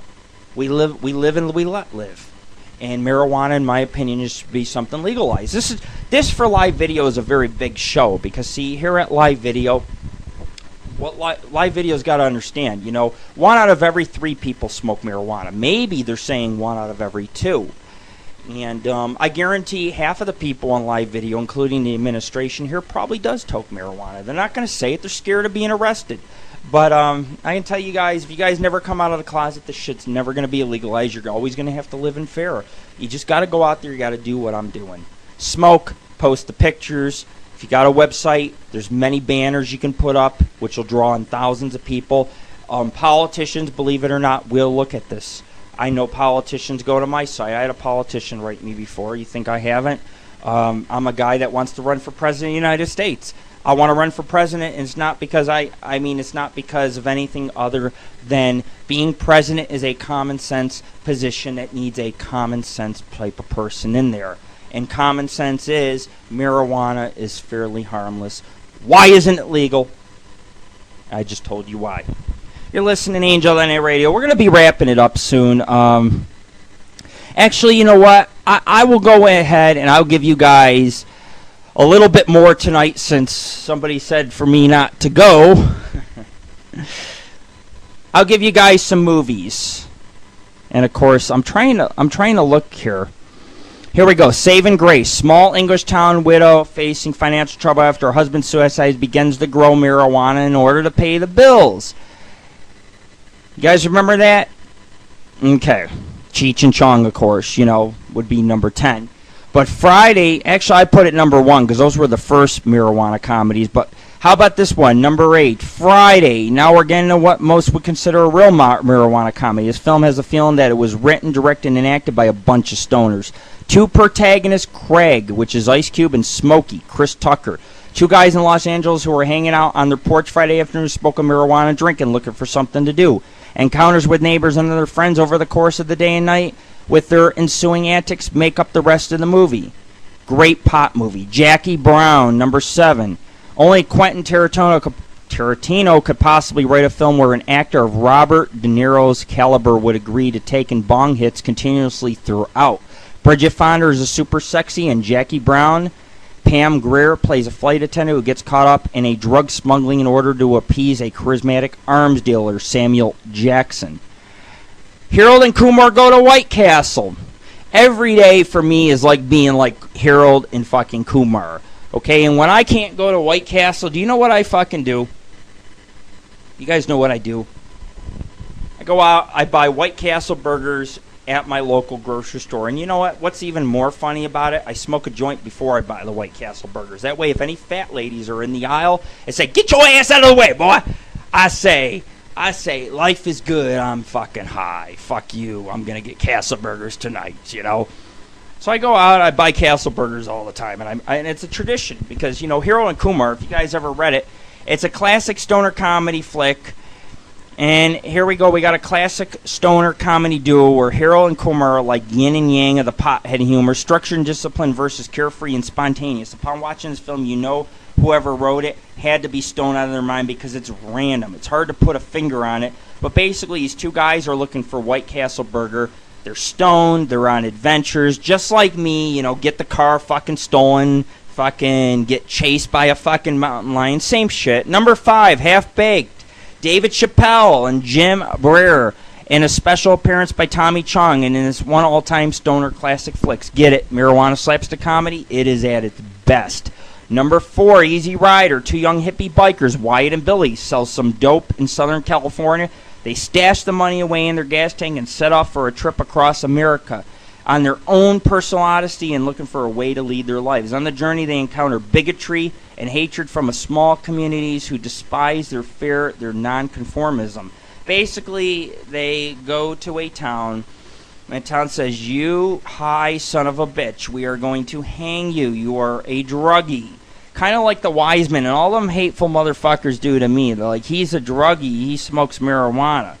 Well, I got news for you. You haven't seen nothing till you've seen Easy Rider. Up in smoke! Hey! Number 3, no top 10 list of marijuana would be complete without giving a nod to the most famous potheads, which is Tommy Chong and Cheech Marin, however you say it. I am so high. But both, they wrote the film, and they also engage in a lot of improvisation throughout. It's about as perfect as a marijuana film can get. They're idiot cops, and then they got this ice cream truck, and it's like made of fucking marijuana, and it starts on fire, you know? And instead of fucking like people coming up and getting ice cream cones, people are coming up to like, give me ice cream. You guys remember? How about number 2, The Big Lebowski, written and directed by the Academy Award-winning Coen Brothers. This film introduced one of us best pothead characters of all time, the Dude, Jeff Bridges, a plot, twist, and tale of deceit, betrayal, good versus evil, and the Jewish convert John Goodman taking on a gang of armed nihilists, which includes Red Hot Chili Peppers' Flea. The film is Man, I got cotton mouth. I am going to get a drink soon and go on break, and then we'll finish up the show. But let me finish this up. The film is filled with so much wind, it's hard to encapsulate the summary. Basically, it's saying you smoke weed, you watch the film, and by the end of the film, you guys don't understand it. You're like, what did I just see? It's kind of like Asylum Seekers. You had to be high watching that movie. And even still, whether you were high, sober, drink, whatever, you still can understand the movie. You know, it's just like all kinds of random shit. You're like, what the fuck? It's like, did a stoner write the fucking goddamn script for this movie? That's what it was like.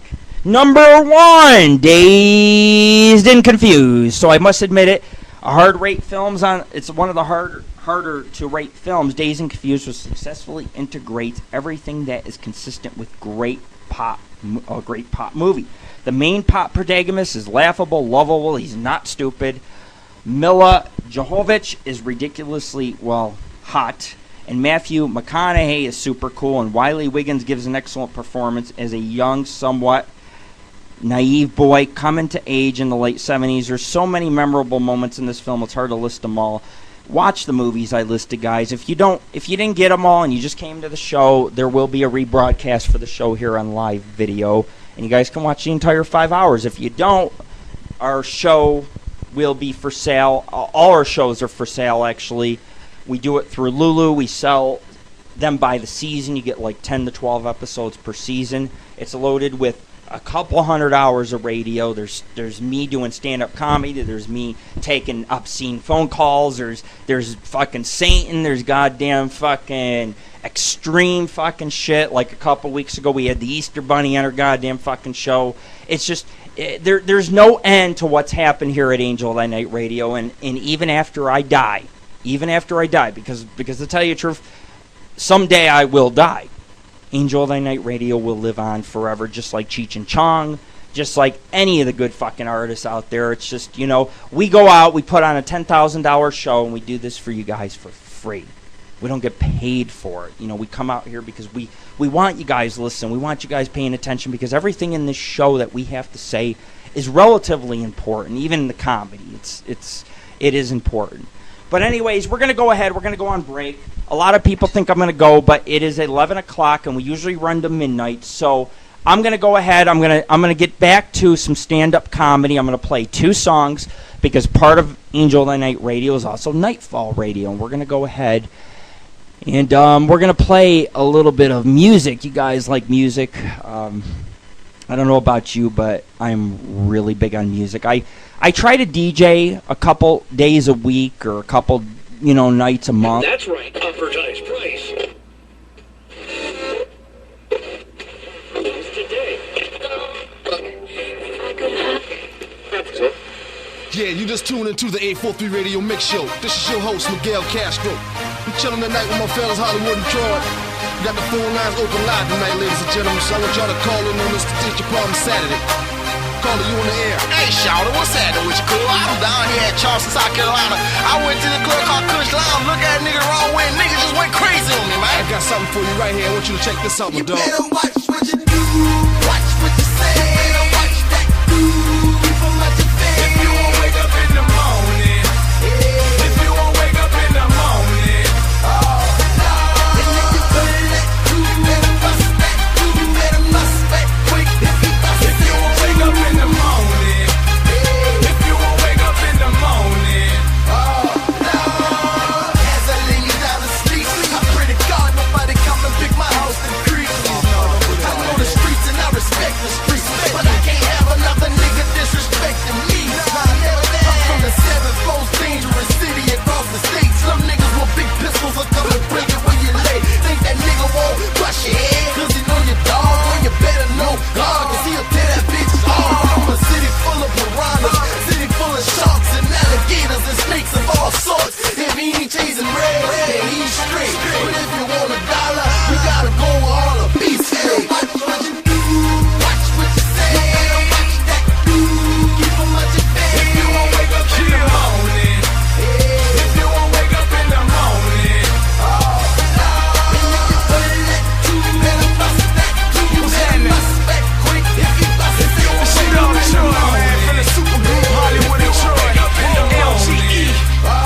Let's go. It's going down like Royal Rumble when it comes to the so I stay on my tippy toes cause they ain't giving no fuck. And I got plenty real niggas who got burned in these streets, cause they were looking both ways before they jumped in the streets. You tell these hoes who you wrong, you tell them what your business be.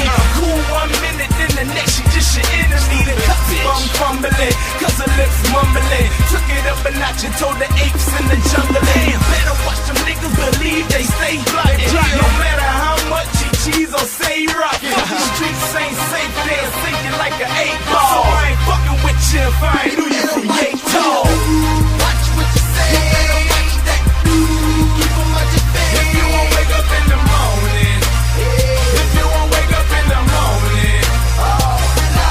And if you put that do, you better bust that do. You better bust that quick. If you bust it, if you won't wake up in the morning, if you won't wake up in the morning, oh no.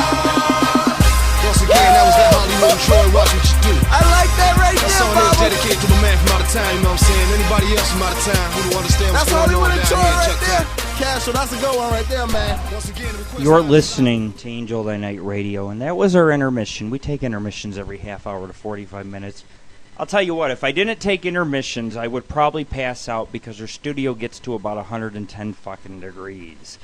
And I'm telling you right now, you'd have to be crazy to do this radio show and to not hit a giant fucking fatty between your goddamn show. I mean, just to hit a fatty, it's like, oh, I'm high, now I'm ready to go another couple hours, But anyways, that was Pink Floyd, that was Hey You.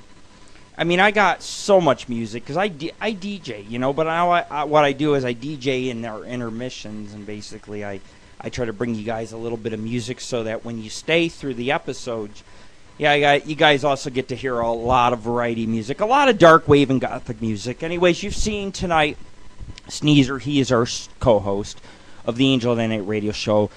He's the one that wears the bunny ears and all the costumes. Yeah, right now he's like ass kissing. He's just like climbing up my leg and looking at me and everything else. But sex, everybody knows about sex, right? Let's get off the weed topic for a couple seconds. If you have sex 365 times a year and you melted down all the condoms and to make a tire, what would you call it? A fucking good year.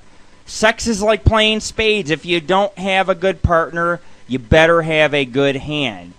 Big Bad Wolf told Little Red Riding Hood, lift your top so I can suck your tits. No, she said while lifting her skirt, eat me like the book says.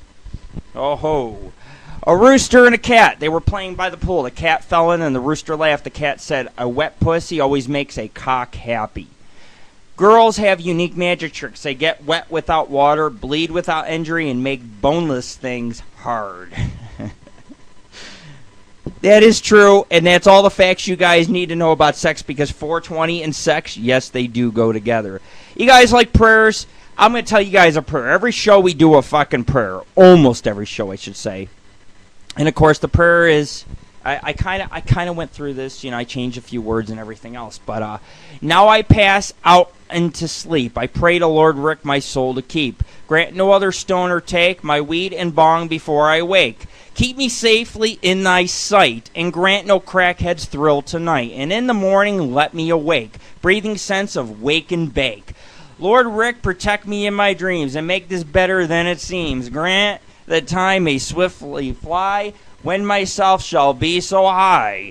In a green grass weed bed, where I long to rest my head, far away from all these scenes and smell of bammer smoked by beans. Take me back into the land where the cops never take you out, where the weed won't burn my throat like sand, where the scent of chronic blows, where the good Mary Jane grows. Take me back, I'll promise then, never to leave Sin City again. Oh, man, good shit. I was reading on High Times a review from 2005, and they had the top 10 cannabis colleges. And, of course, you guys, I don't know how many of you guys went to college, but you guys know when you go to college, it's all about partying, right? It's about sex, it's about drugs, it's about drinking.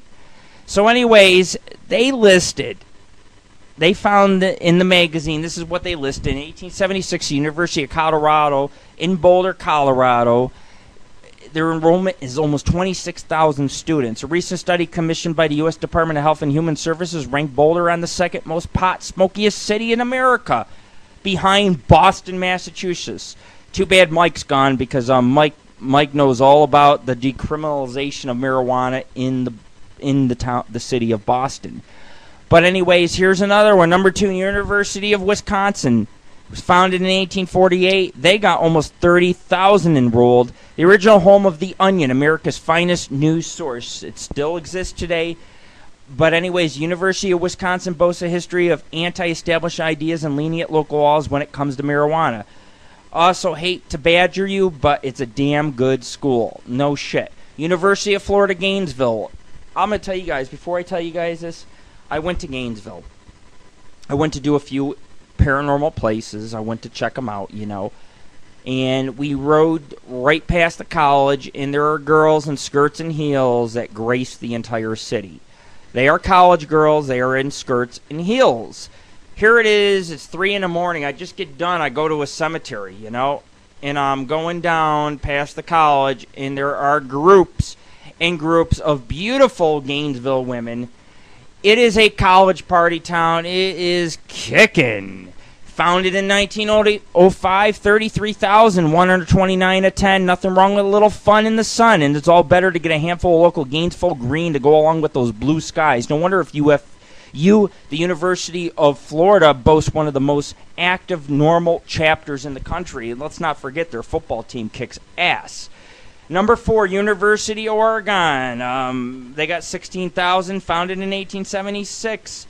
They're situated in a city known as the capital of American anarchism, and they boast easy access to both the Cascade Mountains and Pacific Ocean, so you can tear down the system in 1 minute and then run off and get high with Mother Nature the next. What could be better? I don't know. High Times is a great magazine, man. Here's one. Here's a college that only takes 1,300 people. Hampshire College in South Amherst, Massachusetts.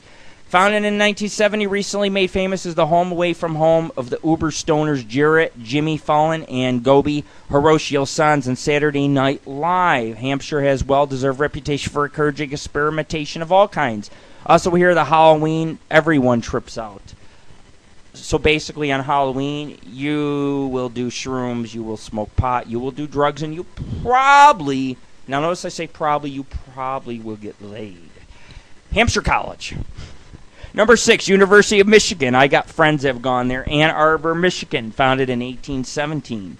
25,000, almost home of the infamous annual Hash Bash, once a launch pad for the such radicals as John Sinclair and MC5 and the Students for a Democratic Society. UM represents with some of the best grass the Midwest marijuana scene has to offer. See, I didn't know this, man. I mean, I would have been like, look, I'm going to college for the University of Michigan just to smoke grass. Another Florida college, New College of Florida, Sarasota. They've been around since about 1960. They got about 700. Not a big college, but an out-of-state tuition would cost you $20,000 here. And it says this by far the smallest school to make the list. Now, New College offers students to create their own classes, make up your own course in psychedelia, and follow in the footsteps of famous alum Rick Doblin, who went on to found the highly respected Multidisciplinary Association for Psychedelic Studies. The campus, designed by acclaimed architect LMPP, and covered in towering palms and lush banyan trees, enjoys tropical sunsets. Basically, this is they're not saying you're going to get high off the weed. They're saying there are shrooms growing around the college, and if you pick the shrooms, you're going to see, let me repeat, you're going to see Hellraiser. Number 8, Humboldt State University, Arcata, California, in 1913 was founded. You know, come on, dude. It's in fucking California. All we have to say, this is all I got to say. I'm not going to even read it, but because I know it already, the answer. It's fucking Humboldt County. What is Humboldt County, California? If you don't know, look it up. Number 9, Wesleyan University, Middletown, Connecticut, founded in 1831. School was an inspiration for the movie PCU, and a true to form, the average Wesleyan student finds himself, forgive me, or himself, politically just to the left of Michael Moore. Then again, is that really such a bad thing? And number 10 in High Times, the University of Vermont, the birthplace of fish, and can be found high upon a hill overlooking Lake Champlain in the Valley of Shadow and the aptly named Green Mountains. Meanwhile, on campus, UVM represents the best that New England college life has to offer, including a top-notch liberal arts program, some fantastic local produce when it comes to harvest fucking time. Cannabis colleges. You guys going to college? Now you know. Now you guys got an idea where you can go to college. And you know what? When you enroll in college, you can come on. You can call in. We have ways to call in the show. You guys can call in the show. You can call in the Angel of the Night radio fucking program. We have 5 call-in numbers. You can call in and you can say, Lord Rick, thanks to you, I now go into a pot college. Top 10 joints of 2009 for Reefer Madness. Here we go. Number 1, No Help for Hemp. Our favorite North Dakota farmers were back in federal court again trying to get Drug Enforcement Administration to butt out of the plans to cultivate non-narcotic industrial hemp on family farms. Number 2, APD. Finally, cities, cites, and releases. More than a year after state lawmakers affirmed a police officer's night to allow certain low-level misdemeanants to be cited instead of jailed, Austin Police Chief Art Ace Vado finally announced that the Austin Police Department, too, would implement the cite and release law. The law does not change the possible penalties for minor offenses, including possession of up to 4 ounces, driving under a suspended license, and minor graffiti and theft, but does allow police to issue only a citation. Basically, if you're caught with marijuana, they're going to say, look, here's a ticket, and that's it. You know, U.S. elects admitted pot smoker. This is what I said earlier in the show. Barack Obama inhaled, and he snorted some coke back in the day. Now he's president. Do I judge him? No, he's doing his job. He's not fully doing his job, but he's doing his job. Number 4, weed wins big in both Michigan and Massachusetts, where marijuana reform issues had prominent places on the ballot. Reform scored bigger on Election Day than the former token president-elect. Voters made Michigan the first Midwestern state, 13th in all, to legalize medical pot for ill patients with 63% of the vote. 6 points more went to Obama. In Massachusetts, 65% of voters approved the measure to decriminalize adult possession of up to an ounce of pot. 62 went for Obama. Reformers say the big wins means that pot reform is no longer a fringe issue. Pot arrests and peak again. The war on drugs hit another low in September with the FBI's annual crime stats. In 2007, law enforcement agencies arrested 775,000 plus pot smokers for possession. In contrast, police last year made 597,000 arrests for violent crimes, including murder, rape, and robbery.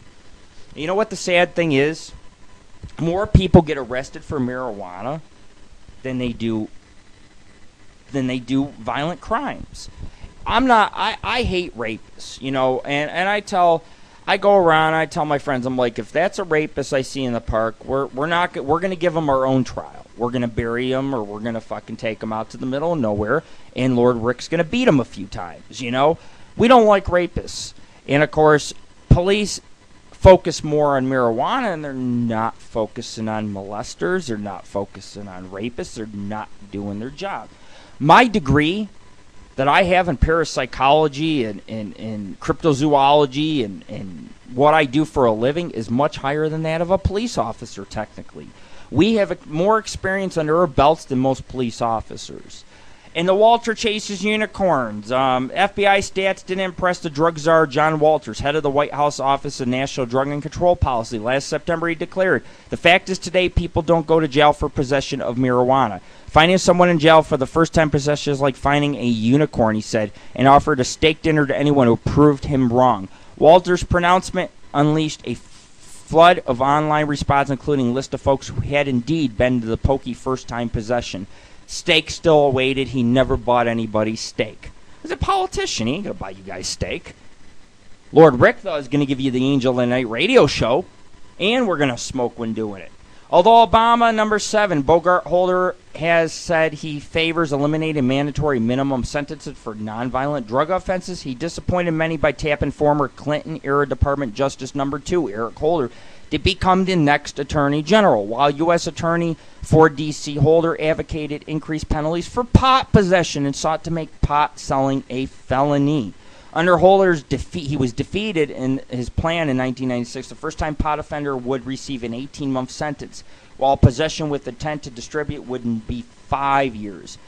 What position he'll take as an Attorney General on drug prosecutions and on pot law enforcement and medical pot stakes remains to be seen. Number 8, Supreme leaves medical pot alone. The U.S. Supreme Court in December refused to hear the appeal of a California court ruling concluding that federal pot prohibition does not preempt the state's medical pot laws. The 2007 ruling came from Gardner Grove man who was charged with pot possession even though he was registered as a medical pot patient. They dismissed the charge, but the police refused to return his seized pot. The court ordered the police to return the stash under state laws. The Supremes allowed that interpretation to stand, which should help strengthen enforcement of medical pot laws in 13 states where it's currently legal. Medical pot, that is, of course. And, right now, California's came a long ways. You can go out to California, and you are going to find almost everybody smokes. Your son's teachers, your people for welfare, even your police officers smoke marijuana. Not uncommon in California, and that is why it pisses me so much, because I'm on hundreds of websites. I am. And all these websites go into how I smoke pot and blah, blah, blah, and I'm just like, come on, man. You could take any police officer and pick on him for smoking pot, and you decide to take Lord Rick of the Angel of Thy Night radio show. Number 9, U.S. ranks first in drug use. No, we're number 1. Even before the Summer Olympics, the U.S. was already taking home the gold for drug use. When it comes to tobacco, pot, and cocaine, the U.S. outpaces the rest of the world. The World Health Organization reported in June it's the first cross-national drug U.S. study. According to a report, 42% of Americans said they smoked pot, far outpacing even the Netherlands, 19.8%. The U.S. also took the gold for coke use. 16.2% of respondents have tried the drug. New Zealand came in the distant second with 4.3%. Love New Zealand, but not enough drugs going on. I'm sorry. Number 10, John Forte granted clemency in November. President George Bush granted clemency for hip-hop artist John Forte, sentenced in 2001 under mandatory minimum sentencing to 14 years for cocaine possession.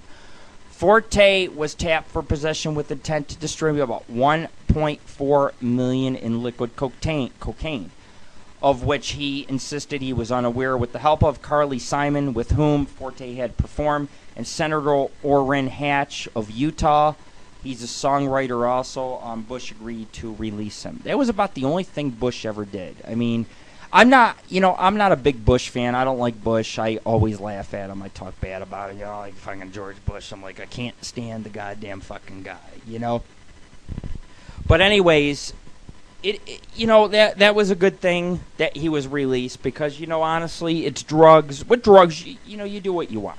You can do all the drugs you want in the world as long as it doesn't hurt anybody. If you're in your own house doing drugs, what gives the right the police department or anybody to arrest you? Think about it. This is your body. You do what you want to it, man. And pot is not a drug. And over the years, so many people have been misinformed. And there's a lot of people out there who are smoking now. There's a lot of people who used to come down on me that won't come down anymore because it's like, you guys know it's being fucking decriminalized. What are you going to do? What, you going to arrest me? You going to arrest me because I come up to the video camera and I'm like smoking fucking weed? You can't fucking do it. Even live video can't. We thank live video for hosting our services, but they, because we talk about marijuana and because we talk about it on Yahoo and MySpace, all them sites can't do anything about it. Take for mobsters. Mobsters on MySpace Playdom came out with a fucking 420 joint for your fucking avatar.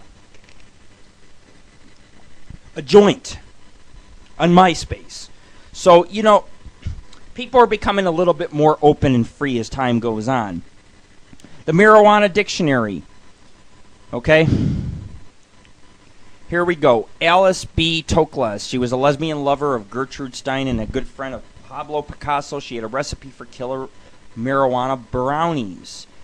Bong, a water-cooled pipe. You guys know this. I ain't even going to go in it. Bud, the fresh and dried flowers of a female marijuana plant. Here's an interesting one. Okay? Chalice, a cone-shaped pipe made of clay, sometimes of fruit or vegetable rinds. Chronic, the hip-hop term for high-quality, potent reefer. Doobie, no need to explain. Dope, any controlled substance, but usually marijuana. Durban Brown, marijuana from Natal province of South Africa. Can you imagine you go to Africa and smoke African weed? That shit would probably take you flying in the sky. Gold, yellow pot from Acapulco, Mexico. Grass, marijuana, weed, pot, etc. Hashish, hash, smoking mixture that regionally varies based on the resin. And this was started in the Middle East or India rather. Hemp, cannabis stalks and stems. We have hemp here in our studio tonight. It's just fucking wonderful. Hookah, a hashish water pipe with 4 long stems accommodate 4 smokers at once. Basically, it's just flavored tobacco, and you can smoke weed out of a hookah too. Jefferson Airplane, circa 40-50s, a term for a roach holder fashioned from a matchbook cover. How this has to do with weed, I don't know. Joint, a marijuana cigarette. Just giving you guys some facts. Moguls. 1930s and 40s, it's the slang for pot. So you could use the word, hey, I want some moguls. Give me an ounce of moguls. You know what I'm saying? Here we go. Paraquat. A defoliant toxic to humans as well as plants that has been sprayed on marijuana throughout the world since the 70s. The government uses it to kill marijuana. Reefer, term for pot dating back to the turn of century, and today we still use it. You want to smoke some reefer? Roach, the butt of a joint. It's strong because it catches and concentrates the resin from the rest of the joint. Rope dope, low quality pot from leafy hemp. Oh God, we used to get rope dope in fucking Florida. I remember those days, man. I used to go through the Florida jungle, have alligators chasing me and shit, and I'd be like, I'd have this cheap Mexican fucking pot on me. I'd be like, yep, this is rope dope, man. Here we go. Shit, any sort of controlled substance. Yeah, you gotta watch because there are people who can lace your shit. But generally, most pot is pretty pure. Skunk, aromatic, sinsemilla, usually cultivated from the Afghani variety of marijuana. Stash, hidden catch of dope. It's like, give me your stash, boy. T-Pad in Harlem in the 30s and 40s, after-hours club where pot was smoked and jazz music was performed. I'd get along in Harlem just fine, okay? It's like I'd be sitting there in the club smoking one after another. Toke, to inhale, puff, a joint of reefer. We use that as a common word. Underground, the drug use sector of society. Viper, in the 1930s, hipsters frequented tea pads and smoke jive. And it's, the sound, basically it's onomatopoeic from a sound that made by inhaling the pot smoker, or an inhaling pot smoker. Weed, zoinked, very stoned, spaced out, wasted, ripped, destroyed, wrecked, intoxicated, all the hell and gone. Zigzag, a brand of rolling papers you can buy just about anywhere. And when I go into the gas station, which is generally ran by Middle Eastern people, I say, please, can I have a zigzag? And let me check out your pipes while I'm at it. Like I said, I love Muslims because Muslims got the pipes, the bongs, and the fucking zigzags. You guys might call Muslim terrorists, but I call them a goddamn fucking blessing in the oasis of Las Vegas, okay? You guys like humor? Okay, I give you guys some fucking humor, alright? I got some fucking pot jokes to tell you. And of course, we had some people come and go in our room. So that's fine. You know, you guys can come anytime. You can go and come. But anyways, this is from a guy named Greg. There were 3 men, and they all died in a car crash and went to hell. When they got there, the devil asked them all in turn a question. And he said, what is the biggest sin on earth? And the man replied, oh man, I just love alcohol and being drunk, man. So the devil showed the man to a room full of alcohol. Every type of description, put the man aside, said, see you in 100 years, man. Locked the door. Second man, he asked the same question. Man reported, oh, I just love to have sex with ladies. I was really unfaithful to my wife, man. So the devil, he took the man, he showed him to a room full of hundreds upon thousands of gorgeous and beautiful naked women. The man ran inside and the devil said, see you in 100 years. He locked the fucking door. Third man's answer to the question was, oh man, I love weed. And I'm high all the time, man, and I can't live without it. So the devil showed the man to a room. It was packed with the most amazing grade A bud you've ever seen, stacked to the roof. The man went inside, and the devil locked the door after saying, see in 100 years. So, 100 years passed by, and the devil came to let the 3 men out. He opened the first man's room and found the man collapsed on the ground, passed out with empty bottles laying around him, and puke all over the place. He was a mess. Devil opened the second man's door, and the man came running out of the room and cried, I'm gay, I'm gay, I'm gay. Finally, the devil came to the third man's room, opened the door, and he opened the door, and sitting in the middle of all the bud, in the exact same position the devil had left him, was the man. He looked up at the devil with a single tear rolling down his cheek. He said, hey man, got a light? 10 reasons why Scooby-Doo was a drug-influenced cartoon. You guys like Scooby-Doo? My kids... Now, I kid you not, my kids love Scooby-Doo. I was watching Scooby-Doo when I was fucking like 8 years old, And Scooby-Doo, you guys got Scooby and Shaggy, and they got these Scooby snacks, which I gave you the recipe tonight. And I'm going to give you a top 10 reasons. Scooby and Shaggy were always being freaked out by ghosts and ghouls. No one else saw them but Scooby and Shaggy. Number 2, Scooby and Shaggy always had the munchies. Number 3, Shaggy always thought Scooby was talking, and the only one who could hear him and understand him was the dog. Number 4, Scooby and Shaggy always fell in a trap they intended for the monster because they were tripping over themselves. Couldn't see where the fuck they were going. Number 5, they were always deluded and warped by thinking they were dressed up in costumes and entertained the monster. 6, Shaggy always said like to an extreme, like, zoinks! Scooby, let's get out of here. What's a zoink? I'll tell you what a zoink is. It's a fucking joint. Number 7, Scooby and Shaggy were always the ones in back of the van. Who knows doing what? Number 8, they drove around in the Mystery Machine, which had trippy designs on its side. Number 9, Shaggy and Scooby were always giddy and laughing. Number 10, look at Shaggy, the way he's dressed, his goatee, enough said. I'm telling you, man, do not let your kids watch Scooby-Doo.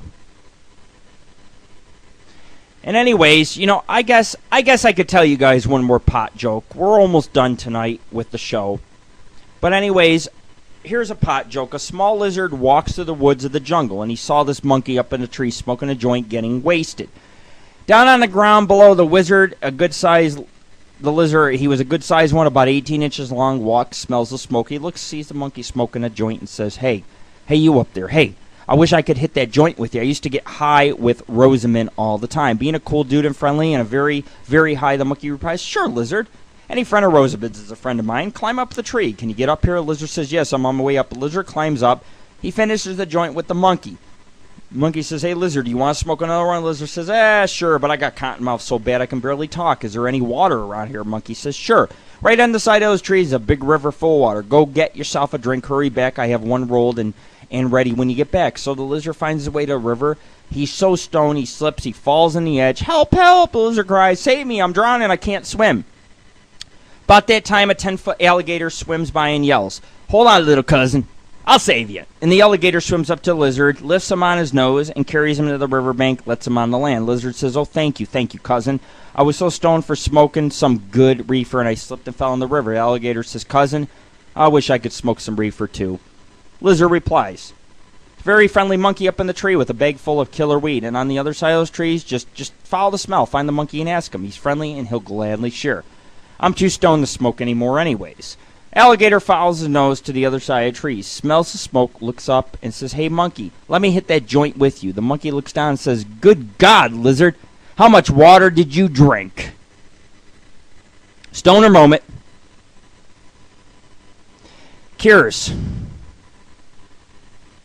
Marijuana has been proven to be a multitude of medicinal uses. Not a bunch of potheads wanting to smoke pot either. 2% of them would recap actual medical benefits. Here's Dr. Pothead's recommended dosages. Symptom illness, treatment. Glaucoma, 1/4 ounce per week, use as needed. Asthma, 2 large bong hits per attack. Minor burns, 1 joint every 4 to 6 hours. Insomnia, bowl at bedtime as soon as you wake up. Depression, 3 large bong hits 5 to 8 times a day. Hangnail, 1/2 ounce per week as long as symptoms persist. Feeling kind of funny? Pop brownies after each meal. My balls itch. Antifungal cream applied to balls in 2 to 3 joints.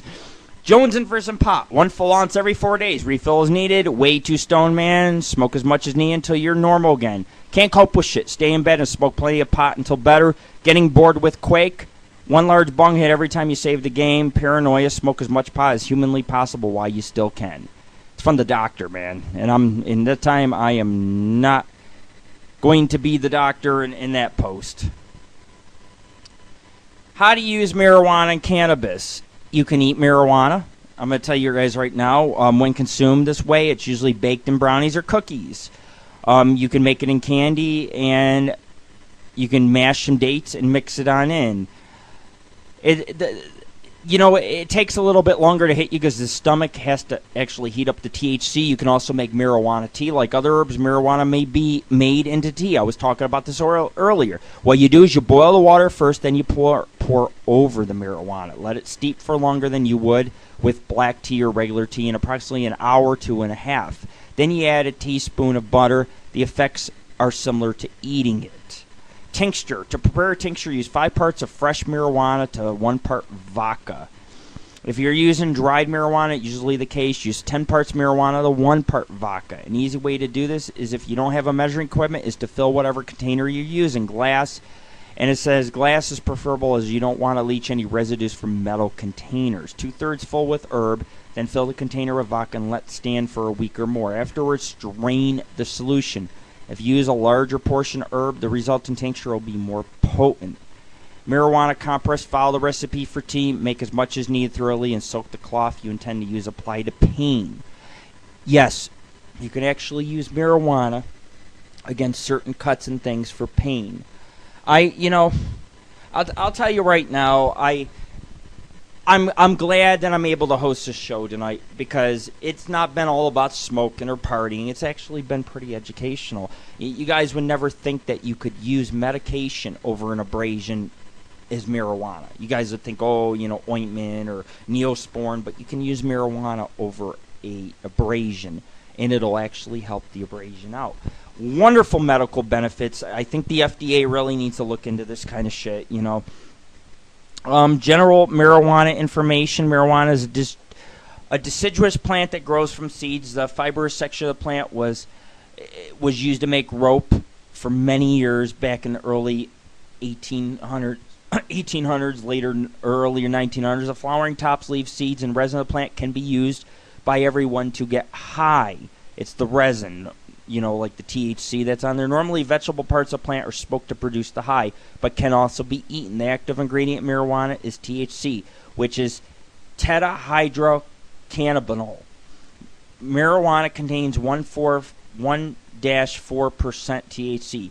4% must be considered a good dope. Marijuana grows wild in many parts of the world. Is cultivated in Mexico, Vietnam, Africa, Nepal, India, South America, North America, etc. The marijuana sold in the United States and comes primarily from the United States. It is estimated that at least 50% of the grass on the streets in America and Canada is homegrown. The other 50% is basically from our government for medical facilities. Next largest bunch comes across the borders of Mexico, with smaller amounts filtering in Panama, occasionally South America, and occasionally Africa. Hashish is a pure resin of the marijuana plant, which is scraped from the flowering tops of the plants and lumped together. Ganja is a ground-up tops of the finest plants. It is the name given to any sort of marijuana coming from Jamaica. Marijuana will deteriorate in about 2 weeks if exposed to light, air, or heat. It should always be stored in cool places. Grass prices in the United States are in direct reflection of the laws of supply and demand. And you thought that high school economics would never be so useful? A series of large border busts in short growing season, a bad crop, and any number of things can drive the price of marijuana up. And it is very expensive sometimes. I mean, you're not going to get marijuana nowadays for like $10 for a dime bag. Very expensive. It's because the government has been busting all these drug dealers and pot growers, and we're talking like 2 tons of marijuana. And they burn it. They sit there and they burn it. And this kind of stuff that they're burning can be used for clothing, for paper, for medical purposes. It's a shame. Each year a small seasonal drought occurs, or last year's supply runs low, the next year's crop is not up. Prices raise 20 to 75% during this time. And then in the fall they're back to normal. Because in the fall is harvesting time, and of course that's when you get all your marijuana, right? But anyways, top 10 reasons marijuana should be legal. Number 10, prohibition has failed to control the use and domestic production of marijuana. Too many people are doing it, over 25 million in the United States. Arrests of marijuana possession disproportionately affect blacks and Hispanics, reinforce the perception that law enforcement is biased and prejudiced against minorities. Number 8, a regulated legal market in marijuana would reduce marijuana sales and use among teenagers, as well as reduce their exposure to other drugs in the illegal market. Number 7, legalized marijuana would reduce the flow of money from the American economy to the international criminal gangs. Marijuana allegedly makes foreign cultivation, smuggling in the United States extremely profitable, sending billions of dollars overseas to underground economy while diverting funds from productive economic development. We could be making billions, instead other countries are making billions of dollars. Number 6, marijuana's legalization would simply simplify the development of hemp as a valuable and diverse agricultural crop in the United States, including its development for the new biofuel to reduce carbon emissions. Again, you can run your car off the fuel off cannabis. Prohibition is based on lies and disinformation. Justification of marijuana's illegality increases, requires distortions and selective uses of scientific record, causing harm to the credibility of the teachers, law enforcement, and scientists throughout the country. The danger of marijuana use have been exaggerated for almost a century, and modern scientific record does not support reefer madness predictions, past or present. Many claims of marijuana danger are based on the old 20th century prejudices that originated at a time when science was uncertain of how marijuana produced a characteristic effects. Basically, 100 years ago, we had no idea. We thought it killed brain cells. Now they're finding that it stimulates brain cells. It stimulates growth within the brain.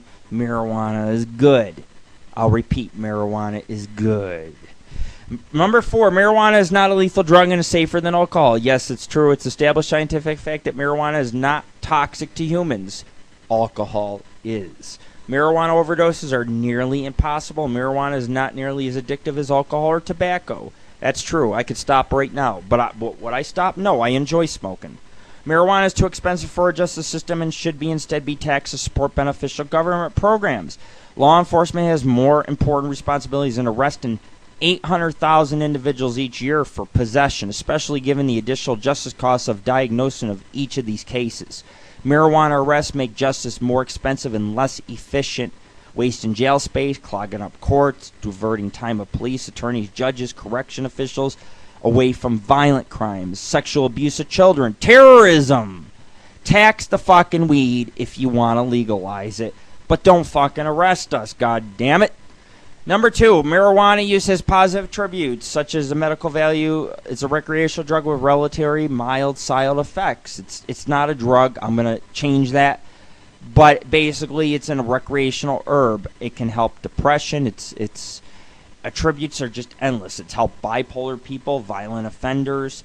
It really, if it's legalized, you're going to tone down on the violent crimes in America. The number one reason marijuana users are determined to stand up to the injustice of marijuana prohibition and accomplish legalization, no matter how long it takes or succeeds. This is true. Marijuana in this country is so close. Look at me, man. It's so fucking close to becoming legalized. And all those years, people laughing at Lord Rick, what are they going to say now? It's like, dude, marijuana is about to become legalized. How can people in this country, seriously, let me give you the voice of reason. How can people criticize marijuana when cigarettes and alcohol alone kills thousands, drinking and driving, alcohol poisoning, teenagers doing alcohol. And you can smoke as much pot as you want, and you can't get poisoning. You can't die from it, really. I mean, it's just like, whoa, wait a second. Maybe we should get rid of the booze and legalize the marijuana. I mean, wouldn't that make sense? Granted, I'm not against booze. I'm not against beer. I love good beer. But I think that alcohol and cigarettes are a far greater killer than weed would ever be in hundreds of years, You got to look at this, okay? You got to look at the stats. Never really been an accident for toking while THCing, whatever you want to call it. But driving while intoxicated, yes. Because you lose full control. You do not lose the control when you smoke marijuana. That's just something, and you guys might be new to the whole marijuana thing. Try it a few times. Don't try it once or twice. Smoke for a couple weeks, and see what kind of medical benefits it gives you. Go out there, smoke a joint, go fucking outside, plant a fucking garden. Let me know how you feel. I guarantee you'll come back to the show and you'll be like, you know what? I will never touch another bottle of booze in my life because marijuana is the shit. Serious. You smoke, you drink a couple beers, you're fucking passed out. Next you know, you're getting raped by a 300-pound woman full of cottage cheese on her ass and fucking tits. But you turn around, you smoke weed, there ain't nobody that's gonna rape your ass. You know what I'm saying? Smoke the bud. It's good for you. Anyways, we're about to wrap up the show. I had somebody come in here, asking, oh, do you got a girlfriend or, this and that. Well, there's always a time and place. You guys can email me privately at AngelOfThyNight@AOL.com. You can go to www.paranormalghostsociety.org. You can email us through the site. I'll be more than happy to fucking talk to you guys. Anyways, how about we give you guys the top 10 weed songs by Cypress Hill, Want to Get High. Here's the lyrics. Forward motion, make away like the ocean. The herb is more just like a powerful potion. What's the commotion? Number 9, Bob Marley, Kea, his choice lyrics. I feel so high, even touching the sky. Above the falling rain, I feel so good in the neighborhood, so here I come again. Number 8, Neil Young, Roll Another Number, it's called. Choice lyric, think I'll roll another number for the road. I'll feel able to get under any load. Rick James, number 7, Mary Jane. Choice lyrics, I'm in love with Mary Jane. I'm not the only one. If Mary want to play around, I let her have for fun. Tom Petty, number 6, You Don't Know How It Feels. Choice lyrics. So let's get to the point. Let's roll another joint and let's head on down the road. Beatles, number 5, I Am Walrus. Choice lyrics. Everybody smoke pot, everybody smoke pot. Number 4, Steve Miller Band, The Joker. I'm a joker, I'm a smoker, I'm a midnight toker. Number 3, Afro Man, because I got high. I was going to go to class before I got high. Could have cheated and could have passed, but I got high. I am taking it next semester, and I know why. Because I got high, because I got high, because I got high. Number 2, The Doors, Light My Fire. Girl, we couldn't get much higher. Come on, baby, light my fire. Number 1, Pink Floyd, Comfortably Numb. Lyrics, there is no pain, you are receding. A distant ship, smoke on the horizon. You are coming through in waves. Your lips move, but I can't hear what you're saying. Comfortably Numb is the weed song of the goddamn eternity, alright?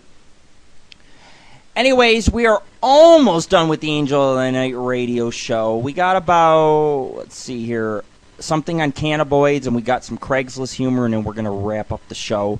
And, of course, stay tuned, because in about a week, we're going to take our paranormal adventure group's going to take off. We're going to go do some mines.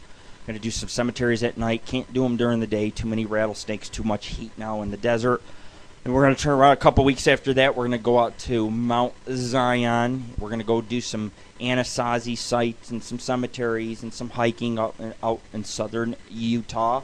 I really look forward to doing this because, you know, that's what I am. I mean, I'm a paranormal adventurer. I go out, I don't expect nothing, but I go out and we find all kinds of strange little things that we can post. And speaking of posting, we're going to be putting on our site the most amazing updates since we've been out here in Las Vegas. They are the Mount Potosi mine, Mount Potosi itself. Very mysterious place, one of the oldest and first mines that ever closed in Nevada. Like I said, it's a very spooky place. The mine is not on the bottom of the mountain. You actually have to hike to the peak of the mountain. The mountain's near the peak. And then you go up into the mine itself. There's one entrance in, one entrance out. There are many shafts. There are many different levels. It's just a very crazy place. I maybe explored on the Potosi mine probably about 30% of it. And there's like at least 70% more of that mine to explore. But anyways, I love Craigslist, and there is more 420 ads than any type of ad. Some are cops undercover. Here's one: pleasure her orally with 420. He's a 42-year-old guy. He's in Vegas. I'm looking for a younger to host me and hang out, smoke chronic green, and then please you orally. No reciprocation. Smoke out, lay back, enjoy. You won't be disappointed. Very clean, safe, and going and discreet. When they say you won't be disappointed, you are on Craigslist. Here we go. I got 420. I'm looking to get some big black cock to fuck. Hi, my name's Eddie. Or he says he's saying he's big black cock. That's the name he calls it. He's like, my name is Eddie. I like to see a sexy, freaky woman, but I have to let you know I'm 5'10", I'm light-skinned, black, hazel brown eyes, 115 pounds. In other words, he's tall and he's a toothpick. I'm a very respected black man to all women and love to meet up sometime with other races. So if that's okay with you, hit me up. Let's make this happen. Basically, the key in the ad is I got the 420. I don't care how skinny you are or how big your schlong is. You got the 420, you're getting laid. Of course, in my case, that's not true because every girl I've ever met has said, give me your weed and I'll leave you with blue balls, you know. 420 and sex or sex and 420. Here it is. I guess the order doesn't matter. I'm not looking for a girlfriend. I'm looking for a friend to hang out with. I like to smoke and fuck. Hit me up. Let me eat your pussy while you're smoking the blunt. I'm white. I'm 30. With loss of stamina, so I want to go for an hour or two of licking and kissing and spanking. In other words, this is a dude that can't get the cock up, so he says, you know what? I'll tell you what. I'll taste your pussy. In return, you get the weed. I don't see what this guy is getting out of it because look at the facts, okay? He's eating the pussy. He's providing the weed. And there is no woman on Craigslist who's going to let you walk out with a bag of weed. They're going to be like, excuse you, please leave the bag on the nightstand after you eat my pussy, and I never want to see you again. That's how women roll on the goddamn Craigslist fucking site. Anyways, here, we got a good one here. I'm a BBW, and I'm looking for some fun. I'm looking for a friend with benefits. I'm going maybe once or twice a week. Must be discreet. Must be 420 friendly. I'm a Hispanic. I'm a big girl. Hazel eyes. Black hair. Light complexion. 5'5". And I'm looking for someone to come over with some 420, some drinks, and have some fun. Basically, she's saying, you bring the booze, you bring the 420, you bring the dick, and you leave it. You leave it all. Looking for friendship. This is a good one. I'm married, but my husband went back to the East Coast and he left me. I don't know anyone. I spend a lot of time bored. I'm unemployed. I have no vehicle. In simple terms, just put, hey baby, I'm a loser. And I'm very much into 420. I don't drink, but I do smoke. I'm 5'5", 120, blonde hair, blue eyes. I'm told I'm easy on the eyes. Getting laid? Not a problem for me. So if this is all you're after, I'm not your girl. I'm not looking for anything long term. I'm still deciding what to do in my life. I want to meet someone. Get out of the house. Maybe adjust the brain. If you're in my area and want to smoke me up, get back to me. It's time to bust out of my shell and get back to living. Don't reply without a pic. Must be 420 ready and must provide me with smoke. Excuse me. You know, does it sound wrong on all levels? Okay, I love my weed. I love my 420. But I am not going to write this girl and say, hey, look, okay, I'm going to smoke your ass fucking out, okay? Because first of all, we're looking at a fat girl. She's this one here is like fucking skinny as hell. Okay, she's unemployed, got no vehicle, her husband fucking left her. All right, which means she ain't got no weed. She's not going to throw in half for a bag of dope. So you're going to sit there, she's going to smoke all your fucking shit. She's going to sit there and tell you, hey, look, okay, I don't suck dick. I don't fuck like a whore. She's going to give you a whole list of things, and I'm going to be like, hey, I'm going to write this girl, and I'm going to be like, what do you do? Well, I'll smoke all your weed. No thanks. I'd rather jerk it, thank you. You're listening to Angel of the Night Radio. Got 420 all in Vegas, this person types. Got 420? We do. We're a non-profit organization giving away free marijuana gifts to help relieve stress for a small donation. Turns out it was a cop. Mature woman with herpes. This is one of the last ads of the night. I'm alone, but I am not lonely. I'm independent, self-supporting, happy, extremely healthy, despite the herpes factor, and very active. Am often told that I'm attractive. My interests are many and varied. Have dated men without the gift, but have decided that it doesn't work for me. Even though I'm always upfront with my herpes info before I spark a start, my concern regarding the passive virus gets in the way. So here I am. I'm looking for men, blah, blah, blah, blah, blah. I'm fucking super tall like an Amazon. I'd appreciate a man who's not under 5'8", because I'm tall like an Amazon. And at any rate, I don't wear the flat shoes when I go out. Smiles, just so you know. I don't care, lady, what shoes you wear on your fucking feet, okay? Your pussy is diseased. It's rank, it's diseased, it probably smells like fish. My opinion is, my hand makes a better pussy than your pussy itself. She goes on, she says, I smoke cigarettes, I drink socially, but if you're interested, respond with a pic and I'll send mine. Mail without pics will be deleted. I'm sorry. And there should be quotes there. I'm a superficial cunt with a disease between my legs. Please note, I am not interested in anyone without herpes. Heavy drinkers or drug users. Marijuana's a drug, and I'm not 420 friendly. Sorry. Hope that anyone who reads this has a fantastic weekend. I know I will, and she smiles. Yeah, because you're going to go to a nightclub. You're going to pass your shit to some innocent guy like fucking me. You know what's funny? This girl called marijuana a fucking drug. Which right there, I'm sitting there thinking, now you're fucking stupid and diseased, okay?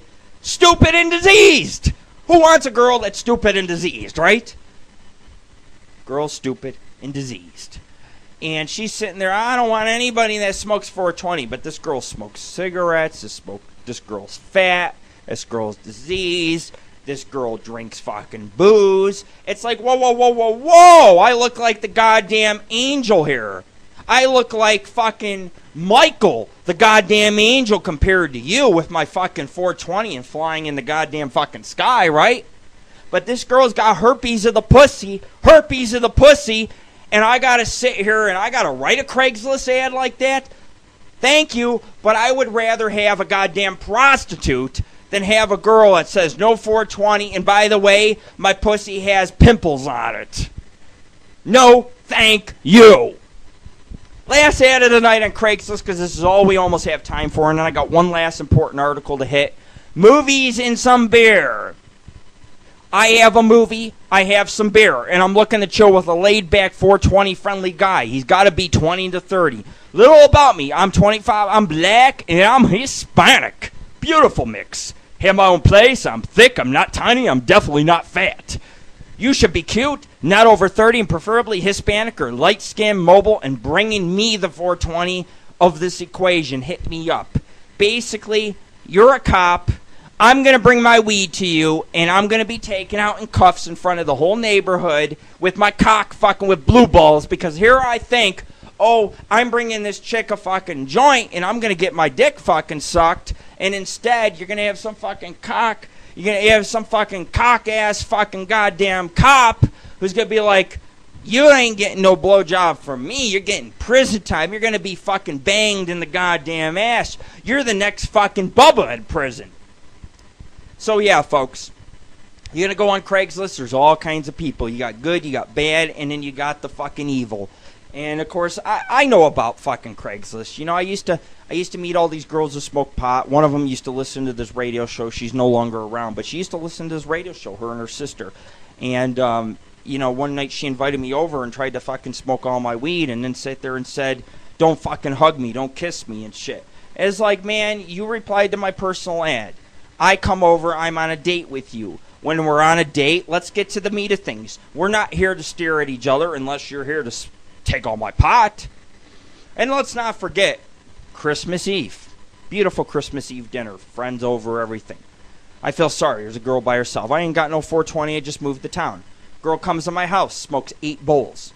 8 bowls. Doesn't suck my dick. Doesn't fuck me.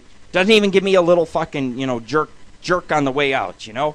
Instead, she's on the phone with her pimp, bitching because I won't give her a bag of weed or pay her for her services. My roommates look at me like, God, she came fast. And I'm thinking to myself, she didn't fucking come fast. She fucking came to toke and smoke and move on to the next house. And that's what she did. She sat there and she's like, I'm gonna make an appointment with somebody else because they might be more giving to the weed. I'm like, man, if you don't pass out with the bomb ass fucking skunk and chronic I fucking got, there is something wrong with you. Wrong with you, baby. But anyways, we're about to near the end of the Angel of the Night radio show. It's a little past midnight. Let's see what we can do here. I can talk to you guys a little bit about cannabinoids. I'll go into it very briefly, and then we're going to wrap up the show. And it's been a good show tonight, you know. I mean, this is by the Ministry of Amsterdam info on cannabinoids. It's kind of long, but let me go ahead. This is by Dr. Robert Melamidi. He's a PhD, University of Colorado. You can actually look him up. Just go up there and just find your fucking doctor with the Robert. And basically, he had wrote something that they've been around for 600 million years, even before the dinosaurs. And the cannabinoid system was continuously evolutionized, been retained by all new species. Food and feeding is in the heart of the cannabinoid system. And this guy basically wrote 31 reasons about cannabinoids. And, you know, let me go into a few of them, and then you guys can type in and Google cannabinoids, okay? Number 1, cannabinoids are in every living animal on the planet, including hydra and mollusks, exception of the insects. Bodies are homeostatically maintained by the cannabinoid system. Mothers give their babies a booster shot of cannabinoids in mother's milk to give them the munchies because they have to learn to eat. They've been fed through umbilical cords and did not have to know how to eat. Mice lacking CB1 receptors don't like any changes. If they are moved to another part of the cage, they act upset. When they are put back in the original spot in the cage, they relax. But if they are put in another part of the cage, they get upset again. Comment. I wonder if people, especially drug warriors, had their CB1 receptors blocked, then they would resist change, and the ones of us who had unblocked CB1 receptors enjoy the benefits of cannabinoids, are a lot more relaxed and not paranoid about change. It's It's an interesting thought. Number 4, all species utilize cannabinoids. Number 5, by being alive and breathing air, our bodies produce free radicals. Cannabinoids help to reverse this action. Number 6, cannabinoids do kill brain cells, but the brain cells they kill are called glioma, or cancer of the brain. In other words, the cannabinoids kill a tumor, and all their brain cells are protected and healed by the cannabinoids. Number 7, cannabinoids protect against sunburn and skin cancer causing of CB1 receptors in their skin. Cannabinoids slow down the aging process. Mice that their brains respond to cannabinoids live longer, and mice that have brains that block the CB1 receptors, they do die younger. 9, activity in evolutionary advanced areas of brain increase in cannabinoid receptors and promotes higher conscious levels. 10, cannabinoids are even found in white blood cells, CB2 receptors. The CB2 receptors are often predominantly in immunological cells and regulate the shift in the immune system to anti-inflammatory mode. Number 11, cannabinoids protect the heart against arrhythmia. Okay, and you guys get the idea. There's 31 things to read about cannabinoids. Cannabinoids basically are found all over. Even though the government tries to get rid of cannabis, even though they refuse to let people use hemp, which is a useful product, or grow hemp in this country, the cannabinoids are all around us. You cannot get rid of them. You have them. I have them. THC, that's what's found in cannabis. It's the high lasts maybe for a couple hours, if it is even a high. It's more like, hey, we're just going to chill out and relax. But I don't know about you folks, but the Angel of the Night radio show, we're done for tonight. We have covered so much, and I want to thank everybody for coming out to one of our biggest shows of the year. You're listening to Angel of the Night radio. It is time to go play a little bit of we'll go play a little bit of Star Wars, right? We'll smoke a little bit of fucking cannabis. And I will see everybody in about a month when our next Angel of the Night radio show is, because we have about 1 or 2 vacations coming up. We got Sneezers and my birthday party coming up. I may host a radio show for my birthday and Sneezer's birthday together. Do not forget, if you are a member listening in the Las Vegas area, Angel of the Night radio show is hosting a major party May 15th. Our meetup will probably be May 21st or 23rd at the Voodoo Lounge again. Maybe I'll have our special guest come out again, and he can levitate rocks for you Las Vegas people. Paranormal Ghost Society will be relocating out to Lake Tahoe, maybe Reno, possibly Sacramento areas, or we can spend some time in northern Nevada, northern and central California, doing ghost towns, mines, saloons, Sierra Nevadas, just anything you guys can think of. And those are a lot of big changes. We'd like to do a trip to England. If anybody wants to donate to our PayPal and just put $10 towards us and say, hey, trip to England, that's fine. Or our site dues, because our site does promote marijuana. It continuously is an activist against the prohibition. People who are very ignorant towards the fact of trying to legalize it, despite the facts that they know that these were just myths created 100 years ago. You guys have learned the hard, cold facts only on Angel of Thy Night radio. You're listening to Lord Rick. Time to go toke. Time to go smoke. We're going to finish off the night with a couple fucking songs. I'm going to go ahead and let's see what we can play here. I think I'm going to go ahead and... You guys like pop fucking songs. So we're going to go ahead and play something old. Motley Crue, Smoking in the Boys' Room. And then we're going to turn around. We'll play maybe some VNV Nation, some Forsaken. Bring out your joints, bring out your bongs, smoke one. Let's celebrate for the fact that Angel of the Night Radio has been around 3 years and Nightfall Radio has been around for almost a year. And we're bringing the two together in a smash. Angel of the Night Radio, this episode, as well as 60-something other episodes, will be available soon on disc. You can buy Season 1, 2, 3, and 4. We'll have Season 5, 6, and 7 very soon available on disc. You can order them, or you can have your chance to win the full collection, which is priceless. It's worth thousands of dollars. You guys can win it in any of our contests in the future. I guess what's going to happen now is I'm going to take about a 2 to 4 week break from Angel of the Night Radio. I'm going to start working on site updates.